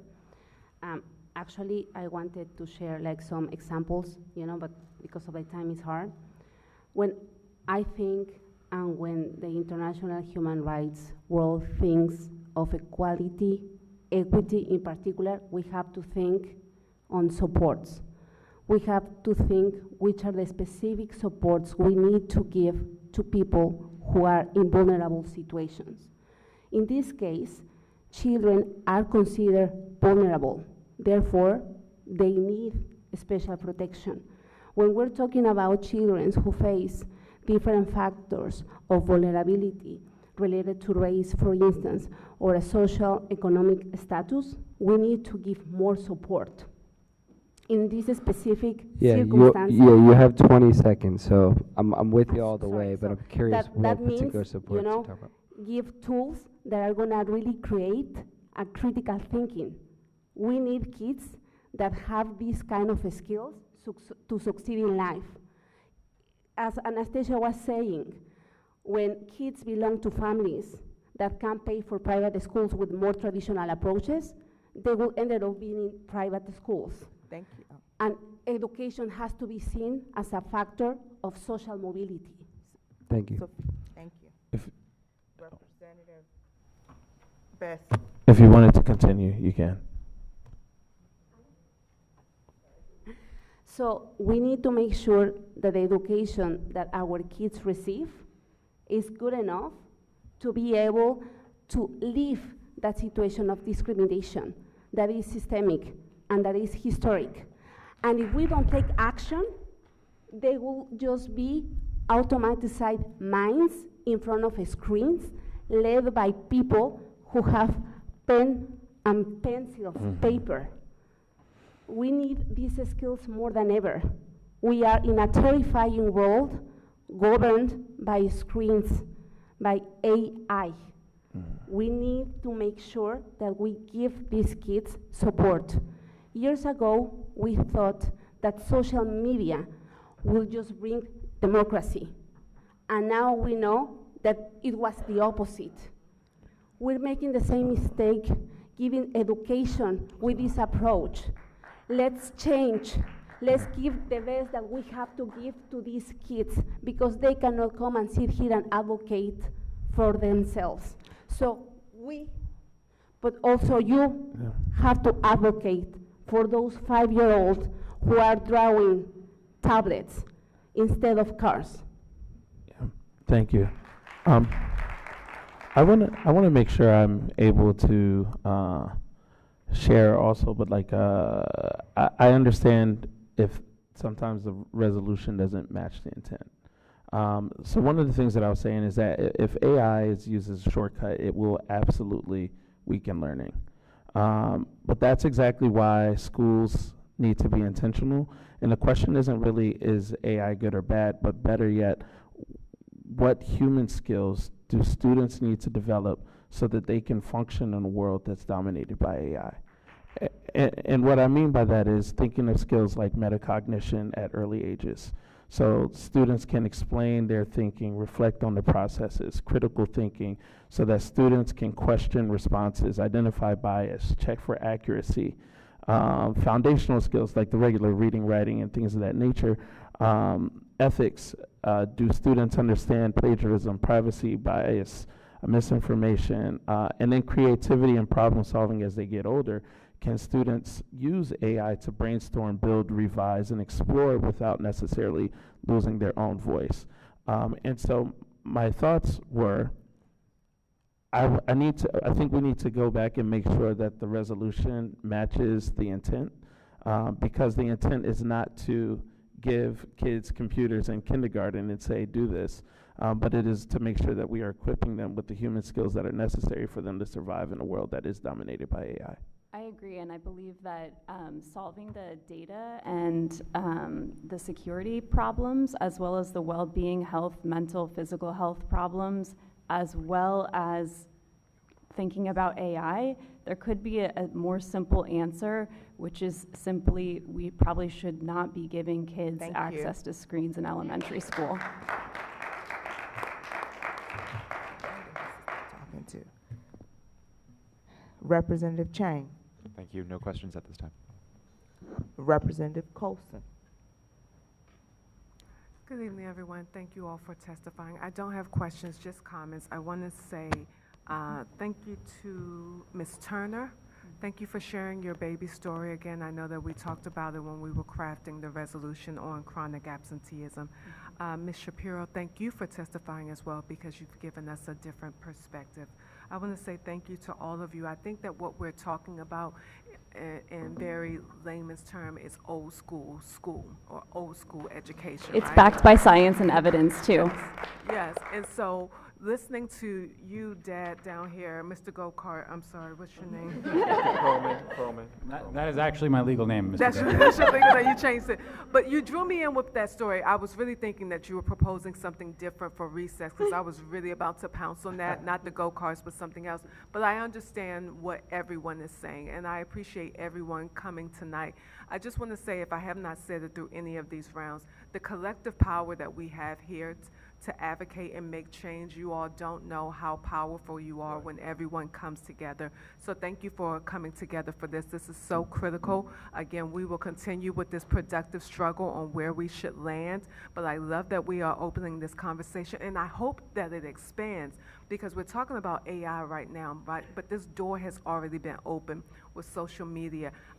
When my kids need to have a late pass and they ask me what time it is, I do not give them the time. I point to the analog clock, because we've lost that, and we've lost handwriting. And so I think this is a great opportunity for us to pause and say, where are we going before we go off a cliff completely and bring it back some. So I hear you, old school education. Last point, I remember someone said, calm down videos, what's happening in school. And I know Mozart now when I hear it, because my second grade teacher, when we came in from recess, she would, telling my age, she would put on Bino, and we listened to that every day to calm down. And then we had to journal, and then we had silent time, drop everything and read. So the things that we had before, we can bring them back or reshape them or remarket to them. Because they work. But we are all here because of good old school education and teaching, and I think that's something that we all can agree is needed. Thank Can you. I just yield make my one time. comment? Just there's 30 seconds Thank left. you. Sure, sure. I think the action of giving these little kids, like talking about like kindergarten, first grade, tablets is an extreme action, given the effect that these things can have on kids. And I get the sense that most of you are, at least at that very early age, against giving kids tablets, and yet that's happening across the school system. So if all or most of you are opposed to that, and yet it's happening, it seems like that's like a major disconnect, failure of, or something's not working if this body doesn't think that's a good idea, yet it's happening every day. Thank you. Representative Henderson. Thank you all. Mr. Perlman, I made the mistake of reading your testimony beforehand and deprived myself of the theater. I wish I hadn't done that. But thank you for your testimony. Ms. Hanson, thank you for your service on the task force, and I hope that you will come back for the uncomfortable conversation whenever you're ready. And I want to ask all the parents who are here about tech. On the, like maybe the first panel, we were asking about your experience going to your respective schools and school leadership. And so I want to ask that again in case there are other schools represented now on what that experience was like, what kind of response you received. I think our school had a really wonderful response and was very aligned with some of the things that parents brought up. The number one things our principals say that they need to be successful navigating these conversations are, one, a matrix that clearly outlines what the school has the autonomy to decide regarding technology vis-a-vis what the district mandates, and that's for all software programs.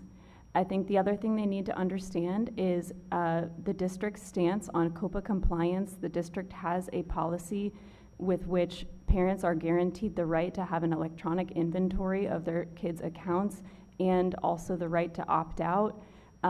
So the district provides that policy, and it is because it is a federal law under COPA. However, when parents, and I'm personally not one of those parents, but when other parents have gone to the school and said, I want to exercise my right, the school does not have the process by which to grant that right to the parent. And when they go to the district, they are met with silence. There is no process, despite the policy saying that there is one, and despite that being a federal law. I'm sorry, that's for the opt-out? Or Yes, okay. yes. So I think our principals would benefit and have asked and want help understanding, like, what can they do versus what does the district mandate? And they also want to understand, what do we do in this circumstance? So, yeah. Okay, thank you. If you could very quickly, because I have another question. Did you want to say something? Yeah. Go ahead. Actually, we belong to the same school, and I would like to, I completely see that you're very interested in these topics. The school authorities have also shown a lot of interest and important steps. However, for many parents, this is not enough. So we would like to exercise our right to opt out. And we were told by the authorities just a few days ago that according to a new policy established by you, that is not possible. An important step to move forward in which we can see direct results if I'm maybe sorry, the we're opt-out. out of time. So just want to make sure that we can exercise that right. Thank you. Vice President Goulet. I want to thank you all. To your point, we got the phones out in February. I think we're now move on to this as the next step towards trying to get the right balance for brain development and for our kids. So that was a bit controversial when we did that in February, but it was the right thing to do, and I think we tackled this next. Thank you. So we get you. I'll focus my questions on Ms. Hanson. I think you raised, what is the question, which is we have students who, and let's take the exams out of it for a second, because I think we take the exams out. We have students who are graduating who are not qualified for careers. We're told that by employers.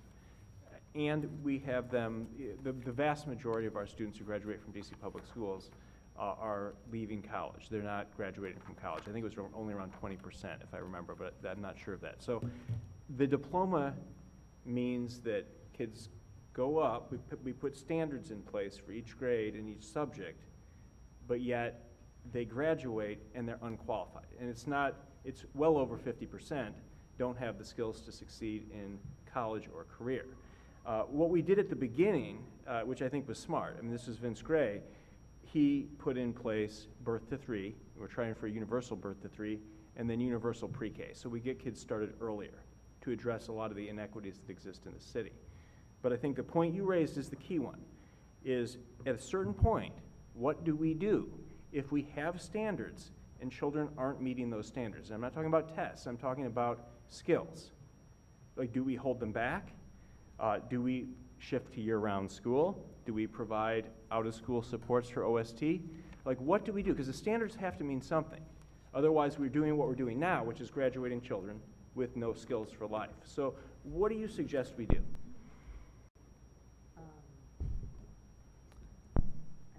I'm thinking about running for public office to actually spend more time on that, because right now as a DCPS employee doing multiple jobs and being a DCPS parent, that's not quite fully my lane.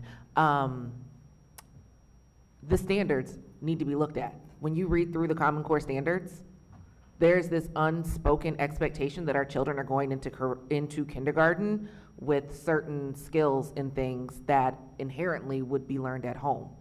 And so the design of the Common Core standards, from my perspective, is problematic.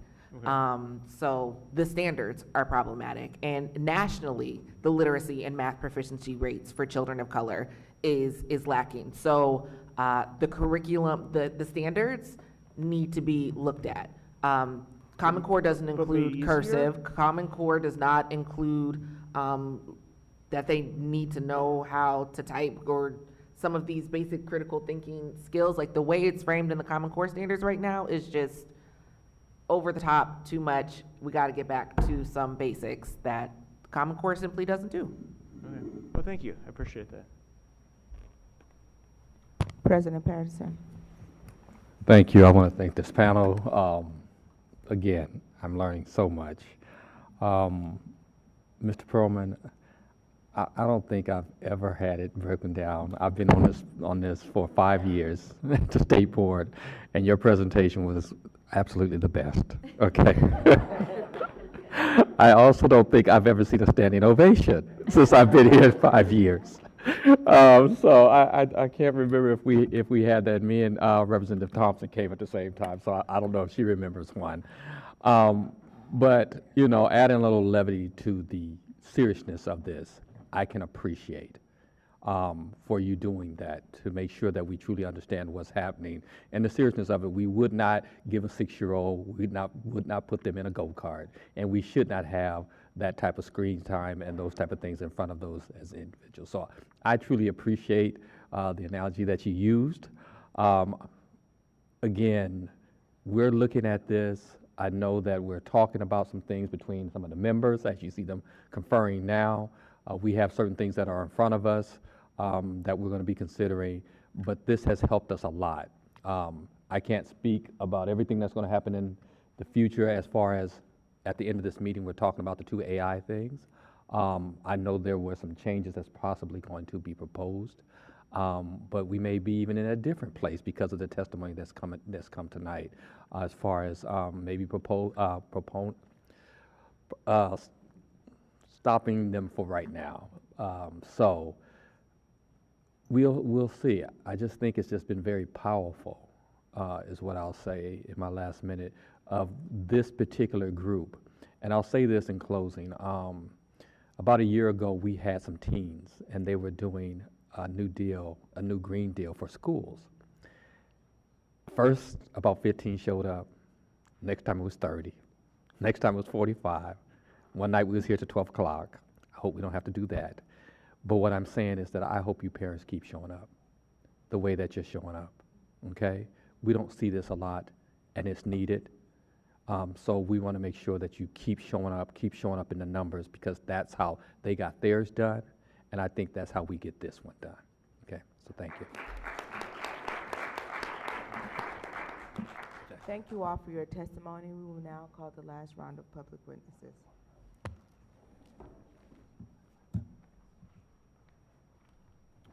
Laura Fitzgerald, Elizabeth Mitchell, Tabitha Bean, Mary Grace Lucas.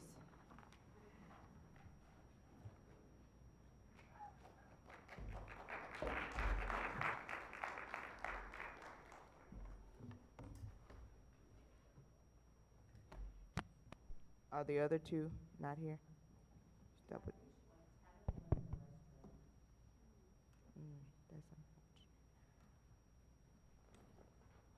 Okay.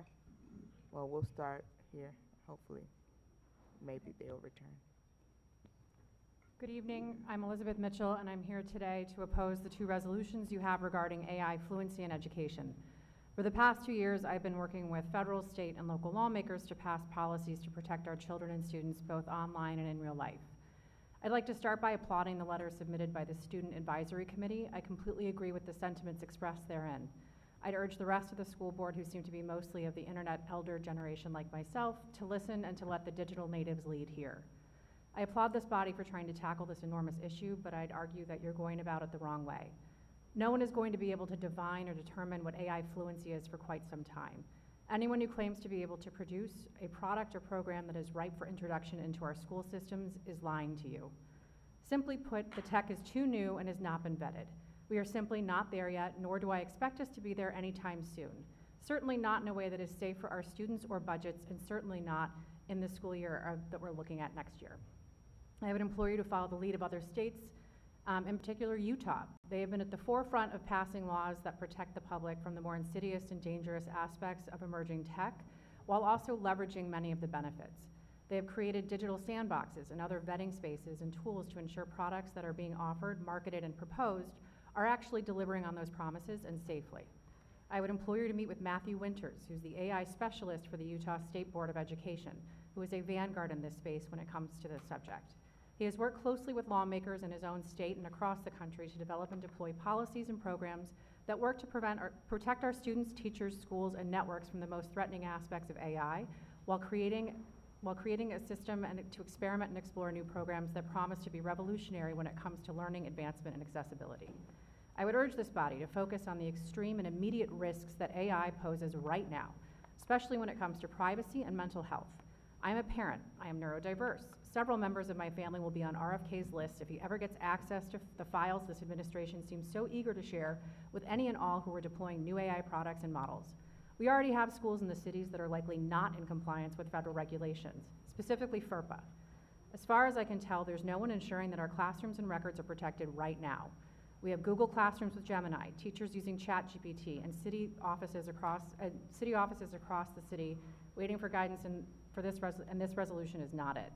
I'd urge this body not to delay, but I'd also urge you not to reinvent the wheel. There are policies you could adopt and deploy over the summer that would get our classrooms and schools ready to meet the moment in a way that is respectful to our privacy and ensures that we are not letting our children in classrooms become test labs for harmful products that will take them further from opportunity and advancement, which is a very real issue. Happy to go through and catalog all the issues with the AI, but this felt like a better use of my time right now, and I'm happy to answer any and all questions and put you in touch with Matthew directly.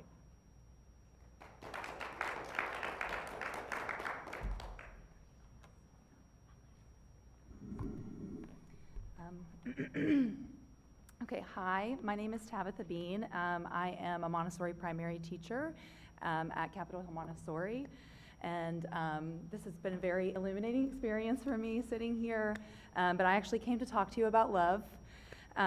Bell Hooks, moonlighting as the twin flame to Maria Montessori in her book All About Love, gives us a definition of love as the will to extend oneself for the purpose of nurturing one's own or another's spiritual growth. Almost anyone can taught to implement technique, rubric, scope, and sequence. This may be considered care of a child, but this is not love. In my 9-year teaching career, I've worked under the leadership of several principals and heads of school, and it's with no disrespect that I relay I've often found lots of care, but very rarely have I found love. Schools led by administrators dedicated to technique, rubric, scope, and sequence, but who are too afraid to come to work and love. Administrators who follow the rules may fear retaliation from their leadership and fall into step. They bow to educational requirements and principles they know do not benefit children. They do this not for children, not for true student outcomes, not for justice, not for love. Their true devotion lies in self-preservation, not with the crusade for the success or dignity of children. From her 1946 London lectures, Maria Montessori said adults must defend children.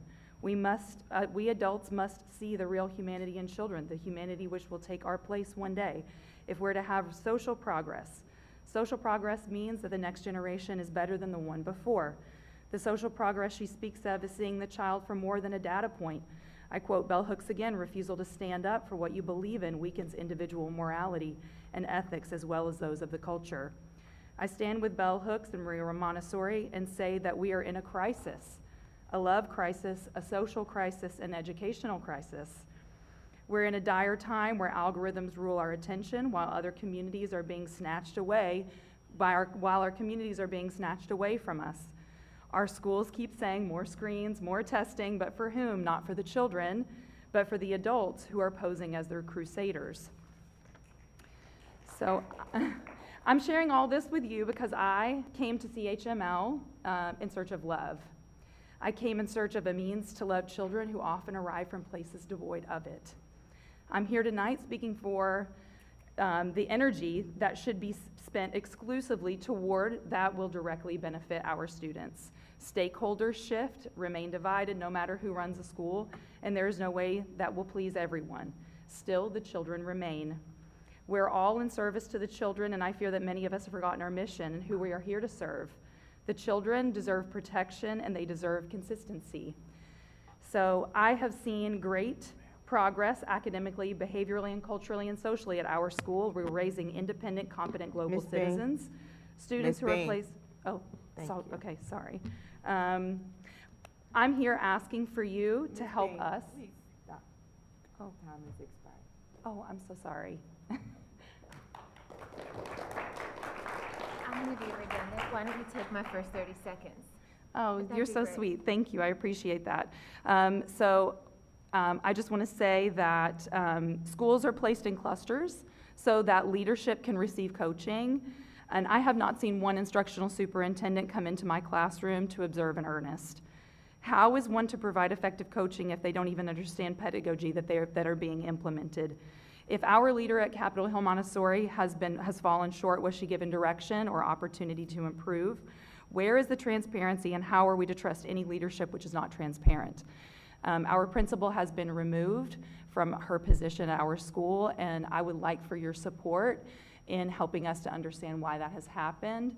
And we're asking for consistency at our school, because starting over from one, when we already have a very competent, like Ms. Bennett said before, just coming here and seeking some help from you guys, because I feel like Capitol Hill Montessori, we're doing the work that all these parents are asking for. And I have some serious concerns about where the district is going by removing our principal, and I'm just coming here to ask for your help and your support. Thank you. Thank you. I'll trim mine down. I'm just going to start with a thanks. I'll tell you where I'm coming from. Quick lightning round of comments, and then I'm going to make one argument that I don't think has been made here yet. First, thank you to educators, thank you to parents, thank you for you guys for adding me at the last minute. You're here later to hear me, and I really sincerely appreciate that, and I sincerely appreciate y'all's listening.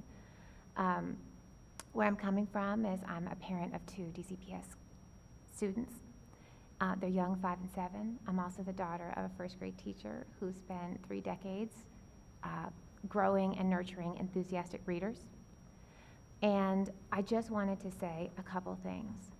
I don't think that we are behind on screens. I don't think parents are behind, and I don't think you are behind. I think the screens have raced ahead, okay? And I think that we need to understand that where we are, when my children walk into the classroom tomorrow, the screens are there. But our understanding is not there. Our data is not there. But those screens, they are already there. I think that we have heard repeated concerns about that lack of data.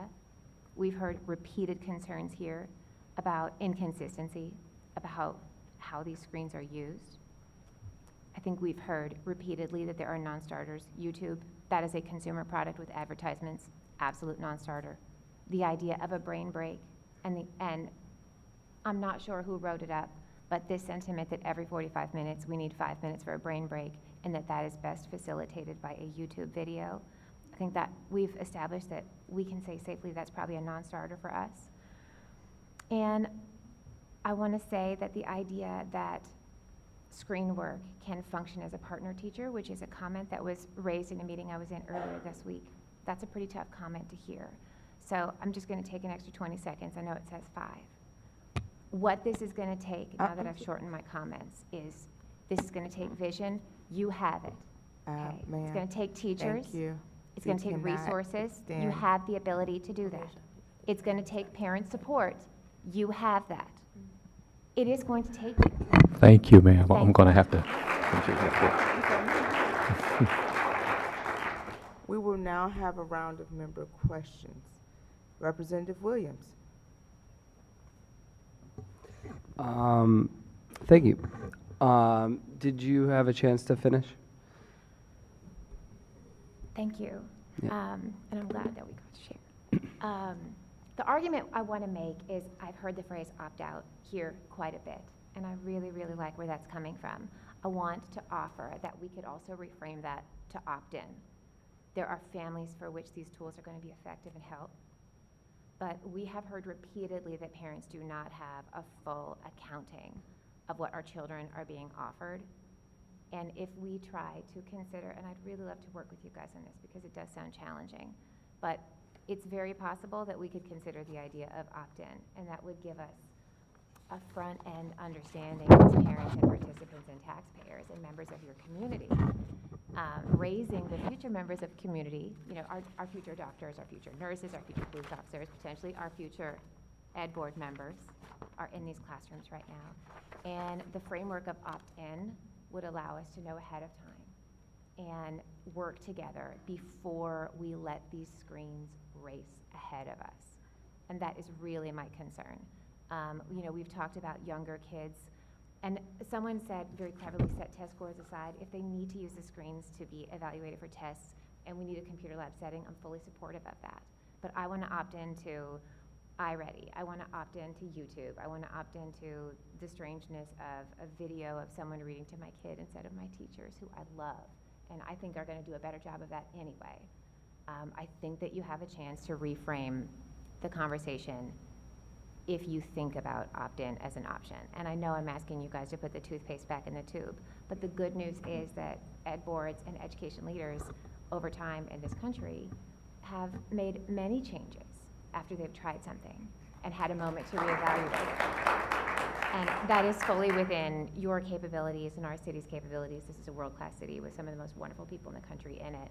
And you know, we have the time, we have the inclination and the energy, and clearly the support to really explore these things. So I'm not asking for you to create this by, you know, August, but I'd love to work with you guys, or you know, support these guys as they work with you on something maybe even for as early as next year. And then just one last note, thank you guys for the phone rule that you talked about. That's a pretty big deal, and it sounds like that has been very successful. So that's just another opportunity to think about how you guys put a little toothpaste back in the tube. Maybe there's some more that we can do there. Thank you. Yeah, and thank you all for being here tonight. The applause is very refreshing. And I only have 4 seconds, but I appreciate the spirit of your testimony, and also Ms. Mitchell Thank you, having us Representative Williams. channel our students. Representative Best. Yeah, no, I'm just excited about all the things that you all are putting together. I think about Shia. She's our 8-year-old, and we barely give her screen time. And so, you know, just thinking about that, and, you know, thinking she could be getting more YouTube time at school possibly, would be a challenge. And so I'm looking forward to connecting with you all on, you know, the things that we wholeheartedly agree on, and even some of the things that we might have a little bit of differences on as well. Because I think that we all are coming in at the right places, like making sure that our kids are successful. And we do know that a lot of the research is showing that our kids are not performing as well as they could be. And so we got to figure it out. Thanks. Representative Chang. Thank you all for coming out. I think echo my colleagues, and we're going to follow up on this. Yeah, thank you. Representative Colson. Thank you all for your testimony, Ms. Bean. Thank you for talking about love. I think as a person who leans socially, emotionally, and thinking about the end, thinking about our children when they're 20 and they're 30, as much as I want to say what they learned in 3rd grade, they'll remember, and they might, but they definitely remember how you made them feel and how you were loved and what social emotional skills were taught. And so when we look at our schools, we definitely want to have the best teachers, but we want to know that we have teachers and staff members and leaders who are loving our children and preparing them to be great citizens. Thank you all for your testimony about AI. It is not lost on us at all. We hear you. Please keep showing up. As I think Representative Goulet has said, when you all come together, you have power to make things move. I thank you for coming out tonight. I yield the rest of my time. Representative Henderson. Thank you all. Ms. Mitchell, I'm repeating myself a little bit, but I want to ask this to you as well. I've been motivated on the board making a statement on AI because I really want our state to have a statewide approach, to have a plan. And I think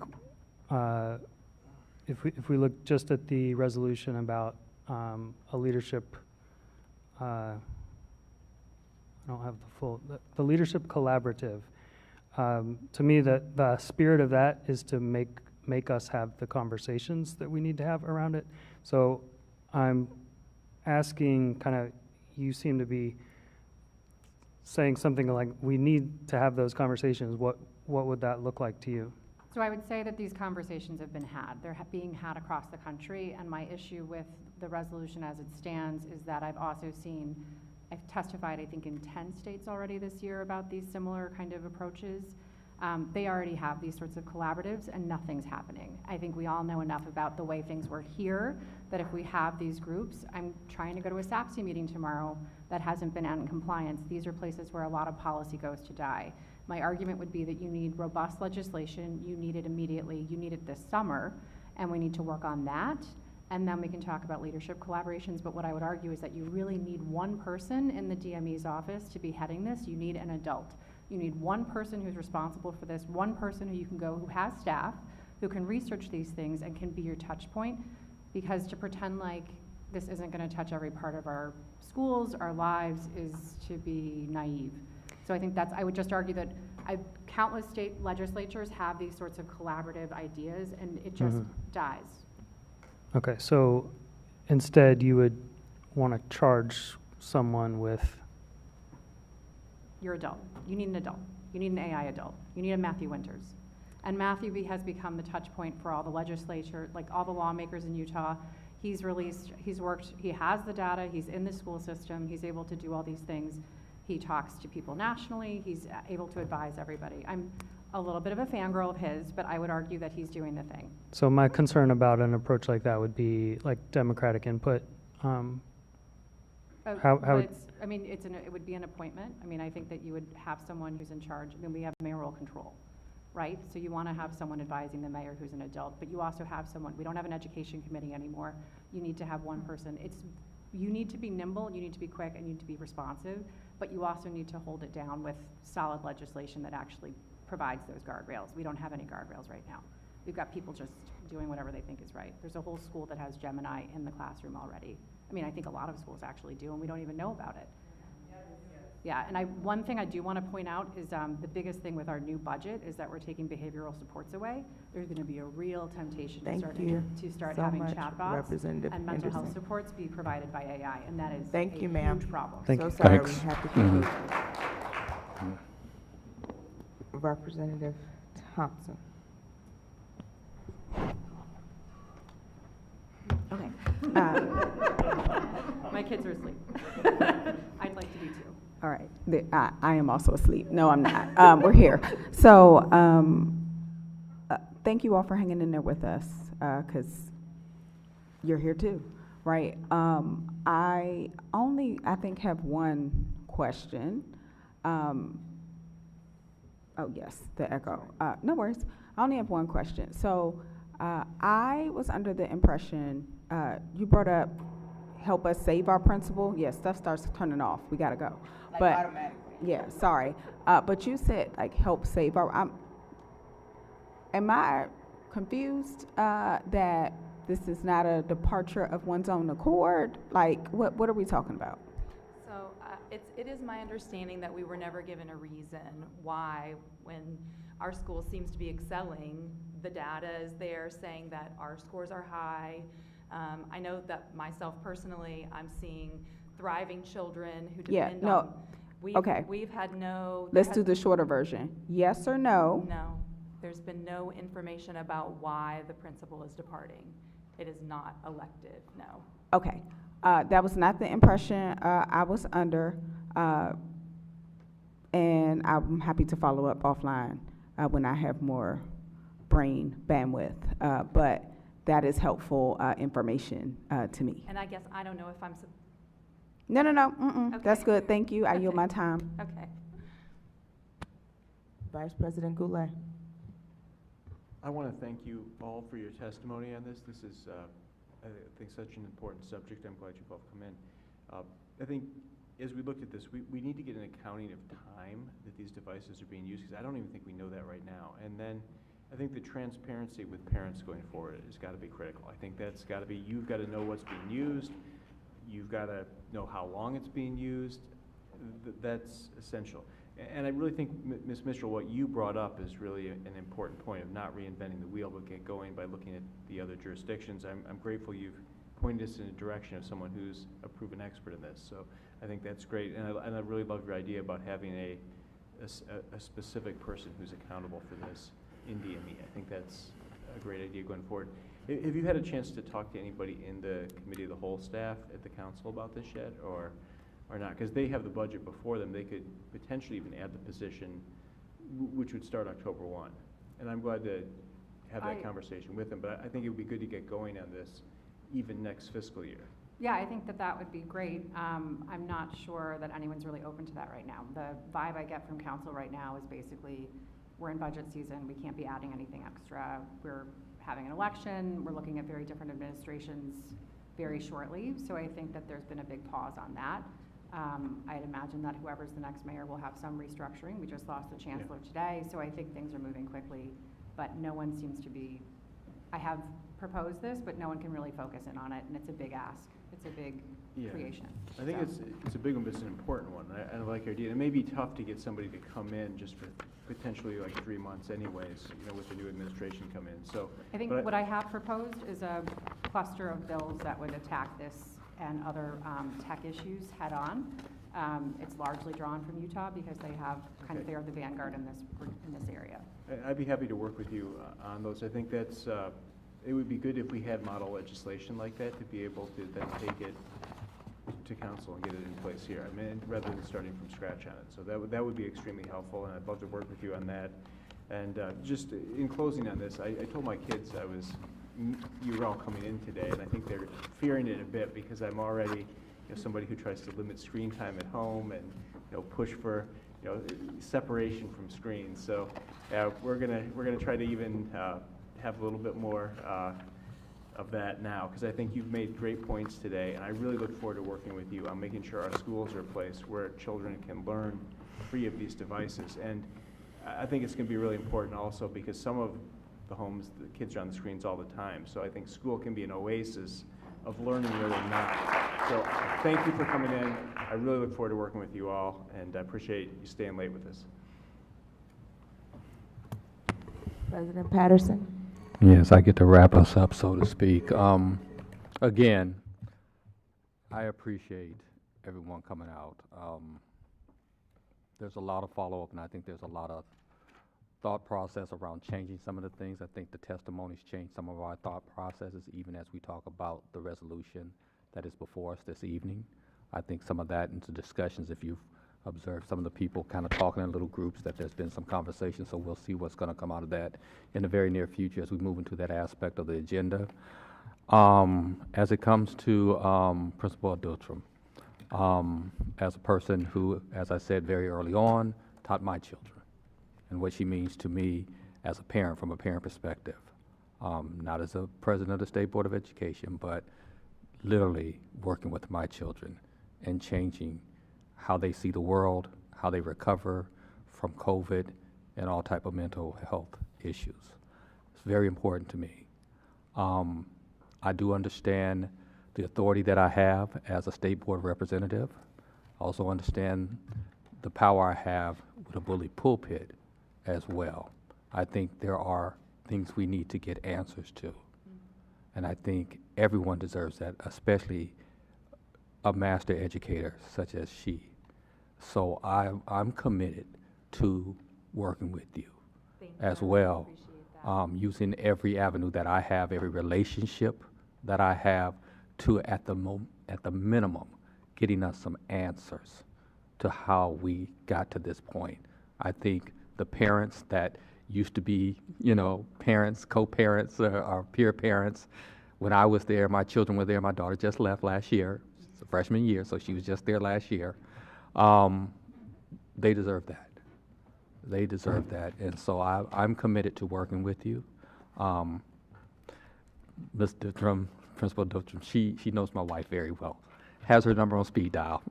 And so, because they worked together on the little prom that they had last year and everything. So we'll be checking in, and we'll make sure that we get you some answers, okay? Thank you, I really appreciate that. And- I think I can speak on behalf of our whole school, just saying that consistency and leadership. Right. And, you know, you guys are no strangers. It's like hard. Yes. The struggle is very real. We're strapped for time and resources, Mhm. and we just don't need another thing. Okay. We don't need another thing that's just gonna make our mission more difficult. Like, Yeah. the children deserve consistency. Mhm. The adults in the building deserve consistency. So thank you for hearing me tonight. I appreciate No, it. I get it. So I thank everyone for this evening. Again, we're about to move to another part of our agenda where we're going to be talking about AI. So those who want to stick around and watch how that goes, please do. But that concludes our public testimony. Thank you.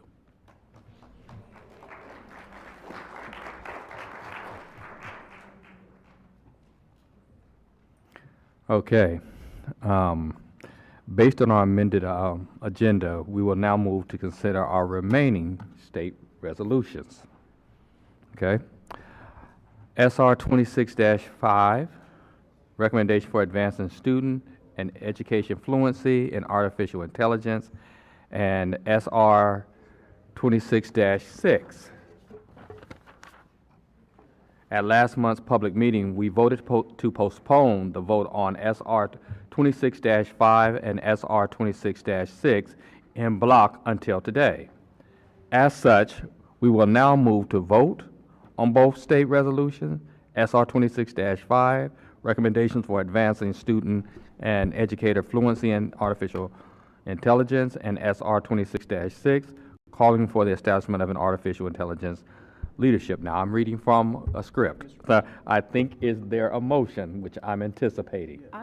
So my motion, I moved to table, or to postpone these in block, or someone moved to postpone in block, but if we could hear them separately today, I would ask that we do that. I think there may be different reactions to each of them. Yeah, I was gonna move to separate the two. Okay, yeah. So we should be clear, they are not together. I didn't think they were. They are Okay. not a set. These are Okay. two separate resolutions that have to be postponed at the same time at last month's meeting. So Okay. So they're separate. they are not a set of resolutions. They are two separate resolutions. Great. Okay.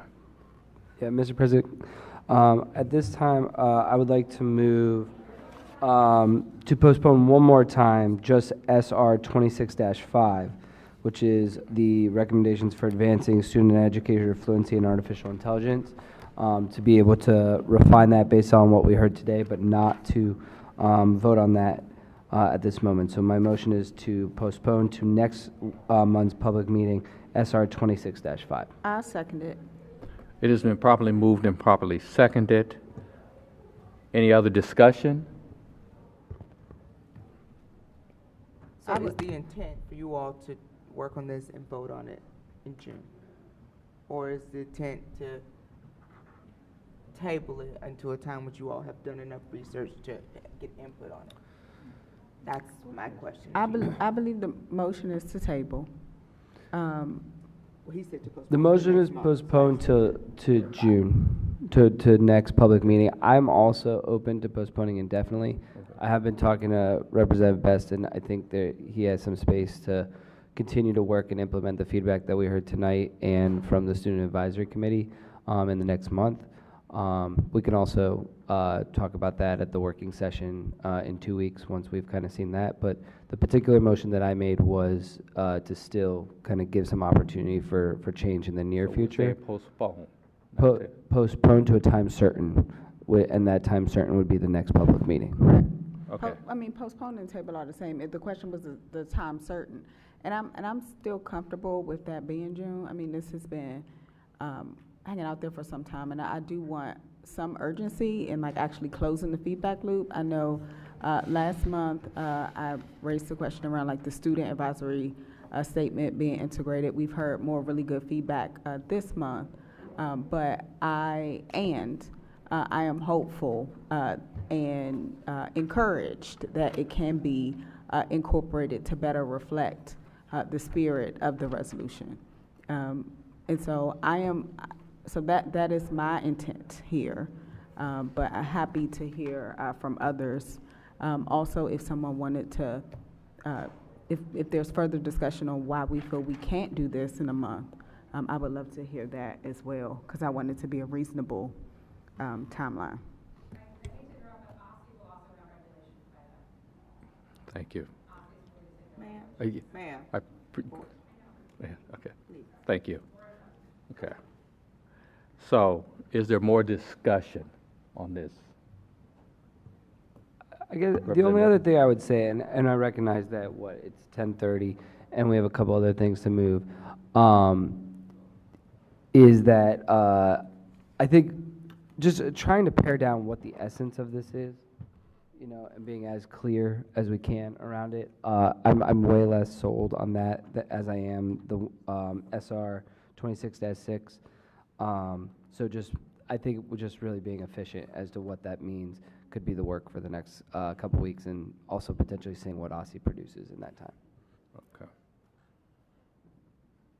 All right. So the motion is to postpone SR 2026. Oh, but there's more discussion? I'm sorry. Go I was ahead. just going to say, as someone who moved to postpone to a time certain last month, we would give ourselves more flexibility if we just table it. And then we can bring it back next month or not. I'm fine with that. My understanding, and based on Robert's rules, was that something placed on the table has to be taken off the table within the same meeting. So I could be inaccurate on that. Is that a misunderstanding? Something is tabled, like you Indefinitely. can't take it off in the same meeting unless you're going to discuss it in the same meeting. Okay, so then, so what motion do I need to make? Just rescind the motion? Okay, so Mr. President, I will change my motion to just table instead of postpone to a time certain SR 26-5. All right. It sounds like you have rescinded your initial motion. That's correct. I will second the new motion, which is just to table. Okay. So. And then we have to do a voice vote. Gotcha. All in favor? Okay, gotcha. So there has been a motion to move from postponement to table SR 26-5, recommendations for advancing student and educator fluency in artificial intelligence. It has been moved, it has been seconded, we had discussion on it, and I see no other discussion at this particular time, so we'll move to a voice vote. All in favor? Aye. Any nays? Abstention? It carries. So it is now tabled. Thank you. Now, the second part of that is SR, is that correct? Second part is a different resolution. It's Okay, not different. connected. Not connected, wrong wording. But SR 26 -6, calling for the establishment of an artificial intelligence leadership collaborative, was postponed. It is now up again, okay, in its own self, its own entity. Is there discussion? And okay, has it been moved? Is there a motion to move it?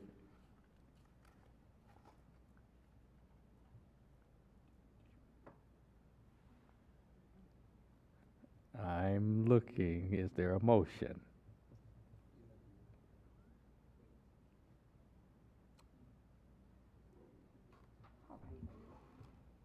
Move the motion. I'm going to wait a few more seconds before Move the it stays motion. postponed. I said move the motion. Yeah, Wait. is there a motion to move SR? So moved. So moved. I'll second it. It has been moved and seconded properly. Is there Goulet seconded. Who moved the resolution? best? Okay. Okay. Is there discussion? Do we need to move to waive the reading? Yes, there is an SAC statement for all SRs. Okay. Because we have no students here, I have been. Thank you. They did write their own statements. I will just read them into the record. The Student Advisory Committee statement on SR, oh, that is the. The Student Advisory Committee statement on SR 26-6, calling for an establishment of an artificial intelligence leadership collaborative. The Student Advisory Committee is hesitant to support SR 26-6, calling for an establishment of an artificial intelligence leadership collaborative. Citing personal classroom experiences, the SAC expressed concerns at its April meeting around the overuse and over-reliance on AI from teachers. The SAC would like further clarity on how AI experts are determined and the emphasis the need for training on when AI usage is acceptable on behalf of both students and teachers. The SAC looks forward to learning more about possible sources of funding and how private companies and organizations will be selected to participate in this work. The final vote from our Student Advisory Committee was 4 in favor, 6 opposed, and 14 abstentions. Okay, thank you. Is there discussion on this resolution? Representative Williams? Yeah, I will try to officially say that I do not think this is a perfect resolution by any means. I'm going to vote in favor of this for 2 reasons. One, it looks at guidance and supports for protecting student data privacy, particularly students with disabilities.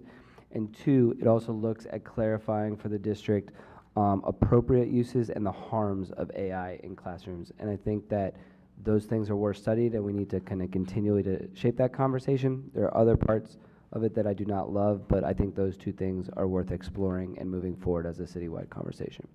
Thank you, Representative. Other discussion, Representative Henderson.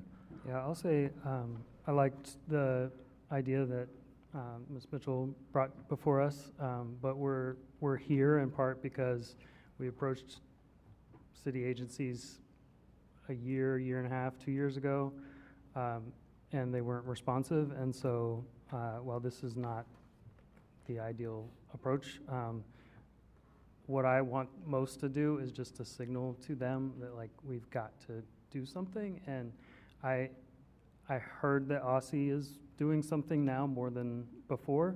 I'd like to see exactly what that looks like.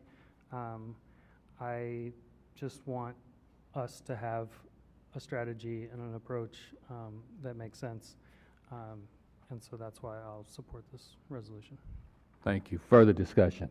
Representative Goulet. I just want to echo the comments of my colleagues. I want to thank Representative Best for his work on this. I do think what you said earlier, Representative Henderson, is the key point, is that we do need to have a policy to protect our students from AI. There may be uses of it later that are good, but I think there are a lot of concerns, and we need a statewide policy on this. And I want to thank Ms. Mitchell for coming in and talking about resources that we can use to replicate policies in other states that are successful and legislation that's been used there. So I think this is good to get going, and I'm eager to see what OSSI has for regulations and then keep working on this. So thank you, Representative Best, for bringing this forward today. Any further discussion? Seeing no further discussion. Oh, my bad. Okay. I too am ready to go home. I don't know. I mean, I asked the witnesses a couple questions as do they see these things as different, and I do see them as different. I do think we need guidance and guardrails. I also do feel like the resolution's language reads a little more positive, I think, than is reflective of the testimony we heard before us about, like, the potential of AI. And I don't know if I have immediate language to fix that, but when I look at the whereas clauses, I do believe they address some of the concerns. I wish that I had thought earlier to add language that is a little more reflective of the struggle that is in front of us. And for that reason, I am struggling with, do we belabor this further? At what point do you not let the perfect be the enemy of the good, right? But I I don't think the language necessarily aligns with the spirit of what we heard tonight. I think it's overly positive. I do think that the intent can do good. And so I just want to state what I am wrestling with as a state board member, and also acknowledge that this has been something we have discussed for some time.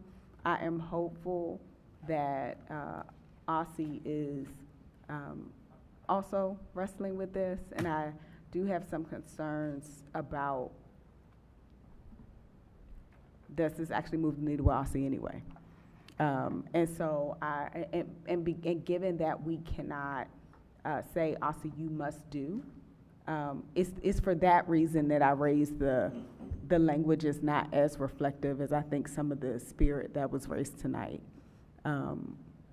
Yeah. So that's what I'm wrestling with. Representative Best. Yeah, I think we're 3 years in now. We're 3 years in since this was initially brought up. We're 3 years in since we approached the DME. We're 3 years in since we have tried to shed some light on both the positive and negative outcomes of this work. I don't believe there is ever going to be a perfect resolution for this topic, because no matter what side you are on, there's going to be someone on the other side who can argue and can make a valid argument for the other. So you can argue that, this thing is bad. You can argue that this thing can help change lives. You can argue both sides, but I think the biggest thing that we have to make sure is that we are educating the people who are educating our kids on it, so that there's not anything that's left up for grabs. I mean, up in the air. And so that's why I wanted to make sure that we had some type of training as it relates to the work. And I think, like you said, in the clauses and at the clauses below, it addresses a lot of the concerns that were made. And so whether or not it feels upbeat or it feels downbeat, I think the things that we're saying that it needs to have are there. Yeah, I'll leave it at that. Further discussion, rebuttals? We're good? Okay. Thank you. Mr. President, may I move at this time a motion to waive the reading of the resolution? We're right now, yes, well, the motion is to adopt SR 26-5. And yes, we can move the motion to not read it. Yeah, I would second that. Okay. It's been properly moved and seconded. All in favor? Aye. Aye. Okay. Director Butler, call the roll for SR 26-5, please. Representative Best, Aye. Representative Chang, Aye. Representative Colson, Representative Henderson, Aye. Representative Thompson, Aye. Representative Williams, Aye. Representative Goulet, Aye. Representative Patterson. Aye. SR 26-6 passes unanimously. Thank you. We will now move to vote on State Resolution SR 26-7, calling for an inclusion of full-length novels in approved ELA curricula and including local school advisory teams in the decision-making process for curriculum changes. Is there a motion? So moved. It has been moved. Is there a second? Second. It has been properly moved and seconded. Who's Mr. the President? second? Who's the second? Best. Have your recognized. Representative Goulet? Yeah, as I stated earlier, I intend to move Wait, a is mo- discussion open or is there a state? Do we, well, What does the script say, John? He's going to postpone the reading, to postpone the vote for this motion. So do we want, Right. if we want to go formally in order, I'll first move a motion to waive the reading of the resolution. So moved. Can I get a second? So we don't have to. Yeah, I will second Wait, that. so let me. Wait, so- hold So on. it is, you all voted No. to put this on the agenda. It's been moved and seconded that you all will vote on it, instead of just moving to postpone it originally? A motion to postpone is debatable. I just wanted to state the reasons why we were postponing it briefly. But there has been a motion to postpone it. The motion That's what you was have to do. I'm sorry, sir. To put it on. You have to like, postpone it. Put it up to vote on. No one has presented a motion to postpone this resolution, Okay, well, then- 26-7. Then Right. I will move the motion to postpone, and then I will speak to the motion, please. Okay. So there's been a motion to postpone. Is there a second? Second. It has been properly moved and seconded. Okay, since this is debatable, I just want to speak to the reasoning behind it. I just want to, first of all, thank our Student Advisory Committee for voting 24-2 in favor of this resolution. One of the students there brought up a great point, though. They said, we're not reading books in high school. So this was focused on middle school, and they said, we're not even reading novels in high school, which I was floored by. So I want to work with our students, and I committed to working with our students more in terms of trying to incorporate high school reading issues into this resolution. And then we're going to draw expert research from across the country. I think we've got the right resolve clauses right now. But the key and the urgency of trying to get this on this agenda originally was just trying to communicate to DCPS that they need to work with our LSAT. So if they're planning curriculum changes for the fall, please, DCPS, reach out to LSATs, connect with them, and make sure that parents have an opportunity to comment on those changes. The rest of this we will take care of next month, so the motion to postpone would be for the next public meeting. Okay. Any other discussion? Okay. All right. So, you still have to take a Yeah, vote. I understand. So, I'm tired. All in favor? Aye. Aye. Aye. Any nays? The ayes have it, the motion carries to postpone.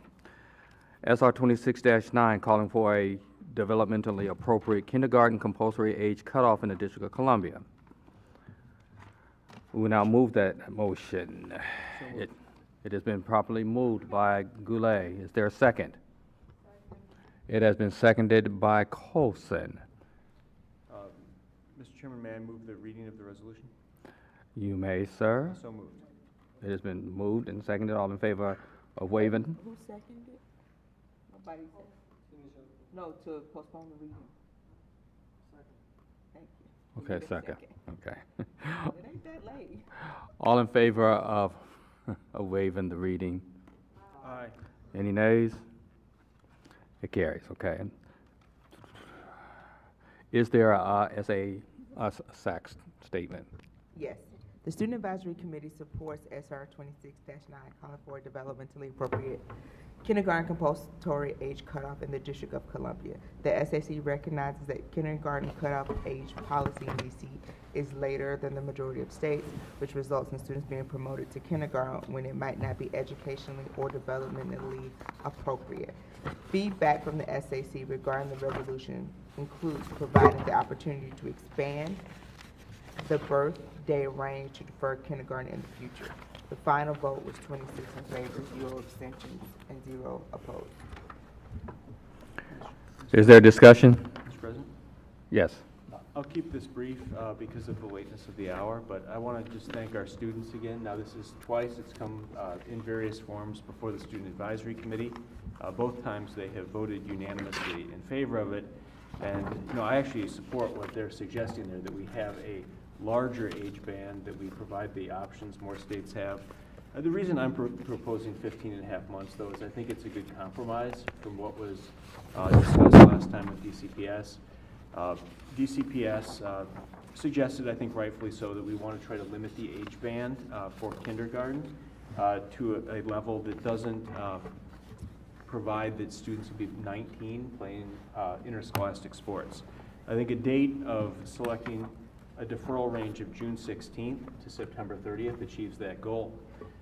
Further, I think this is extremely important just generally because every other state in the country with a date for kindergarten as late as ours has recognized that parents may have a child who is either born early or has developmental delays, who it's just not the right time to start that child in kindergarten. So every other state except the District of Columbia offers the ability to either not attend kindergarten or to waive kindergarten for a year. Virginia has the same date we do at 9:30. A parent from any reason may choose to waive kindergarten for 1 year, just on request. Maryland is a little stricter. So Maryland is a month earlier than us, but what Maryland does is it allows a parent to waive for a year, but they have to have the child in a academic pre-K. And that was something that was really important to Representative Best last time, and it's important to me, is we don't want these children just sitting at home. We want to have them in a pre-K setting, learning at a grade level that's developmentally appropriate for them.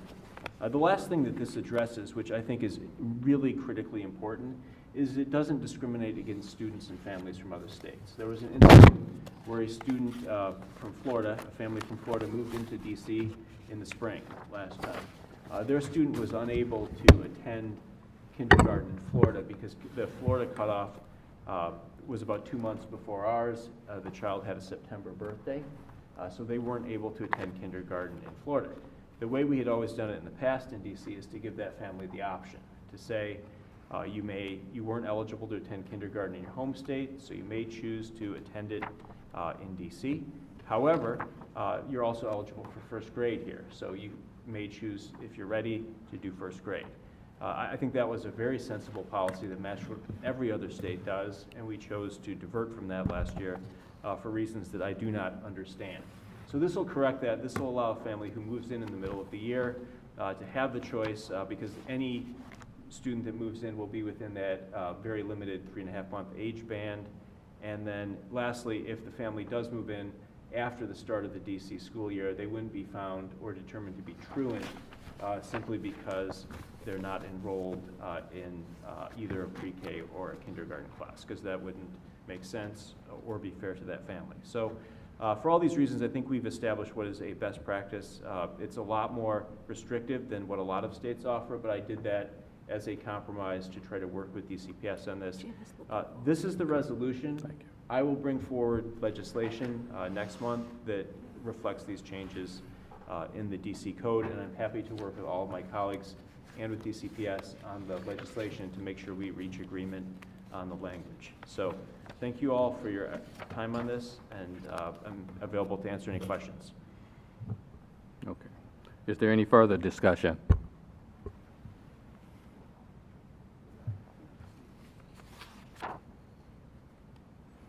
Okay.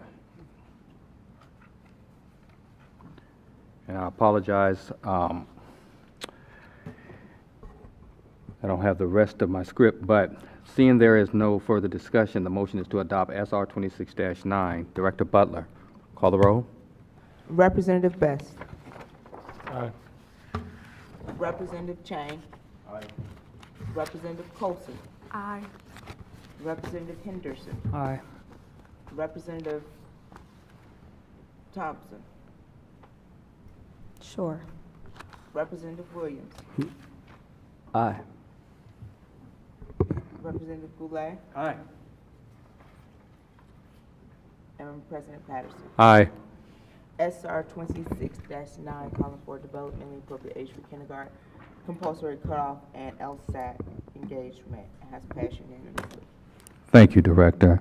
Now, in previous meetings, there's usually a long, nice statement that we say as we get ready to move toward adjournment, I believe, but that is not in the script this evening. So what's left are asking if there are any new business items before adjournment.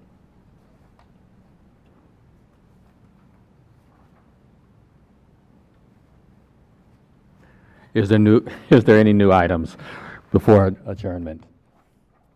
I was trying to let our Vice President see if there was any added to his. No. Okay. We all have the exact same copy. Thank you. I don't think it's a new item, but I do think we need to follow up, given, at least I was surprised of what we heard about the principal at Logan. So look forward to the board following up on that item. Okay. Thank you, Representative Thompson. Any other new business items? So, I'm sorry, I just want to be real clear, because we gotta be real clear with the action items. When you say follow-up, are you saying you wanna put this on the working session agenda? Do you saying that staff needs to send email? What is the what?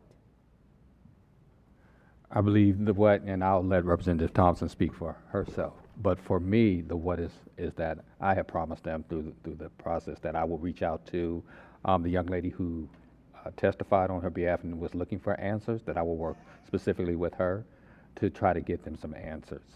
So it's a more of me. You personally, not the board, will be looking into this issue for this individual witness? With that particular witness, I'll take that responsibility. Yes, but Yes. that is one thing, but what Representative Thompson has said is that we should look into this, and she said we, and I Okay. just don't know what that means. Or what people hope, we can put it on the working session agenda, or if you all wanna follow up with, we don't know what that means, and then if something doesn't happen, I don't want it to come back to staff, well, we said we will follow up, but there's Right. no clarity I on don't what think this follow-up is, I don't think this is a matter yet, to be placed on the staff, because it is a personnel issue, and we don't know enough to know what the what is. And so I'm just noting, that when we voted for the resolution, it was very celebratory, but there are some things that seem not as celebratory. And so we have some research to do, so we can then have a plan of action, Right. since we went on the record celebrating that someone was leaving. Right. And I can appreciate that. So, is there any other new business before we move to adjournment? I don't see any. Checking twice. I will entertain a motion to adjourn. It has been moved second. Second. It has been properly second. All in favor of adjournment? Aye. Aye. Any nays? Abstentions? We are now adjourned.